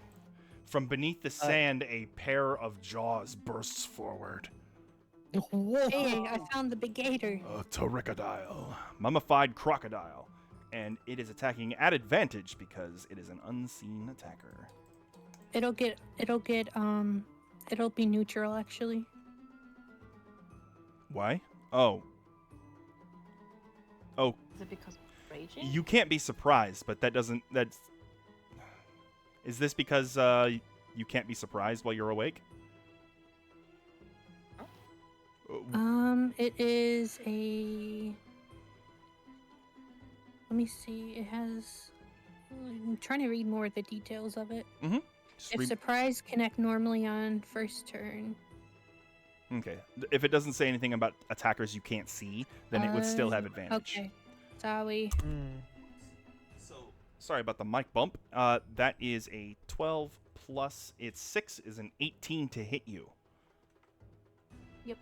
That is a D10 plus 3d6 necrotic, and you are grappled and restrained. He got some filthy Ooh. frog legs. So a D10 plus 3d6. I think those are shrunken plus limbs. 4. 16 total damage, cut in half to 8 because you are raging. And the pterodactyl is going to drag you down underground. Oh no. Oh! Since it is 5 feet underground, it is attacking from beneath, and it's going to drag you straight down 30 feet into the sand beneath. The floor here is Ooh. broken. You are both now 30 feet underground. It is 35. Sophie! You are not suffocating, but you cannot breathe. I'm in the basement. You are entombed. And this one would say 35. And because of its cursed fangs, I need you to make a con save as well. Mummy rot. Uh-huh. DC is 12.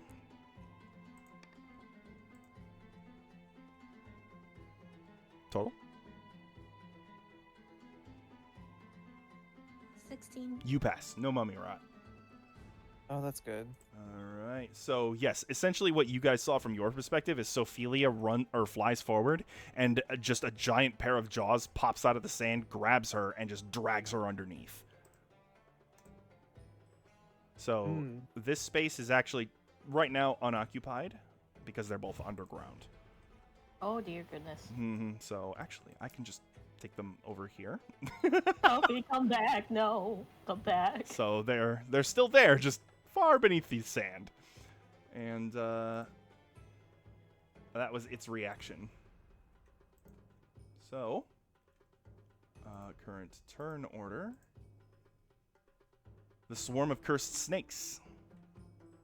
Which one? Number 1. One, okay. And it's got 30 feet of movement.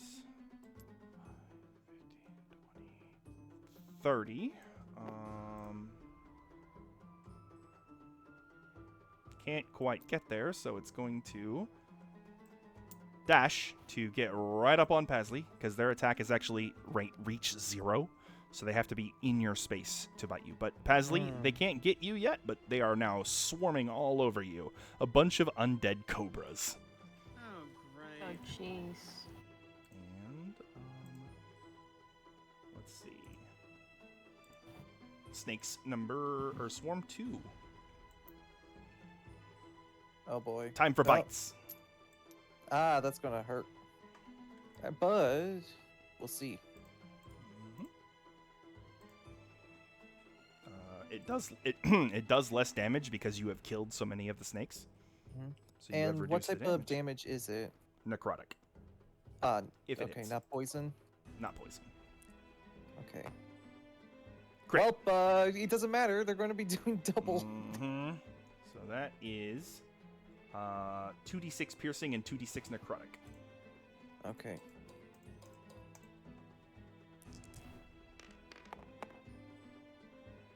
Ugh. 13 piercing and necrotic damage, and I need a con save. All right. First, let me put in the. Oh, I forgot to grab my calculator. Hold on. Mhm. Calculator. First, let me get my. All right. So that's my current. Minus. What was the damage again? 13. 13. All right. That's my current. 55, and then the con save, right? Mm-hmm. Constitution saving throw. Let me just check. Okay, don't yet. All right.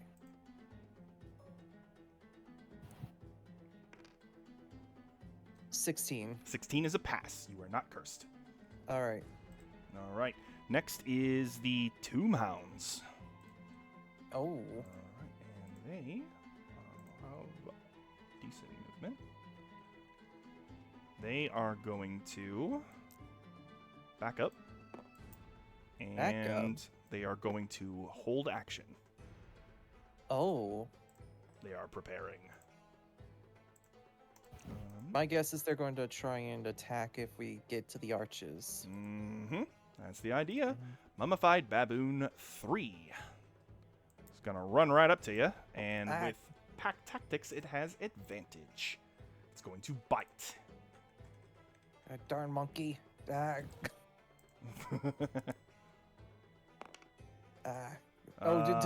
doesn't matter. Soft 20. That All is right, yeah, you'll hit. a d4 plus a d6. And plus 1. 4 total piercing and necrotic, and I need a con save. All right, give me a second. All right, so that's 51. And another con save. Mm-hmm. Well, Yep, you're good. All right, and this one is also going to run up to you, and with pack tactics, it gets advantage. It's like, gosh darn these snakes, these monkeys. Hey, there's a jungle gym. Okay, so that is a 15 to hit you, Acer. Does not. All right, the second one does not hit.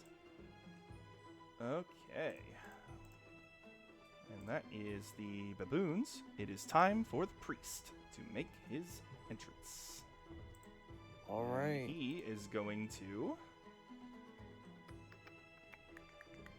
What is the range on... He's going to cast a spell that you have already seen another mummy cast. Oh, wait. Sacred Flames? Spiritual Weapon. Oh, well, it was a 50-50. 20, 25, 30, 35, 40, 45, 50, 55, 60. And you can put it there. All right. He is going to put it there. So, objects.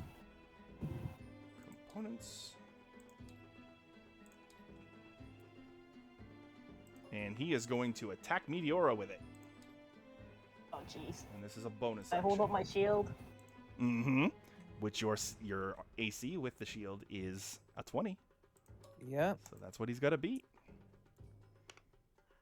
14 is a miss. Yep. You're Heck good. yeah. And then he is also going to use his action to cast Sacred Flame. I do have to check the range.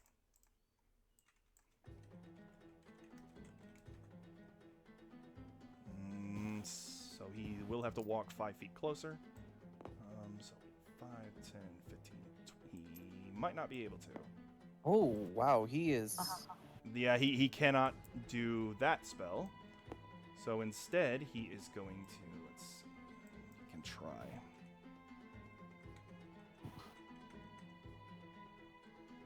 Okay, so he is going to cast Thaumaturgy and make an intimidation check against you as he makes his voice boom and he says, "You must leave this place." And he is going to focus on Meteora, because of your association. I need you to make a contested check. Your insight versus his intimidation. Wait, insight is Wisdom. Oh yeah. Hey, You are what? not frightened at all. nice. And I shouted at him, like, I am not leaving this place until I get a small statue of Paimon. And it is the Toricodile's turn, and it is going to bite Sophelia. She is restrained, and she can't see it, so it has advantage.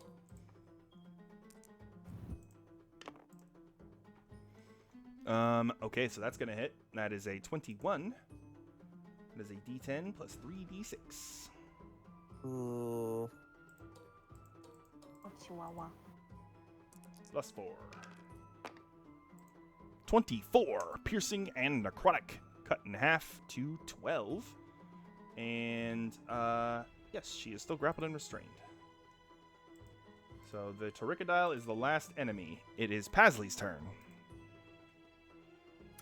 Whew. So how do we get rid of these snakes? So they're just in your space. You can still move. Ah, Because they're a swarm, they can share space with you. But if you move, then you can just Area of move away attack? from them. They will make an AOO, though.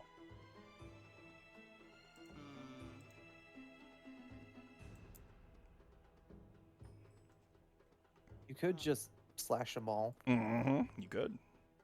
Yeah.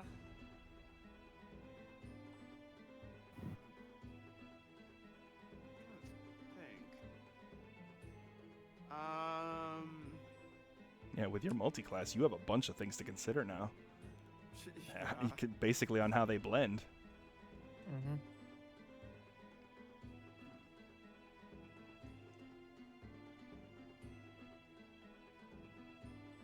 I'm just trying to think here, because, like, I do want to slash, but I don't know how I want to slash. Mm-hmm.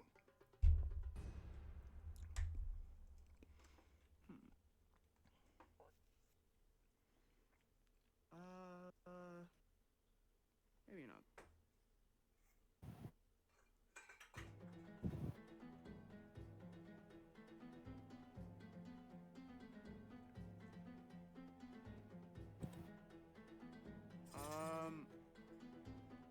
Okay. What I'll do is I will cast Booming Blade. All right. Oh, hoo, hoo. Make your attack roll.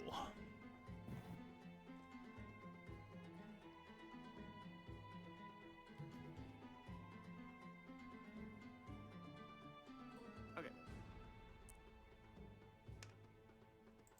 Okay. What is your total? So it's just It is your roll plus your charisma plus 1 from your weapon. And plus your proficiency because you are proficient with the weapon. okay. That is Plus a- 9, I think, actually. Ooh. So that's a 16. Because your charisma is 4, right? Yeah. Okay, so it would be plus 8 then.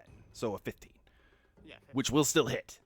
So you're going to deal your piercing damage plus your they are straight up resistant to not just non-magical piercing, but piercing. So roll your piercing damage, that will be cut in half. Oh, great. But your thunder damage will not.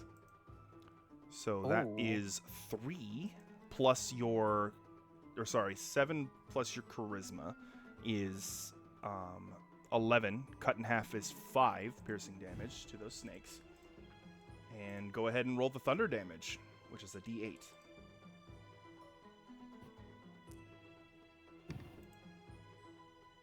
Six thunder damage. So we got 11 total damage on the cursed snakes. And now they are wreathed in booming energy. What does that mean? Go ahead and tell him, Pasley. Booming energy? So, if they try to move, they. Oh boy. If they try to move, they take damage. Just for free. Yep. If they move anywhere, they take 2d8 thunder damage if they try to move. All right, Pasley. You may want to give them enticement to move then. Yeah.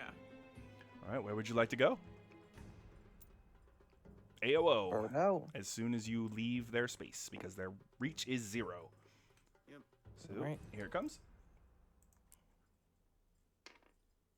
Oh, 16 plus 5 is, 21. That'll hit. So they are currently above half health, so they're going to do full damage. Wait, hold on. Before we roll, Uh-huh. did we heal at all? Yes. Since Okay. the fight with the rock? Yes. Oh, yeah. You've definitely Yeah, long yeah, rested yeah. since then. Well, wait. No, I mean like, after we dealt with the mummies in the previous room. No, No, we did no. not. Fuck. Okay. Though you did take... Did you not? Did you take shield? Yes. Okay, I'm just trying to remind myself, because your AC is 15, which if you cast shield, it'll bring it up to 20. They got a 21, so it would still hit, but Yeah. just wanted to try to remember if you took that. So, okay. So 2d6 piercing, 2d6 necrotic incoming, and I need a con save. Oh my god. Okay, 16 total damage. I saw I thought I saw 2 6s for a minute. Not good. Oh, baby. Okay. Con save.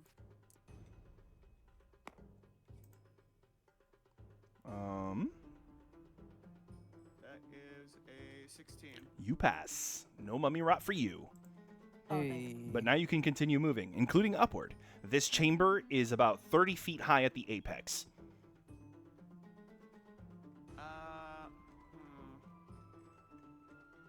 I'm gonna move 5. Wait.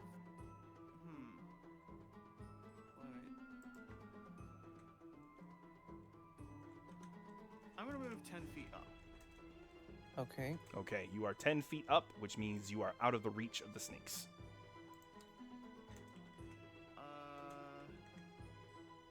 With that, I will end my turn. Okay. So that makes it. Blah, blah, blah, blah, blah, blah, blah. Meteora's turn. Oh my goodness. There is a spiritual weapon right next to you, and there is a swarm of I snakes that know. Pasley just got away from. And Acer is being harassed move- by snakes and baboons. Okay, so if I move though, would the sword attack me with attack opportunity? Spiritual weapons do not get attacks of opportunity.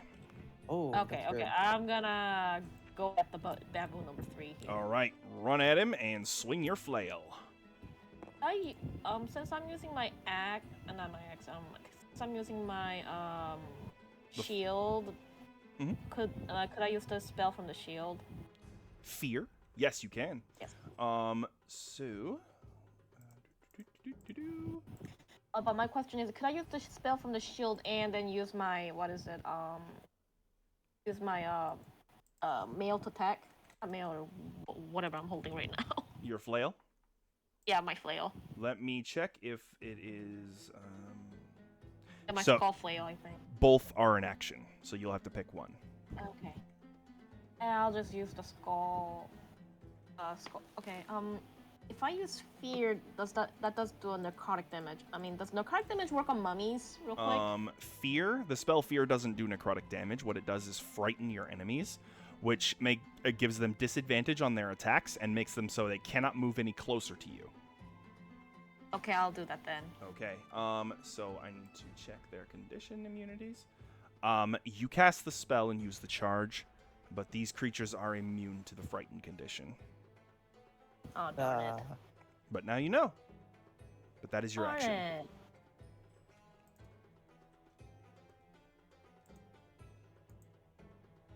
Well, now we know in case we ever come across more mummified baboons. Mhm.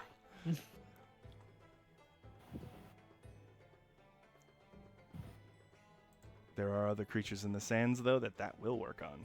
Just not these, unfortunately. Mm. If I was better at game design, I probably wouldn't have done it like that, but hey. Yeah. I'm just one guy, I'm sorry. Alright. But what else would you like to do, Meteora? I don't know if there's anything else I can do right now. So, the way you cast the spell was through an item. So, if you have any bonus action spells, you can still cast them. Okay, let me see. I know you have God, I Spiritual think- Weapon and Healing Word. Okay, Paisley, honey, how's your health right now? What number are you on? HP. Okay, I'm casting Healing Words toward Paisley right now. Alright, what level? Healing Words. Let's see. Okay, Acer, do you have any damages right now? 51 out of, I think it was 60. What was I at originally? So 63 plus 5, that was a 60. That was Okay, at I'm gonna, 68, so I'm good. Don't Yeah. worry about me. You're good? Okay, then I'm gonna use the first level spell, regular Healing Words. Alright, so do you want to upcast it to make it stronger at all? Yes, Okay, definitely. what level would you like to cast Healing Word at?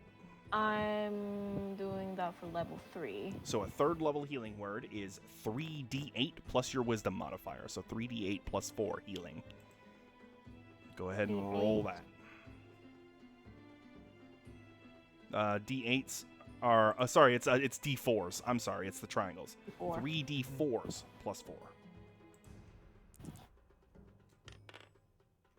Ooh, 7 plus 4.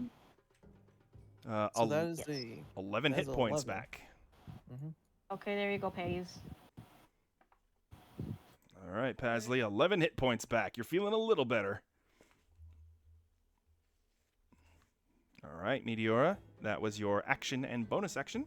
Yeah, but I'm good with that. You're what? I'm good with that. All right. Yeah. So, top of the turn order, Acer, it is your turn. All right. You the are first in a thing bad way. First thing I'm doing is a Zephyr Strike, Uh-huh. and I'm gonna move on this way. Mm-hmm. No AOOs because of Zephyr. Yeah. Paisley Hey, is 10 Paisley. feet up, so you could walk Yeah. right underneath him if you needed to. Yeah, sadly I can't use Cure Wounds right now, but Right. yeah, I will shoot. No wait, no. I'll continue moving backwards. Right about here, and I'm going to shoot at shoot at the monkey, or not the monkey, the snake. All right, take a shot at the snakes. All right.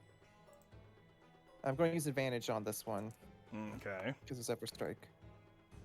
Okay, thankfully. All right, so that is 6 plus 8, so that is a 14, 14. which will hit the snakes. That is their AC. All right. Roll damage. That is a 10. All right, so cut in half to 5 because they are resistant to piercing. Oh, what? Yeah, I forgot that on your turn, so I made them keep the damage, but they are actually resistant to piercing damage. So it is actually Alrighty. because they're a swarm. Right. All right, and then the second one. Mm-hmm. 14. That will So hit. that will hit. And then just that. Gosh dang these low rolls. 0 or wait, no, sorry, total. Duh. Yeah, so that is a 6. 6. Which will be 3. cut to 3. Well, not entirely. So that would be a 4, which would be cut to 2, and then 6. The fire damage from the bow does full damage though. Yeah. So that's what I was. So let's see. So that'd be 1 plus 3 would be 4. So cut that to 2, and then you add the 2 fire. That would be 4. Yeah, I do. Okay, so 4 total damage. All right. 4 total damage. All right. There are very few snakes left in that particular swarm. Yeah. All right, Acer. Is there anything else you would like to do? Could I use a use item action to try and throw a torch at this pit to see if I can get Mr. Crocodile here to come up? I mean, you could throw a torch over there. Knowing what you do about crocodiles, though, he's got his prey item. He is currently death rolling at the bottom. All right. I'll throw an item to see if or I'll throw the torch to see if it will provoke him. I would say make an animal handling check, but it is an undead, so it doesn't really apply. So you throw the torch, and you hope your best. All right. It clatters, or it kind of softly lands on the sand with a thud. And we'll see where it goes from there. Sophelia. So I do need to look up drowning rules, because you're not in the water, but you are currently... Yep. You can survive a number of minutes equal to 1 plus your Constitution modifier. So you could stay under the sand for 4 minutes, and then you start suffocating. All right. So if I'm doing this, so let's see, 4 minutes or 1 minute is. So 6. So you can do that for. I'm trying to calculate this. So 1 minute is. 1 minute is 10 rounds. So 40 rounds. So 40 rounds. Plenty of time, as long as she can get out of the thing's jaws. I got healthy lungs as long as there's not holes in them. True. All right, but it is your turn. What would you like to do? You Not be in the mouth and 30 feet underneath the sand. You are restrained and blinded. You can attempt to attack still. Or, I will attack. All right, you attack at disadvantage. Gotcha.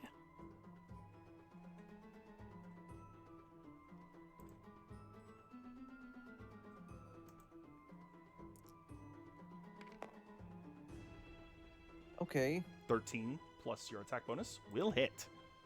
Roll damage. D10 plus a D8 plus rage. I'm about to make some glass underneath the sand.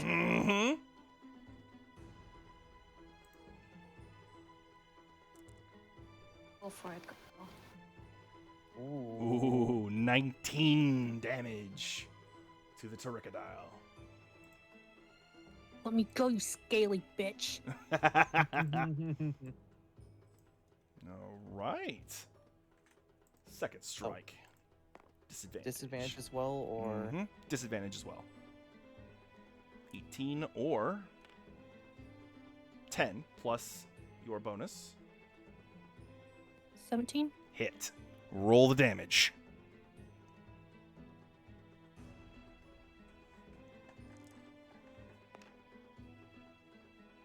All right. 6 plus 6 is... Or plus your rage. Yeah, so 12 total damage. All right. Ptericodile is critically injured. Oh, wow. You skipped right past the bloodied part. This is your grave, bitch. Yeah, again. I'm just gonna say it though, Sophelia being buried under the ground, it reminds me of the one shot we did where Gold played as the bug wrestler and he was fighting the dragon and he got buried in I don't know why, it just reminded me of that and it just made me happy. Yes, I still have PTSD from that. Grab dragon's tail, dragon says okay, and just goes underground. You're feeling right now. Dragon. He did it like 3 times, I think. That was great. He just he drags you underground, flies 120 feet in the air, and drops you. Yes. Yep. Okay. In turn order. Sophelia, is there anything else you... Well, you used your action. Is there anything else you would like to try to do? No, because a bonus is like trying to get or an action is trying to get out of the mouth, and I Yes. don't know if I have a bonus at the moment because I'm restrained. You restrain doesn't take away your action economy. However, you are correct in the fact that it would take an action to attempt to break free. Mm-hmm. And then you have a long swim up. Dig up. Mm-hmm. All right. I would it also is- assume that it would take half your movement to get to move. She would only ascend 15 feet if she succeeds at an athletics check. If she fails, she goes nowhere. But, I mean, she's pretty good at athletics checks, so, yeah. Yeah. The snakes, seeing that they really can't get at Pasley, are going to right over to Acer. Oh, but the damage. But the damage, 2d8 thunder damage. Pasley, go ahead and roll it.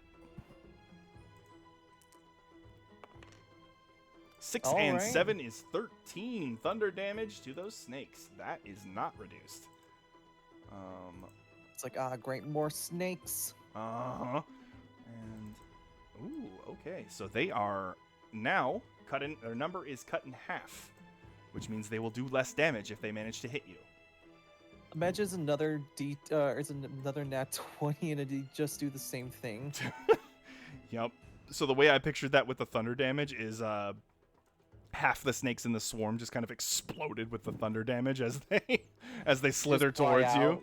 Yep. They're just Are they like those rocks that you throw on the ground and they pop? Those yeah. firework things? Yeah.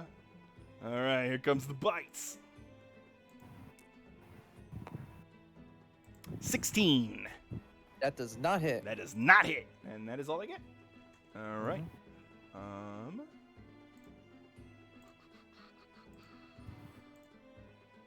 Turn order. Swarm number 2. It's gonna swarm over Meteora and try to bite. Alright, can I go through my armor? 16 plus 5 is a 21. They will make it past your shield. Here comes And the your plate. damage. Thankfully, it's only half of what they originally were supposed to do, so... Mhm. It's only 2d6 instead of 4. 8 damage, piercing and necrotic. And then you got the monkeys. Mm-hmm. All right. Tomb Hounds. I'm They- guessing... Doggy. Are Yeah, going up doggy. to, so 5, 10, 15, 20, 30. Same. Prepare to attack. Mummified baboon. They have advantage because of pack tactics. Gosh dang it. So here comes.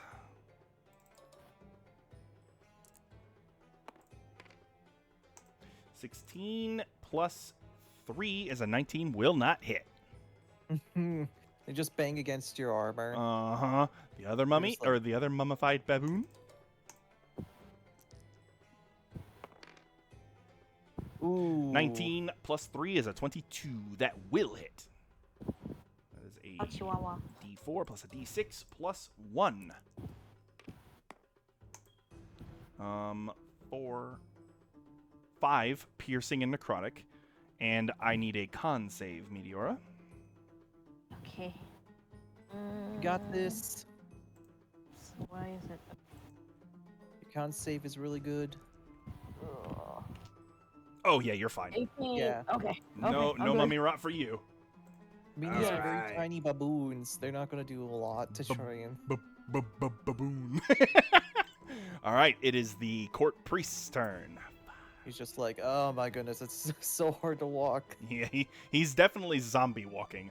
He is going to use his bonus action to move his spiritual weapon over and whack Pasley. He's It doing the shuffle dance. Yup. All right, so here's the strike with the spiritual weapon. Oh, 16 plus 7 is a 23. That is a D8 plus 3 force damage. 6 force damage, Pasley. Okay. And then he is going to use his action to cast. Ooh. This is Hang on going a on the second. shopping list of deaths. It's like, okay, how can we... What was a good damage? Pasley, the priest extends his hand out towards you, and I need you to make a wisdom saving throw as he casts Hold Person. Oh. Oof. Okay. Oh, not bad, not bad. 11. That is a 13. You fail. Oh. You are paralyzed. Your body locks. And so the way paralysis works in my campaign is a little different than how it normally does. So the Valbara additional rules will show you a guideline for how it works. But while paralyzed, your movement speed is cut in half. So you're not going to fall out of the air. You can use either an action or a bonus action on your turn, not both. Got You it. cannot use reactions. You automatically fail strength and dex saves.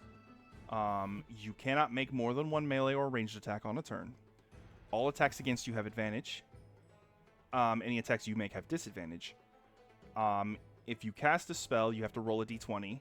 The spell can come out slowly or not at all, depending on what you get. And lastly, anything that hits you within 5 feet of you is an automatic critical hit. Ooh. So actually, I probably should have done that in reverse order. So I'm going to go ahead and double the damage of the spiritual weapon. Because he, as a creature, he would have done that in the correct order. That was a misplay on my part. So I'm going to go ahead and do that. So that was a D8. Or what did he get on the D8? 3 plus 3 is 6. So that would have been another D8. 7 more force damage. How badly are you hurt? Paisley, talk to me. Talk to me, 3 Paisley. left. Oh, jeez. So Okay, I would like to say that the court priest is concentrating on that spell. So if you can deal enough damage to him, you can make him break his concentration, and Pasley will no longer be paralyzed. Okay. But he is definitely going for the kill. All right, that is the court priest's turn. And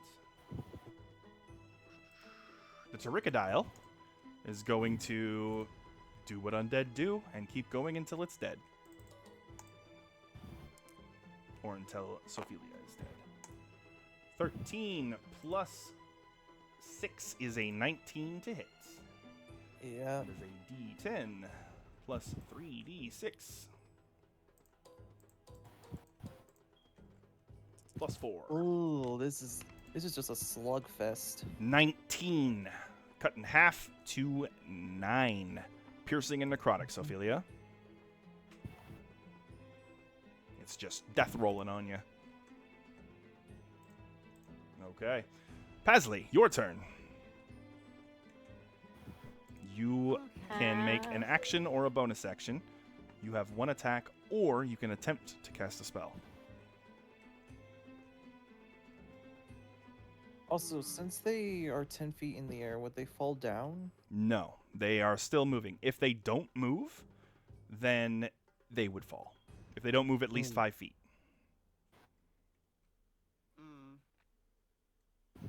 Because it's not hovering flight. It's normal, powered flight. If they were just on the ground, I could use... Mm-hmm. I could use... We will also be playing... Sorry, I didn't mean to interrupt. I just wanted to say that we're going to play out the rest of this fight, and then that will be the end of session. Alright. Yep. And, of course, your treasure, too. So, continue what you were saying, Max. I'm sorry. Mm-hmm. If they were just on the ground, I would give them cure wounds. They're only 10 feet up, so if you run directly underneath them, you can. Alright.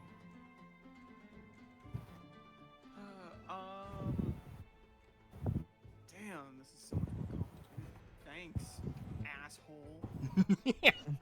Yeah. What if you just use fireball on them? They are far enough away. Hmm. You can try, but you have to roll a d20 to attempt to cast a spell because of the paralyzed condition. Fine. Okay, casting fireball. Roll a d20. Your result will determine Come on, what buddy. happens. Come on. A 9. Oh, So jeez. with a 9, where is it? The spell is not cast and the spell slot is wasted. And that is your action. You raise up your hand, but you cannot get the correct somatic components because of your locked muscles, and the fireball fails. Great. You still have half your flying speed, though, which is 25 feet.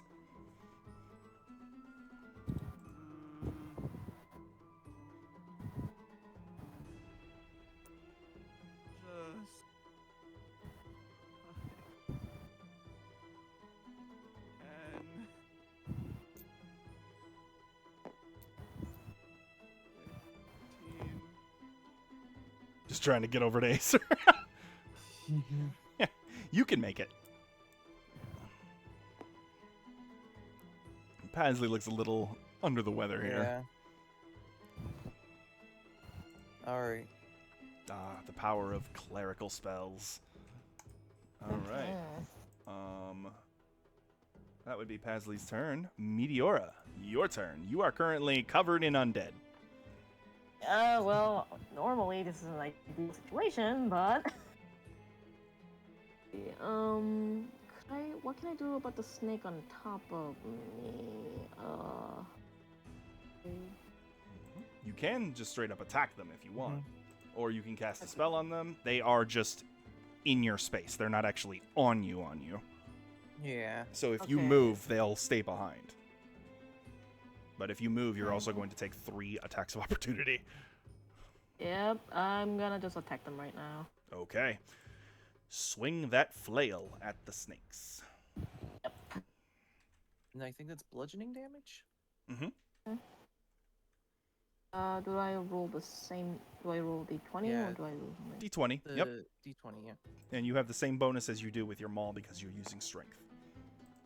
Ooh. 7 plus plus your bonus plus 6, right, on the melee. Yes. So that will not hit. That is 13. Darn it. If you have bonus action stuff, you can attempt that. For bonus action, I'm going to summon a spiritual weapon. 'Cause I can Okay. use some help.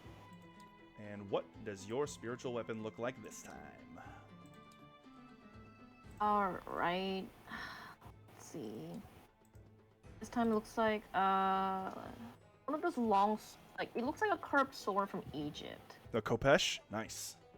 The mouth of it looks like a head of Anubis, and it's covered in blood vein. And you could hear somebody weeping though. Nice description. All right, and as part of that bonus action, you get to make another attack roll with the spiritual weapon. So go ahead and attack. This one uses your wisdom, so it's actually a plus 7. Okay. So okay. roll that d20. Righto. On. 6 plus 7 is still not enough. It's just the reverse. You gotta hit at least 7 plus 7. You will miss the snakes. Darn it. Alright. All right. Anything else, Meteora? You can move if you want. You have an AC. You have an AC of 20, so it is decently a good chance that they'll miss. Could I disengage and move away? Disengaging is an action.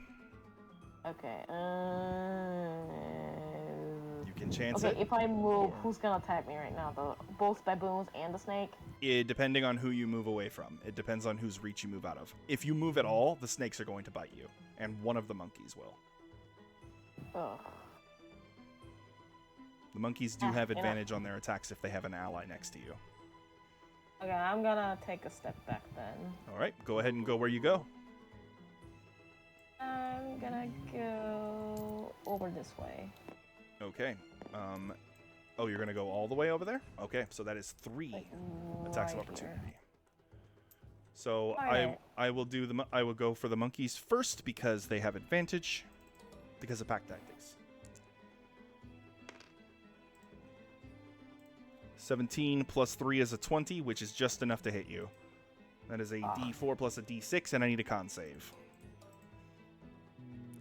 Save. So 8 total damage, piercing and necrotic. 7. Plus your con.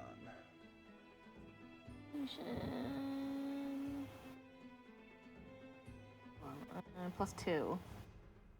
You now have mummy rot.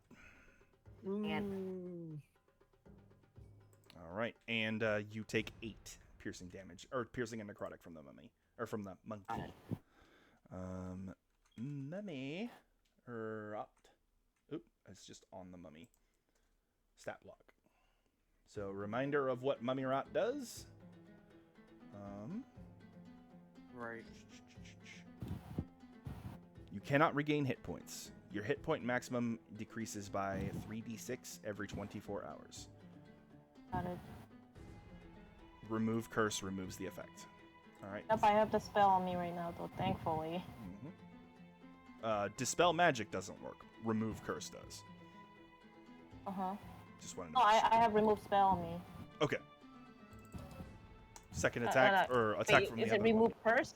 It is remove curse. That's a crit. Oh, that's a nat 20. Okay. Ouch. Ouch, the Chihuahua. Mummified baboon. 2d4 plus 2d6 plus 1. 16 total damage. And then the snakes. And they don't have pack tactics. The snakes do not have back tactics. The snakes are not going to hit you. Yes. All right, Meteora. That is... you still have the remainder of your movement, though. So you only moved 5, 10, 15 feet. Or sorry, 10 feet. You still have 30. Alright, think of a stick here. Okay. And that's where you want to be? Okay. Acer, your turn. Alright. The first thing I'm going to do is I'm going to cast Cure Wounds on Pasley at 2nd level. Okay. So go ahead and use Cure Wounds. Alright. That is 2d8. Mm-hmm. Plus your Wisdom modifier. Yes. That is 14 plus 3. So 17 hit points back to Pasley.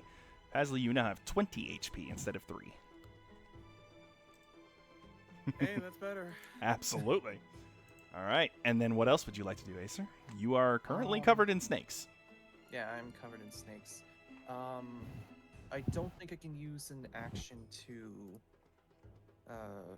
or I can't use my second attack. Nope. You used your action to cast a spell. It takes the full action. Alright. Takes the full action. Got it.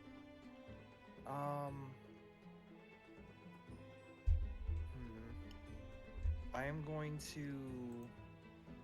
There's not much I can do right now, especially with bonus action. I could just teleport out of there, but I'm not going to. Mm-hmm. You could move and risk the attack. I could move and risk the attack. I could teleport. Mm-hmm. I You could teleport but 30 I don't feet. want... But Pasley's still in the air, right? Pasley is still 10 feet up, so they are out of reach of the snakes. Alright, I'm going to teleport then. Okay, where would you like to go? Alright, for this, I'm going to teleport over to here. All right, go for it.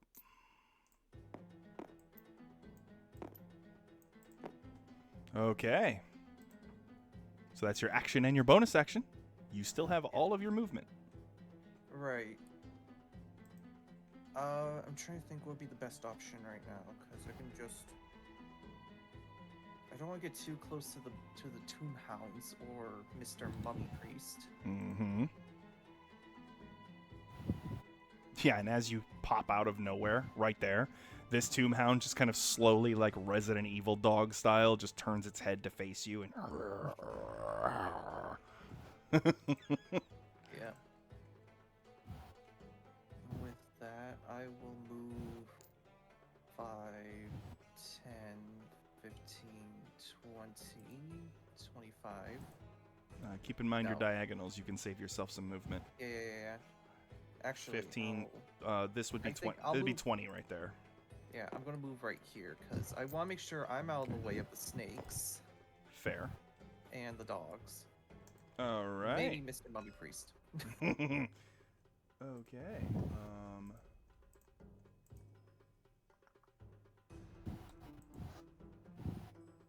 After Acer is Sophelia. You are currently still under the ground with the crocodile. You can try to cut it in half if you'd like. Again. Yeah, I'm cut in half. Cut Sorry, him- the mic fell on my boobs. Oh. Oh. That was painful.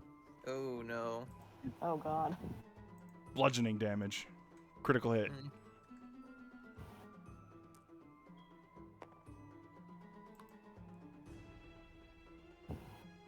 That is 15? disadvantage. Oh, yeah. I'm sorry. No problem.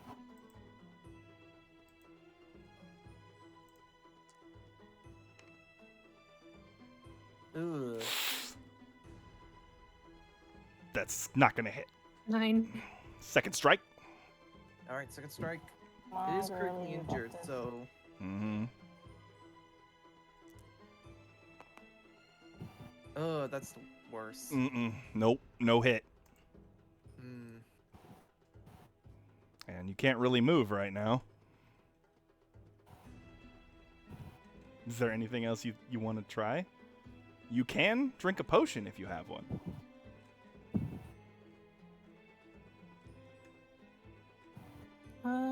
Sure.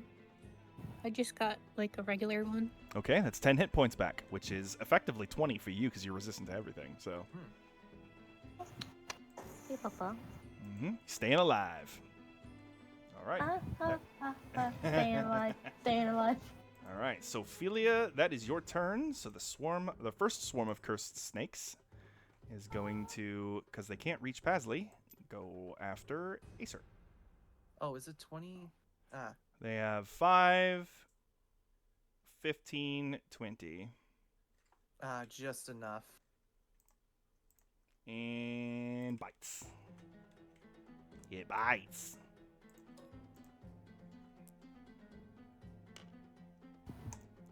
Uh, 11 plus 5 is a 16.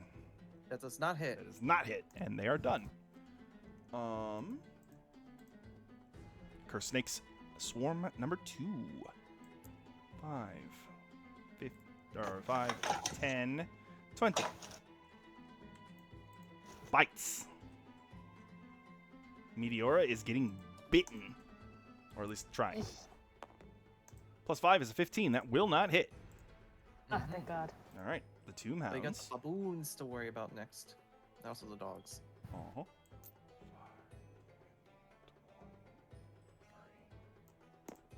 Hold action. Hold action. I don't like that. Why is it Bite. holding It is back? waiting for pack tactics to activate. Ah, come Oh. on. Yep, they are well-trained pack hunters. Mm. And here comes the tomb hound's bite at advantage.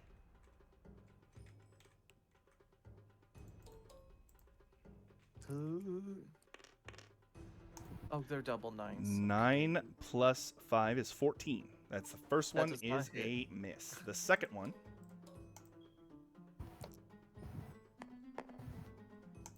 That will hit. uh-huh, and that is a d6 plus 2d6, and I need you to make a strength save. A strength save. That is new. And a con save. Oh, okay. 10 so- total damage, piercing and necrotic. Alright, so this is the strength. Mhm. That is a 5. 5, you are knocked prone. Ugh. Oh no. And then this is the con save. Mhm. 14. 14 is a pass. You avoid the Oh. mummy rot. Alright, after the Tomb Hounds is the 2 mummified baboons. Run up, hold action. Actually, no, it doesn't need to hold action. It's got an ally right here. Bite.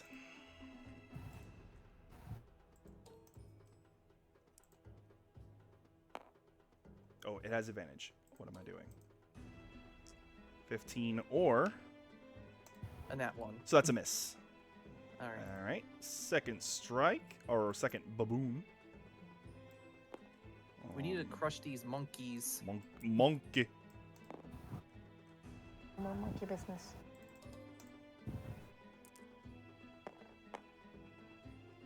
Oh. That's a miss. That is a 15. Alright. Court Priest. He is concentrating on hold person on Pasley, so he's going to maintain that, and 5, 10, 15. If this hits, it is a crit. Oh no. He has advantage. Come on. Oh, that's gonna hit. That's a hit. Here comes the crit. 2d8 plus 3. 15 force damage. Oh, great. He's at 5 health. And then he Oh, is jeez. going to outstretch his hand and cast Guiding Bolt at Pasley. At advantage, but this is not a hit. This is not a crit because he is not within 5 feet. So he has advantage, but it won't be a crit. Well, That is a hit. And Jesus. Guiding Bolt mm, is 4d6 radiant damage. Okay, peace out, everyone. Oh no, Pat. Nope, Snake Eyes. 4 radiant damage. what is the luck of that? Are you still here, Pasley? Yes, I'm still here. So as the light strikes you, you realize that you are glittering with golden light. The next attack against you has advantage. Not that it wouldn't already. He was trying to KO you with it, but goddamn did he roll straight ones. All right, that's what I live for in D&D. All right, Turricodile has advantage. The bite. That's gonna hit. Mm, And that is a D10 plus a D6.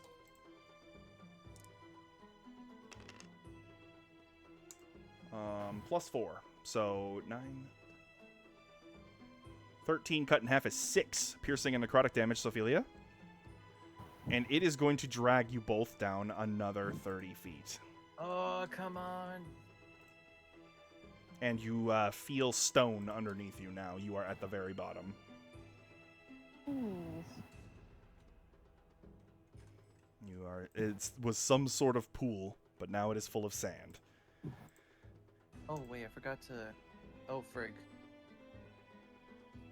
Hold on. Okay. That is the What was Turricodile's turn. Hold on. What's up? What's up? What was my...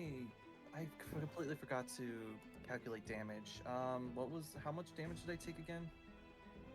So the first Tomb Hound did not hit you. The second one did. It knocked you prone, but you passed the con save, and it did. Let me see if I can figure it out. So it was one of those 3d6 rolls. So. I wish you could scroll up in the... No, you can, yeah. So, you did 3, 5, and an 8 for that.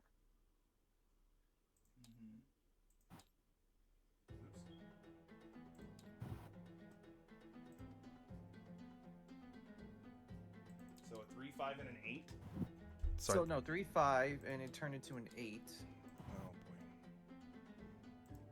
So 8 plus whatever the Hellhound's attack bonus is, or...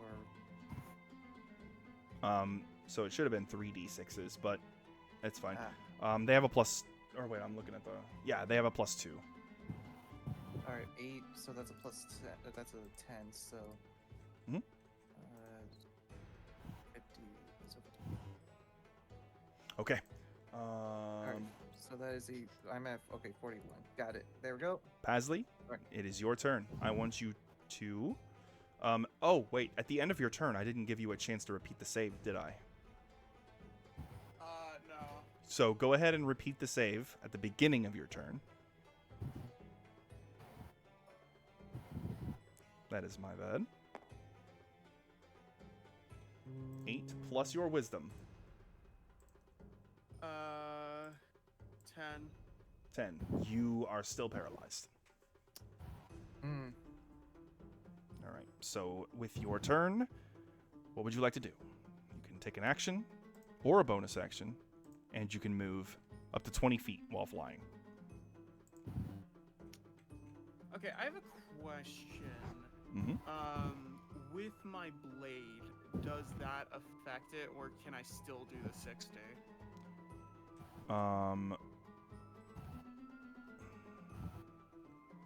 With your... So the blade is, that's a magical effect of the weapon, not your movement. Okay. So you can still do the blade's effect. Yeah, I'm gonna do the blade's effect. So you won't strike at advantage, you would strike neutral because of your paralysis. Mm-hmm. So go ahead, what is your target? The priest. All right, you fly 60 feet straight towards him, so go ahead and move yourself. And you make a special attack with your blade. You make it neutral You got attack. this. Oh. Ooh. You're gonna hit. All right. He is immune to poison damage, Makes sense. but you still get to do the piercing damage. Awesome. And 3 wyvern plus your 5 from your +1 weapon and your charisma, so that would come out to 8. And the wyvern blades, silly, not the monster stat block. And that is the first charge of the day.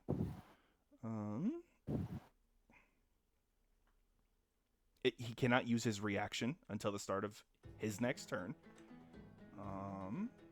And you can choose to fly another 30 feet, either horizontally or up or downward. So, horizontally, I'm gonna go upward. downward, or horizontally. Downward. Those are the two Okay, options. okay. Horizontally. And you do not provoke while you do that. Cool. All right, nice. And because he took damage, he has to make a concentration check. DC 10. Come on. If he flubs it, then you are no longer paralyzed. Ooh. He passes. However, at the end of your turn, make another wisdom save. Alright. Actually, isn't this a concentration as well? No, spiritual weapon is not concentration. Okay.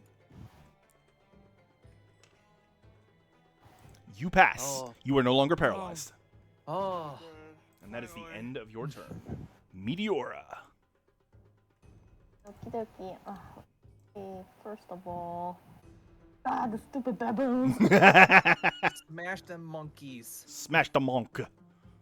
Okay, let's see. First of all, I'm going to try. Sneaky. No. What's sneaky? Oh, stinky. It's a meme. Okay. Sorry. An old It's meme. okay. But yeah. Yeah, I'm an old guy. Oh, that's okay. Well, not old meme, but. What you got, Meteora? Okay, I'm gonna see if I can whack this guys. The snake or the monkey? Okay, you know what? I'm gonna I'm gonna cast Sacred Flames on the snake first. Ooh, okay. They do not resist radiant damage. So, very smart. They have to make a wisdom save. They do not have any bonuses to that.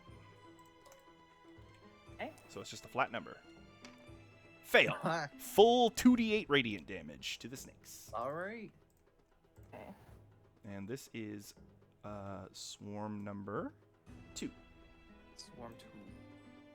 All right. Give them Okay. the... Oh. That's, You got your 2d8 radiant damage. Go ahead and roll the Yeah, 2d8s. Okay. No, No, that's no, a that's- d20. No, wrong one. 2d8, Mhm. 2d8. No, this one. We'll get you to learn it someday, Leo. I think I'm gonna just print out a sheet. 13 radiant damage is enough to destroy that swarm of snakes. Oh, finally. All right, Snakes are dead. Those snakes are dead. They burn away in your sacred light. Mm-hmm. All right. Okay. So, and then you can, as a bonus action with your spiritual weapon, whack a monkey. Whack a monkey. Which I'm monkey would gonna you like to whack? Also, would this This be one. considered? Oh, I was going to say, would this be considered? What do you call it? Flanking? If she puts it here, it would be flanking. I put it what now? So yeah, right here it'd be flanking. You are flanking yeah. with yourself. So 10 plus your spellcast or your spell attack bonus plus 2. Attack bonus, plus 7 and plus 2, so that's 19 19. is a big ol' hit. Yeah, that's what we like. Them big numbers. mm-hmm. Roll that damage. That is a D8 plus your wisdom modifier. Yeah. 8.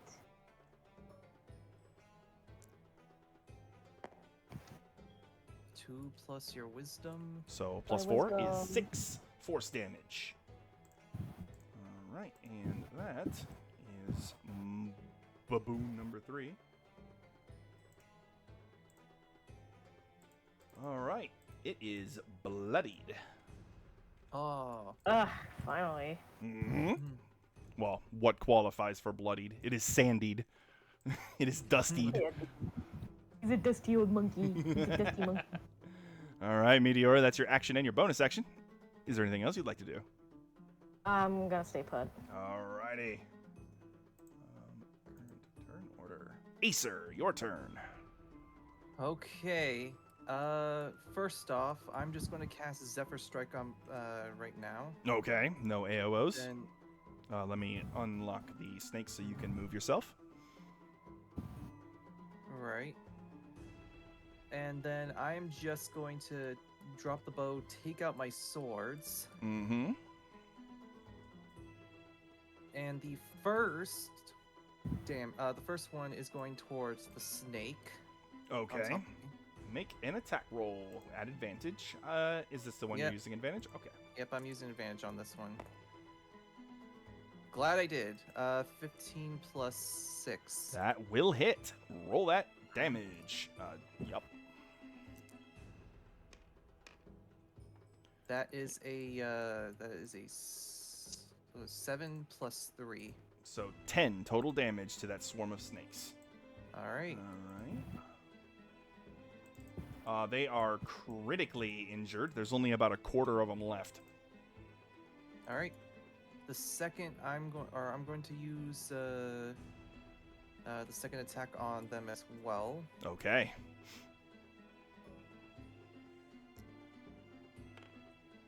Five plus 6 is 11. 11 will not hit the snakes. Dang.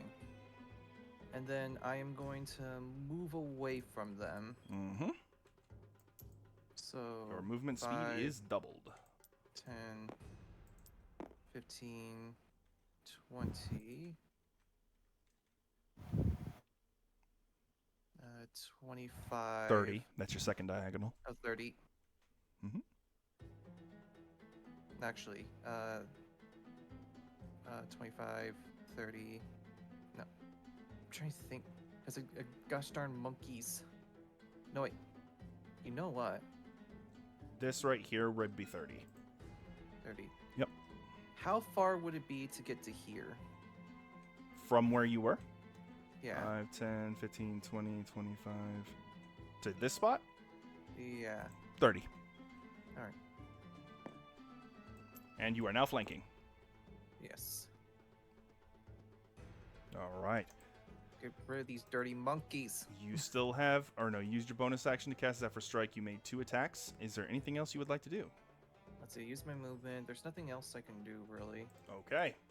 And that is Sophelia. The Torricodile dragged you 60 feet down, and it is still chowing on your leg. All right. Disadvantage. 17 or Come on, big numbers. 12 That's enough. plus.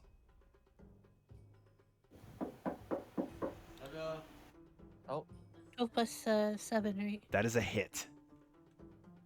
Ugh. Get off me! Get off me! all right. Roll that damage.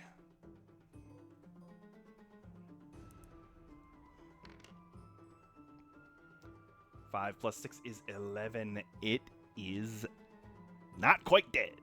Oh, come on. Second strike.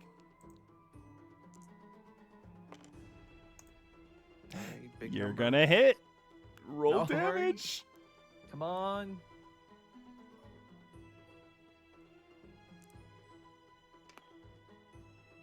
And it is destroyed by the Covalt Oh, Scythe. fuck. Yes. When I get out of here, this Mhm. mummy's head is gonna be in its ass.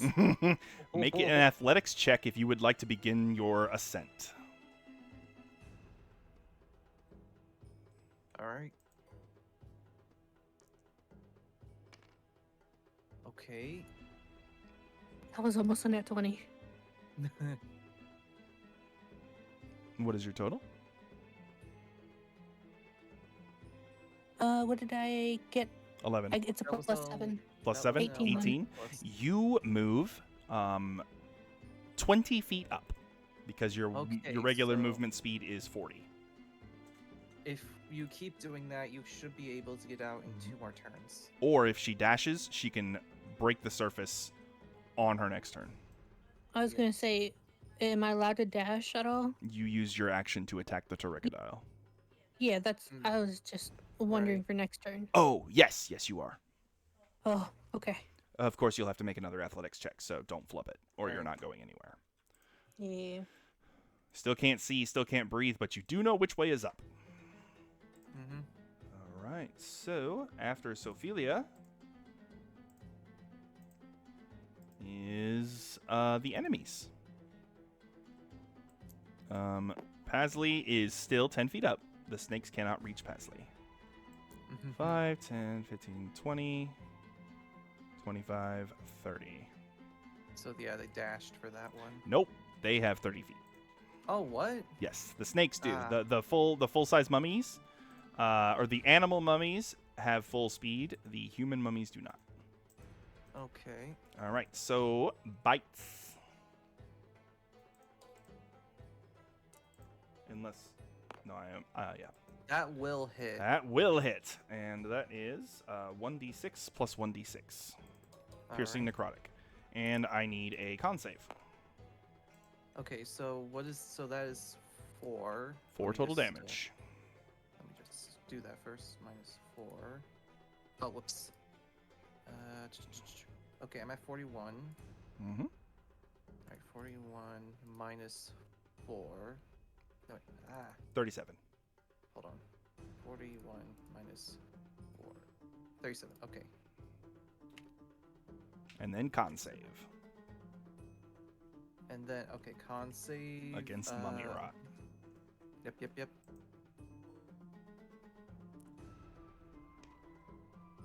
What the heck is... Look at this! Look at this! I am tilting, like... You're so I am- tilted, you're tilted. Look at... I was, like, angled. Yeah. It didn't go on... You anyways, that is now a, have mummy rot. So you just see the rust just starting to grow on Easter now. Mm-hmm. All right. That is the snakes. The tomb hounds. And yeah, they're gonna do pack. Oh. They are both holding action for Sophelia to break the surface. Oh. Unless Pasley kills one of them beforehand, then they can't do pack True. tactics. True. And the baboons. Baboons. This one's gonna attack Acer. Because pack tactics.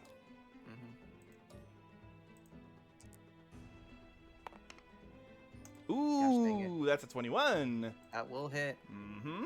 And that is All right. a D4 plus a D6. Plus 1.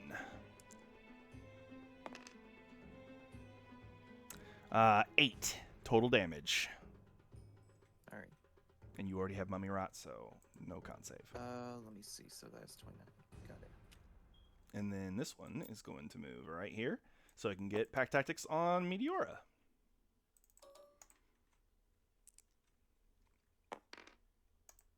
That's a miss. Alrighty. These mummy baboons are just screeching. The snakes are hissing. There's so few snakes left, but the court priest, he is unperturbed. Alright. I need to take the Torricodile out of the turn order because it's dead. Yeah, very dead. Very dead. Alright, current turn order. And it is the court priest's turn. And, let's see, what would he like to do?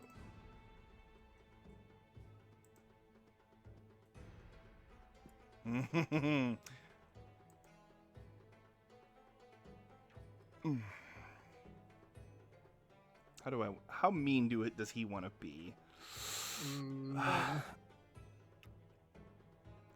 Heck with it. Pasley, make a wisdom saving throw. He casts the spell Command. Command? Nat 20. Yeah, you do not take orders. You hear the word approach echo through the chamber, but Pasley resists the magic, the influence. Luckily, bonus action. No. Oh dear. Oh, why is it rolling? Because it's a ball. I'm just gonna bleh. Stay put, you. There we go. Do we have like any fake little weapons? I probably can find some, and I'll go ahead and do that. That is a 6 plus his plus 7 plus 2, so 6 plus 9 is 15. I don't think that will hit Pasley, right? That hits. No. Pasley has mage armor. But also the shield thing, right? That he has. Oh, Pasley, yes, you could use your reaction to shield. You're not paralyzed. Oh, fuck yeah. Then, yeah. You spend a spell slot to cast shield. Until your next turn, your armor class is 20. Yeah. All right. And then the court priest is going to back up just 10 feet. And speaking of which, Pasley, it is your turn. Your AC goes back down to 15, but you are alive. You are here, and you are not paralyzed.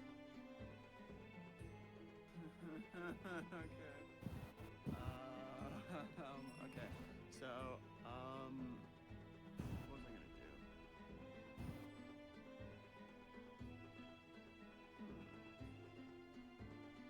Do you have any more potions? Huh? Yeah, you wanna drink your potions, buddy? I don't have any left. Oh no. We do need to. Would like to remind you of your Hexblade's curse that you have not been using, your Divine Judgment. Remember the benefits that come from that.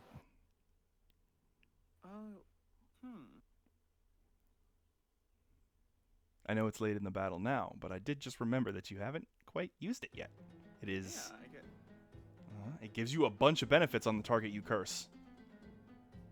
And if you kill a target, you heal. That's the important part. Oh. If you kill the cursed target, you heal.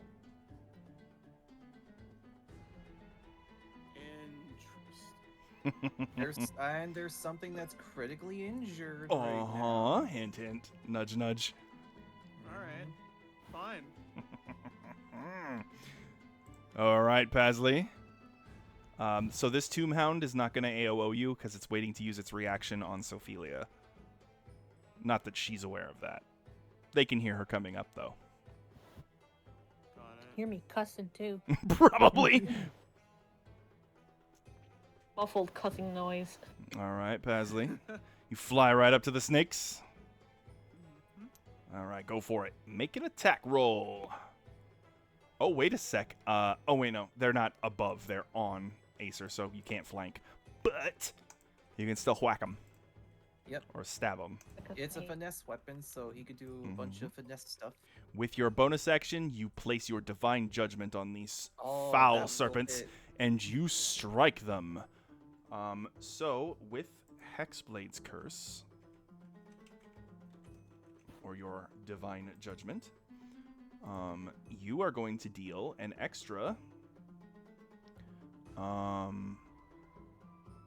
3 damage because you deal your proficiency bonus in damage as well.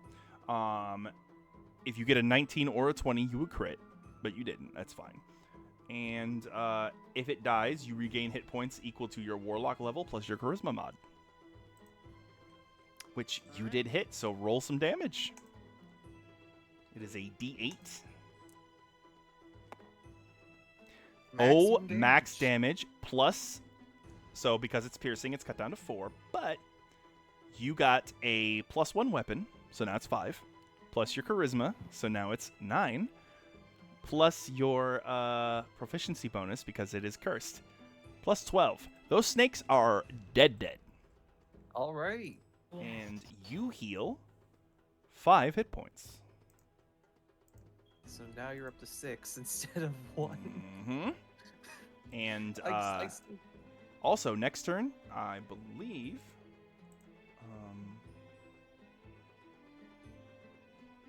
Sec. Okay, so the curse does end. I'm remembering Hex, not Hexblade's curse. But yes, you get those hit points back. Yay. Woo! Yay. Delete the snakes. Snakes are deleted. Goodbye, snakes. All right, Pasley, you're walking a razor's edge, but hey, that's the fun part. So that was your bonus action and your action. Got anything else in you?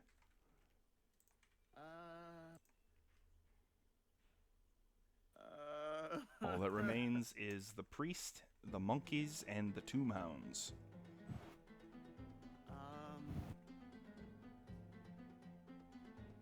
I think I'm good. Okay. Meteora, your turn. Okay, first of all, I'm gonna move this thing here, so we'll be Whack a monkey. flanking. Whack a monkey. Whack a monkey. Okay, could I whack the monkey with my my spiritual weapon first, and then could I attack? Yes. 'Cause I wanna use Sacred Flame again. Mm-hmm. Go ahead and make your spell attack roll. You have a +7 to hit, +2 on top of that. D20. Each one. Whack a monkey time. And you get an 11, which will not hit, unfortunately. Gosh dang. Their AC is 12. Oh, I'm come gonna use on. Secret Flame though, then. Yes, and the monkey must Boy. make a wisdom saving throw, and it has a +1.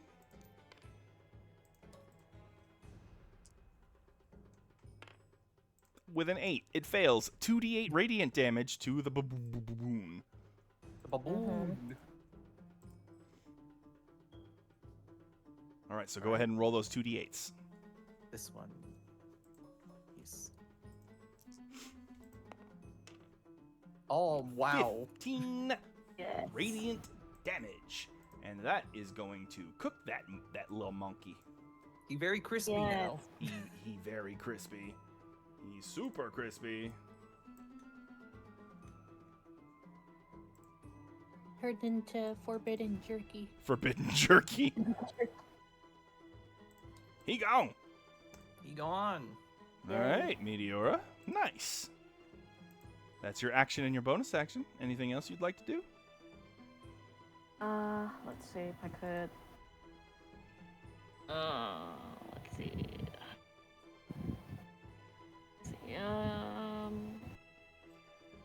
I do want to cast Massive Healing Word, but I don't think it's possible right now. You already used your able to- bonus for spiritual weapon. Okay. Yeah. Okay, never mind then. All right. Acer, your turn. All right. You already know what I'm gonna do. Yeah, y'all know going what to- it is. I'm going to hit the monkey. The monkey. With my We're flanking. scimitar. Acer, we're flanking. Yeah, we're flanking. Yep. Kick the monkey. I'm going to hit the monkey Push with the the monkey. scimitar. All right. 8 plus 6 plus 2. Yep, 16 is a hit. All right. How do you like pack tactics? That is a 4 plus 3. So, that's 7. 7. 7. That monkey is blooded. All right. Let's try that again. All right. That will hit. Yes, it will. All right. That is a 3 plus. Let's see. So 3 plus 3. So there's a 6. 6 is just enough to kill. Hey. Yeah, slice that thing in twain. Mhm. Hey, monkey. Monkey. Fuck off. Monkey. All right. Monkeys are over with. Monkeys are over. And no Monkeys are canceled. No more monkey games. No more monkey No more monkey business. games. All right, Acer. That was only your action. You still have a bonus and movement. Just want to know, what type of what is it an action to change weapons, or is it a? You can use your use item action to change your loadout once per turn. I will allow that. All right. Use my action to change my loadout. Okay. So you can switch from blades to bow or back. All right. That is a regular action or bonus. Hold on, I'm trying to remember. It's use an item. Use item. Okay. I'm going to sheath my swords and pull out my musket. All right. The musket is Fetch me drawn. musket. All Okay. right, let's see how this mummy, let's see how this old school mummy prefers modern weaponry. Next. The future is now, old man. And I'm going to just aim and get ready, but yeah, I can't fire at all yet. Right. All right, Sophelia, your turn. All right, athletics and a dash, I'm guessing. Mm-hmm. Nat 20. Oh, Sophelia, I am going to go ahead and let you emerge without dashing. You burst from the sand. The Tomb Hounds are ready for you, though, and will both get to attack. All right. First one, Doesn't matter. As soon as I see that mummy, I'm like, crit. you're dead. Oh, it's a crit. That's okay. I still gotta. All right, the Tomb Hounds get a 2d6 plus 46 plus 2.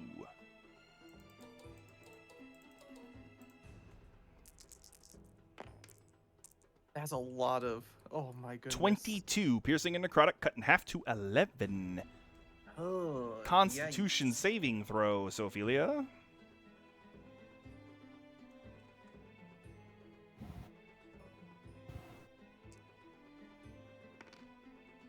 You're good. You're good. And the other Tomb Hound's reaction. Crit. What's with all the crits all of a sudden? Mhm. I don't know. Oh, I hate that. Is just ugly. Ugh. 27, cut in half to 13. How are you doing? And I also need 2 strength saving throws because I forgot about their prone knock game, prone yeah. effect. Yeah, Thankfully, she is the muscle. she is. she's beefy. She should be. You're okay. not going down. Mhm. All right, Sophelia, you still have your action because of your crit success in climbing out. I will hit the first doggy. Actually, let me move right here. I will hit Excuse the me? first doggy. Okay. Get him. You Tomb got Hound this. number 1. Oh, yeah. That's I gonna think hit. that'll hit. That'll hit. All right, roll that damage. Oh. 10 plus 6 is 16. Slashing and lightning to Tomb Hound number 1. And I think if Also- I'm correct, he is not 15 feet away, or he is closer. Yay! Mm-hmm. So the other one has The to other make its one. dex save. Yep, a dex save. Oop. And since he's a mummy, 10 plus 2 is 12. That is a failure. oh. All right. 7 lightning damage to the other Tomb Hound as well. All right. And now I will hit the other doggy. All right. Spread the love, right? They get equal treatment. Under the blade. That's going to hit.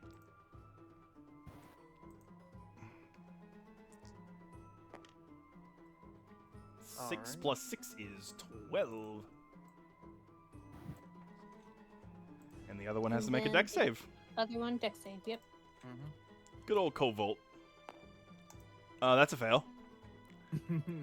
And D8. Another 7. Nice.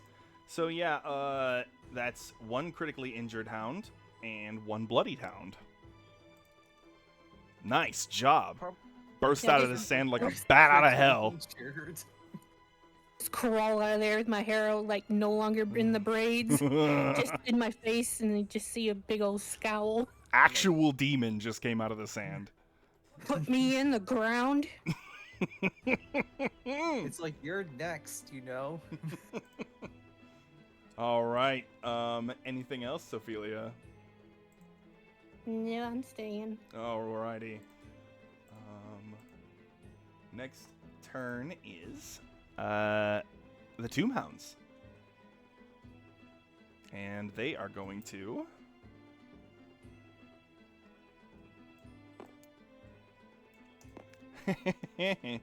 flank. Plus pack tactics. Plus pack tactics, yo. Well, that that is doesn't- going to hit. Mm-hmm. And that Think- is a d6 plus 2d6. Piercing and necrotic plus 2.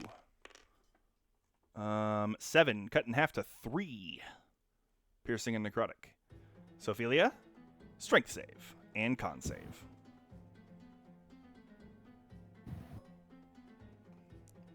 Strength,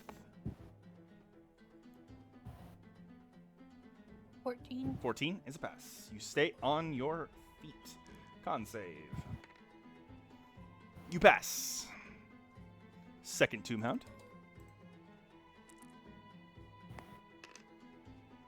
Um, 15 plus 5 is a soft 20, which is going to hit. Yep.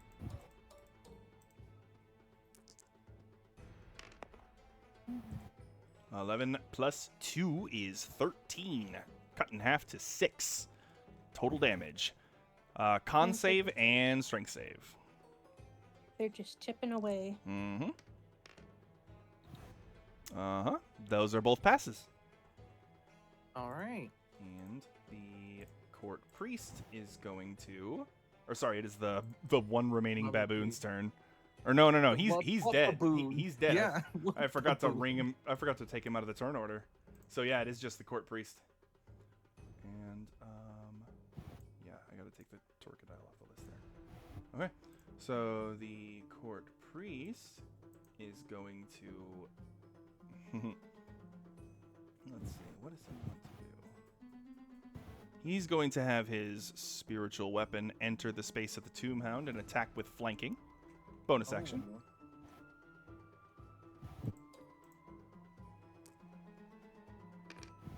That's going to hit. So that is a D8 plus his wisdom in force damage. 7, cut in half to 3 force damage. And then he is going to... What is his armor? Oh, he's not going to try that.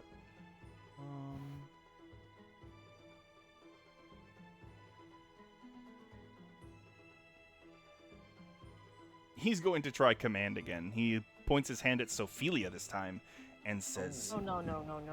"Flee!" I need you to make a wisdom saving throw. Come on. Darn. All right, Sophelia. So with that, on your next turn, you have to follow the command. Flee is, you'd spend your turn moving away from the court priest by the fastest available route. So just literally... Move away from him. Her full movement speed. Which does mean that you will get attacks of opportunity.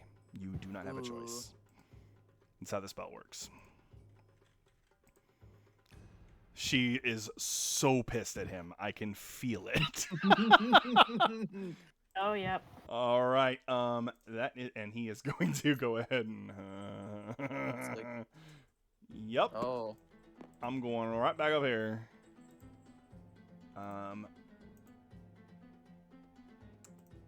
Current turn order. Pasley, your turn. He is by himself, Pasley. I think we all know what you want to do, right? And command is not concentration, so he's not concentrating on anything. All right. So what would you like to do, Pasley? Well, Nuke him. Nuke him. yeah, I'm gonna nuke him. All right, here comes the deck save. And since he's so slow, I don't think he has much dex. 14. Is that enough? That is a fail. Oh, he's Pasley? getting the whole brunt. Your 8d6, roll it, and then double the result. Double? Oh, He is vulnerable to fire. Yes. 3, 4. He is nuked. He is. He's going to be crispy by the end of this. 66 fire damage. I'm done. He is dead as shit. God, Also, final. Sophelia is freed from his magic. All that remains are the 2 mounds. You have a bonus action and movement, Pasley. Okay. Do we know which Tombhound has the most damage on it? Number I think 1. it's No, it's oh, it's Tombhound number number 1 one? that has the most damage. Yep. Okay. Alright. I'm going Also- to quicken spell Firebolt on Tombhound 1. Beautiful. Make a spell attack. Also, should his spiritual weapon's dead, right? Oh, yes. His spiritual weapon is very dead. Oh. That's gonna hit. Roll your fire damage, double your result. Oh, he also takes fire? Uh-huh. Oh yeah, and it's 2d10 now. Mm-hmm.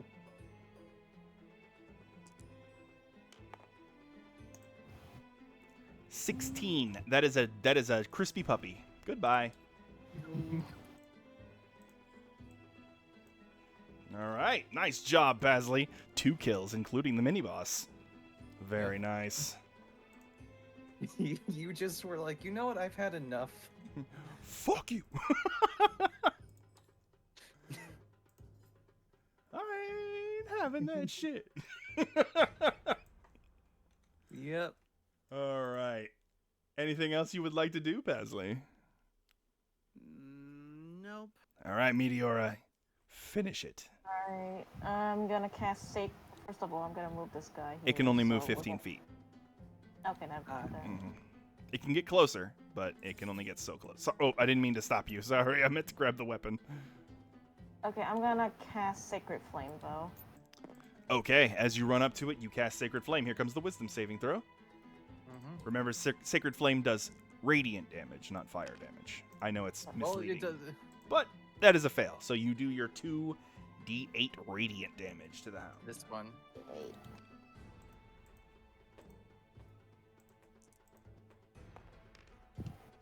8. 8 to the hound. It is dead. Oh, finally.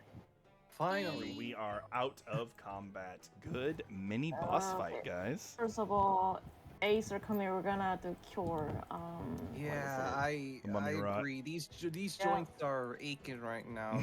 you hear the creaking of the metal and like what you hear like snapping of branches, kinda. So because it's so late, I am going to kind of wrap this up real quick. We can go further into depth of what happened at the beginning of our next session. We will have a new player joining, and I'm going to have to figure out how to get them back into it. But you guys cast your spells to remove your curses. You take the time to disarm the traps. You make sure all the rest of the corpses in this hellhole are dead, and they stay that way, and they are. And could I look for an item? Yeah. Oh, we're gonna get there. Don't worry. I haven't forgotten. And you do tell the archaeologist lead that the place is clear. And he did say that the items you get on the inside are all yours. So here is what you find. I'm going to give you the items in the chat. You find a Ring of Evasion, a Periapt of Wound Closure, and 800 gold pieces. Ooh. Nice. I'll take the, hold on. Let me see the Ring of Evasion really quickly. Both of these items, as a suggestion, would be solid for Sophelia. Especially the Periapt. Yeah. So okay, but I wanted to look for something else, though. A Periapt is an item worn as a charm or an amulet. What did you want to look for, Meteora? I mean, since this is an ancient tomb that used to, worship Haimon, is there okay, I'm asking if I could like roll for a search or find or something, because I want to find at least like a miniature statue of Haimon or any item that's related to his worship. Final roll of the night. Go for it. Make a investigation check, and we're going to give you advantage. Okay. Because you know what you're looking for. You get to roll one more. You have advantage. Okay. Please. Okay. I can work with that. With plus, I don't think I have anything. Nope, it is an intelligence. So, yeah, definitely. You approach where the mummy priest was.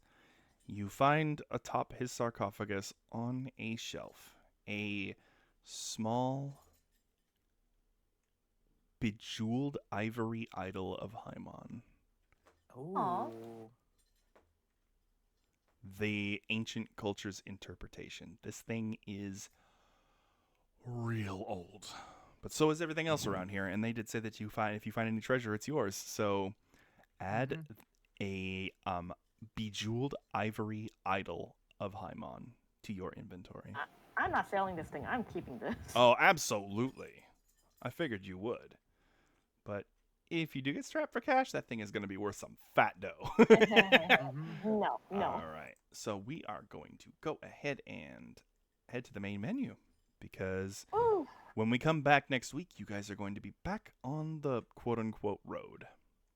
On the road again. All right. Let me go ahead and wrap stream. So we are going to go around and have everybody plug their stuff. It is really late, so we're going to just do this real quick. So, Leo, you go ahead and go first. Okay. Hi. Thanks for watching all the streams. It's been great. I'm Leo, or you can come or I'm known as AggieLeo101 over on Twitter and on Tumblr. If you like FNAF stuff, Find Us at Freddy's, robots, or if you've seen any of the art that's been shown in the Sims stream, and if you enjoy them and want to more check it out, find me on either my Twitter, Tumblr, or on my webtoon. Oh, also I have a webtoon called Blayrock. So again, if you like FNAF, robots, stuff like that, please feel free to check out. All right. Gold, your turn.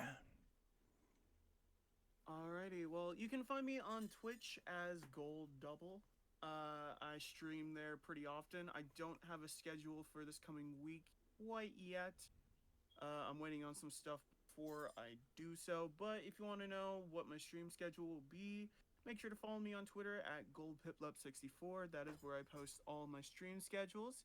So if you're interested, feel free to follow me on Twitter. All right. Max. I am Maxwell Sunstrider. Currently, my schedule is still a work in progress right now. However, I will have it up soon on my Twitter at Max_Sunstrider. And yeah, one thing is for certain: I will be doing I'll be doing a collab tomorrow. Hopefully, fingers crossed. With Scully. Nice, And, nice. yeah, if you want to see that, that'll be at 4 p.m. Eastern Standard Time. All righty. And Rose, is there anything you wanted to say to the chat before I close things out? Just basically thanks for hanging out with us tonight. We did get pretty far, but not as far as I thought we were gonna get. I thought we were gonna get pretty close to Cambs, but pretty much halfway there. But Yeah. but yeah, it's just basically thanks for hanging out, and I hope you have a good night. Yeah. All right. And I do have a couple announcements. So firstly, we are going to be gaining a new player next week. The player's name, or they go by Girder. You may have seen them in chat a couple times, but they will be playing Kiln Flameheart, a Fire Genasi scion of the Elemental Discipline. Brain cells. Finally, Brain Cells, an intelligence-based character, indeed. And then I think the only other thing I have to announce is, it's the regular stuff, is tomorrow I will be back with Metroid Prime at 5 Central. And Metroid Prime 2. We have reached the sequel, which is my favorite video game of all time. I really love the game. So I'm happy to be back to it. And Wednesday we'll be playing Darksiders 2. We are getting close to the end of that one. And then next Sunday we'll be back for more Dungeons and Dragons right here. And thank you very much for watching, and we'll see you guys next time. Bye-bye. Bye-bye. Bye.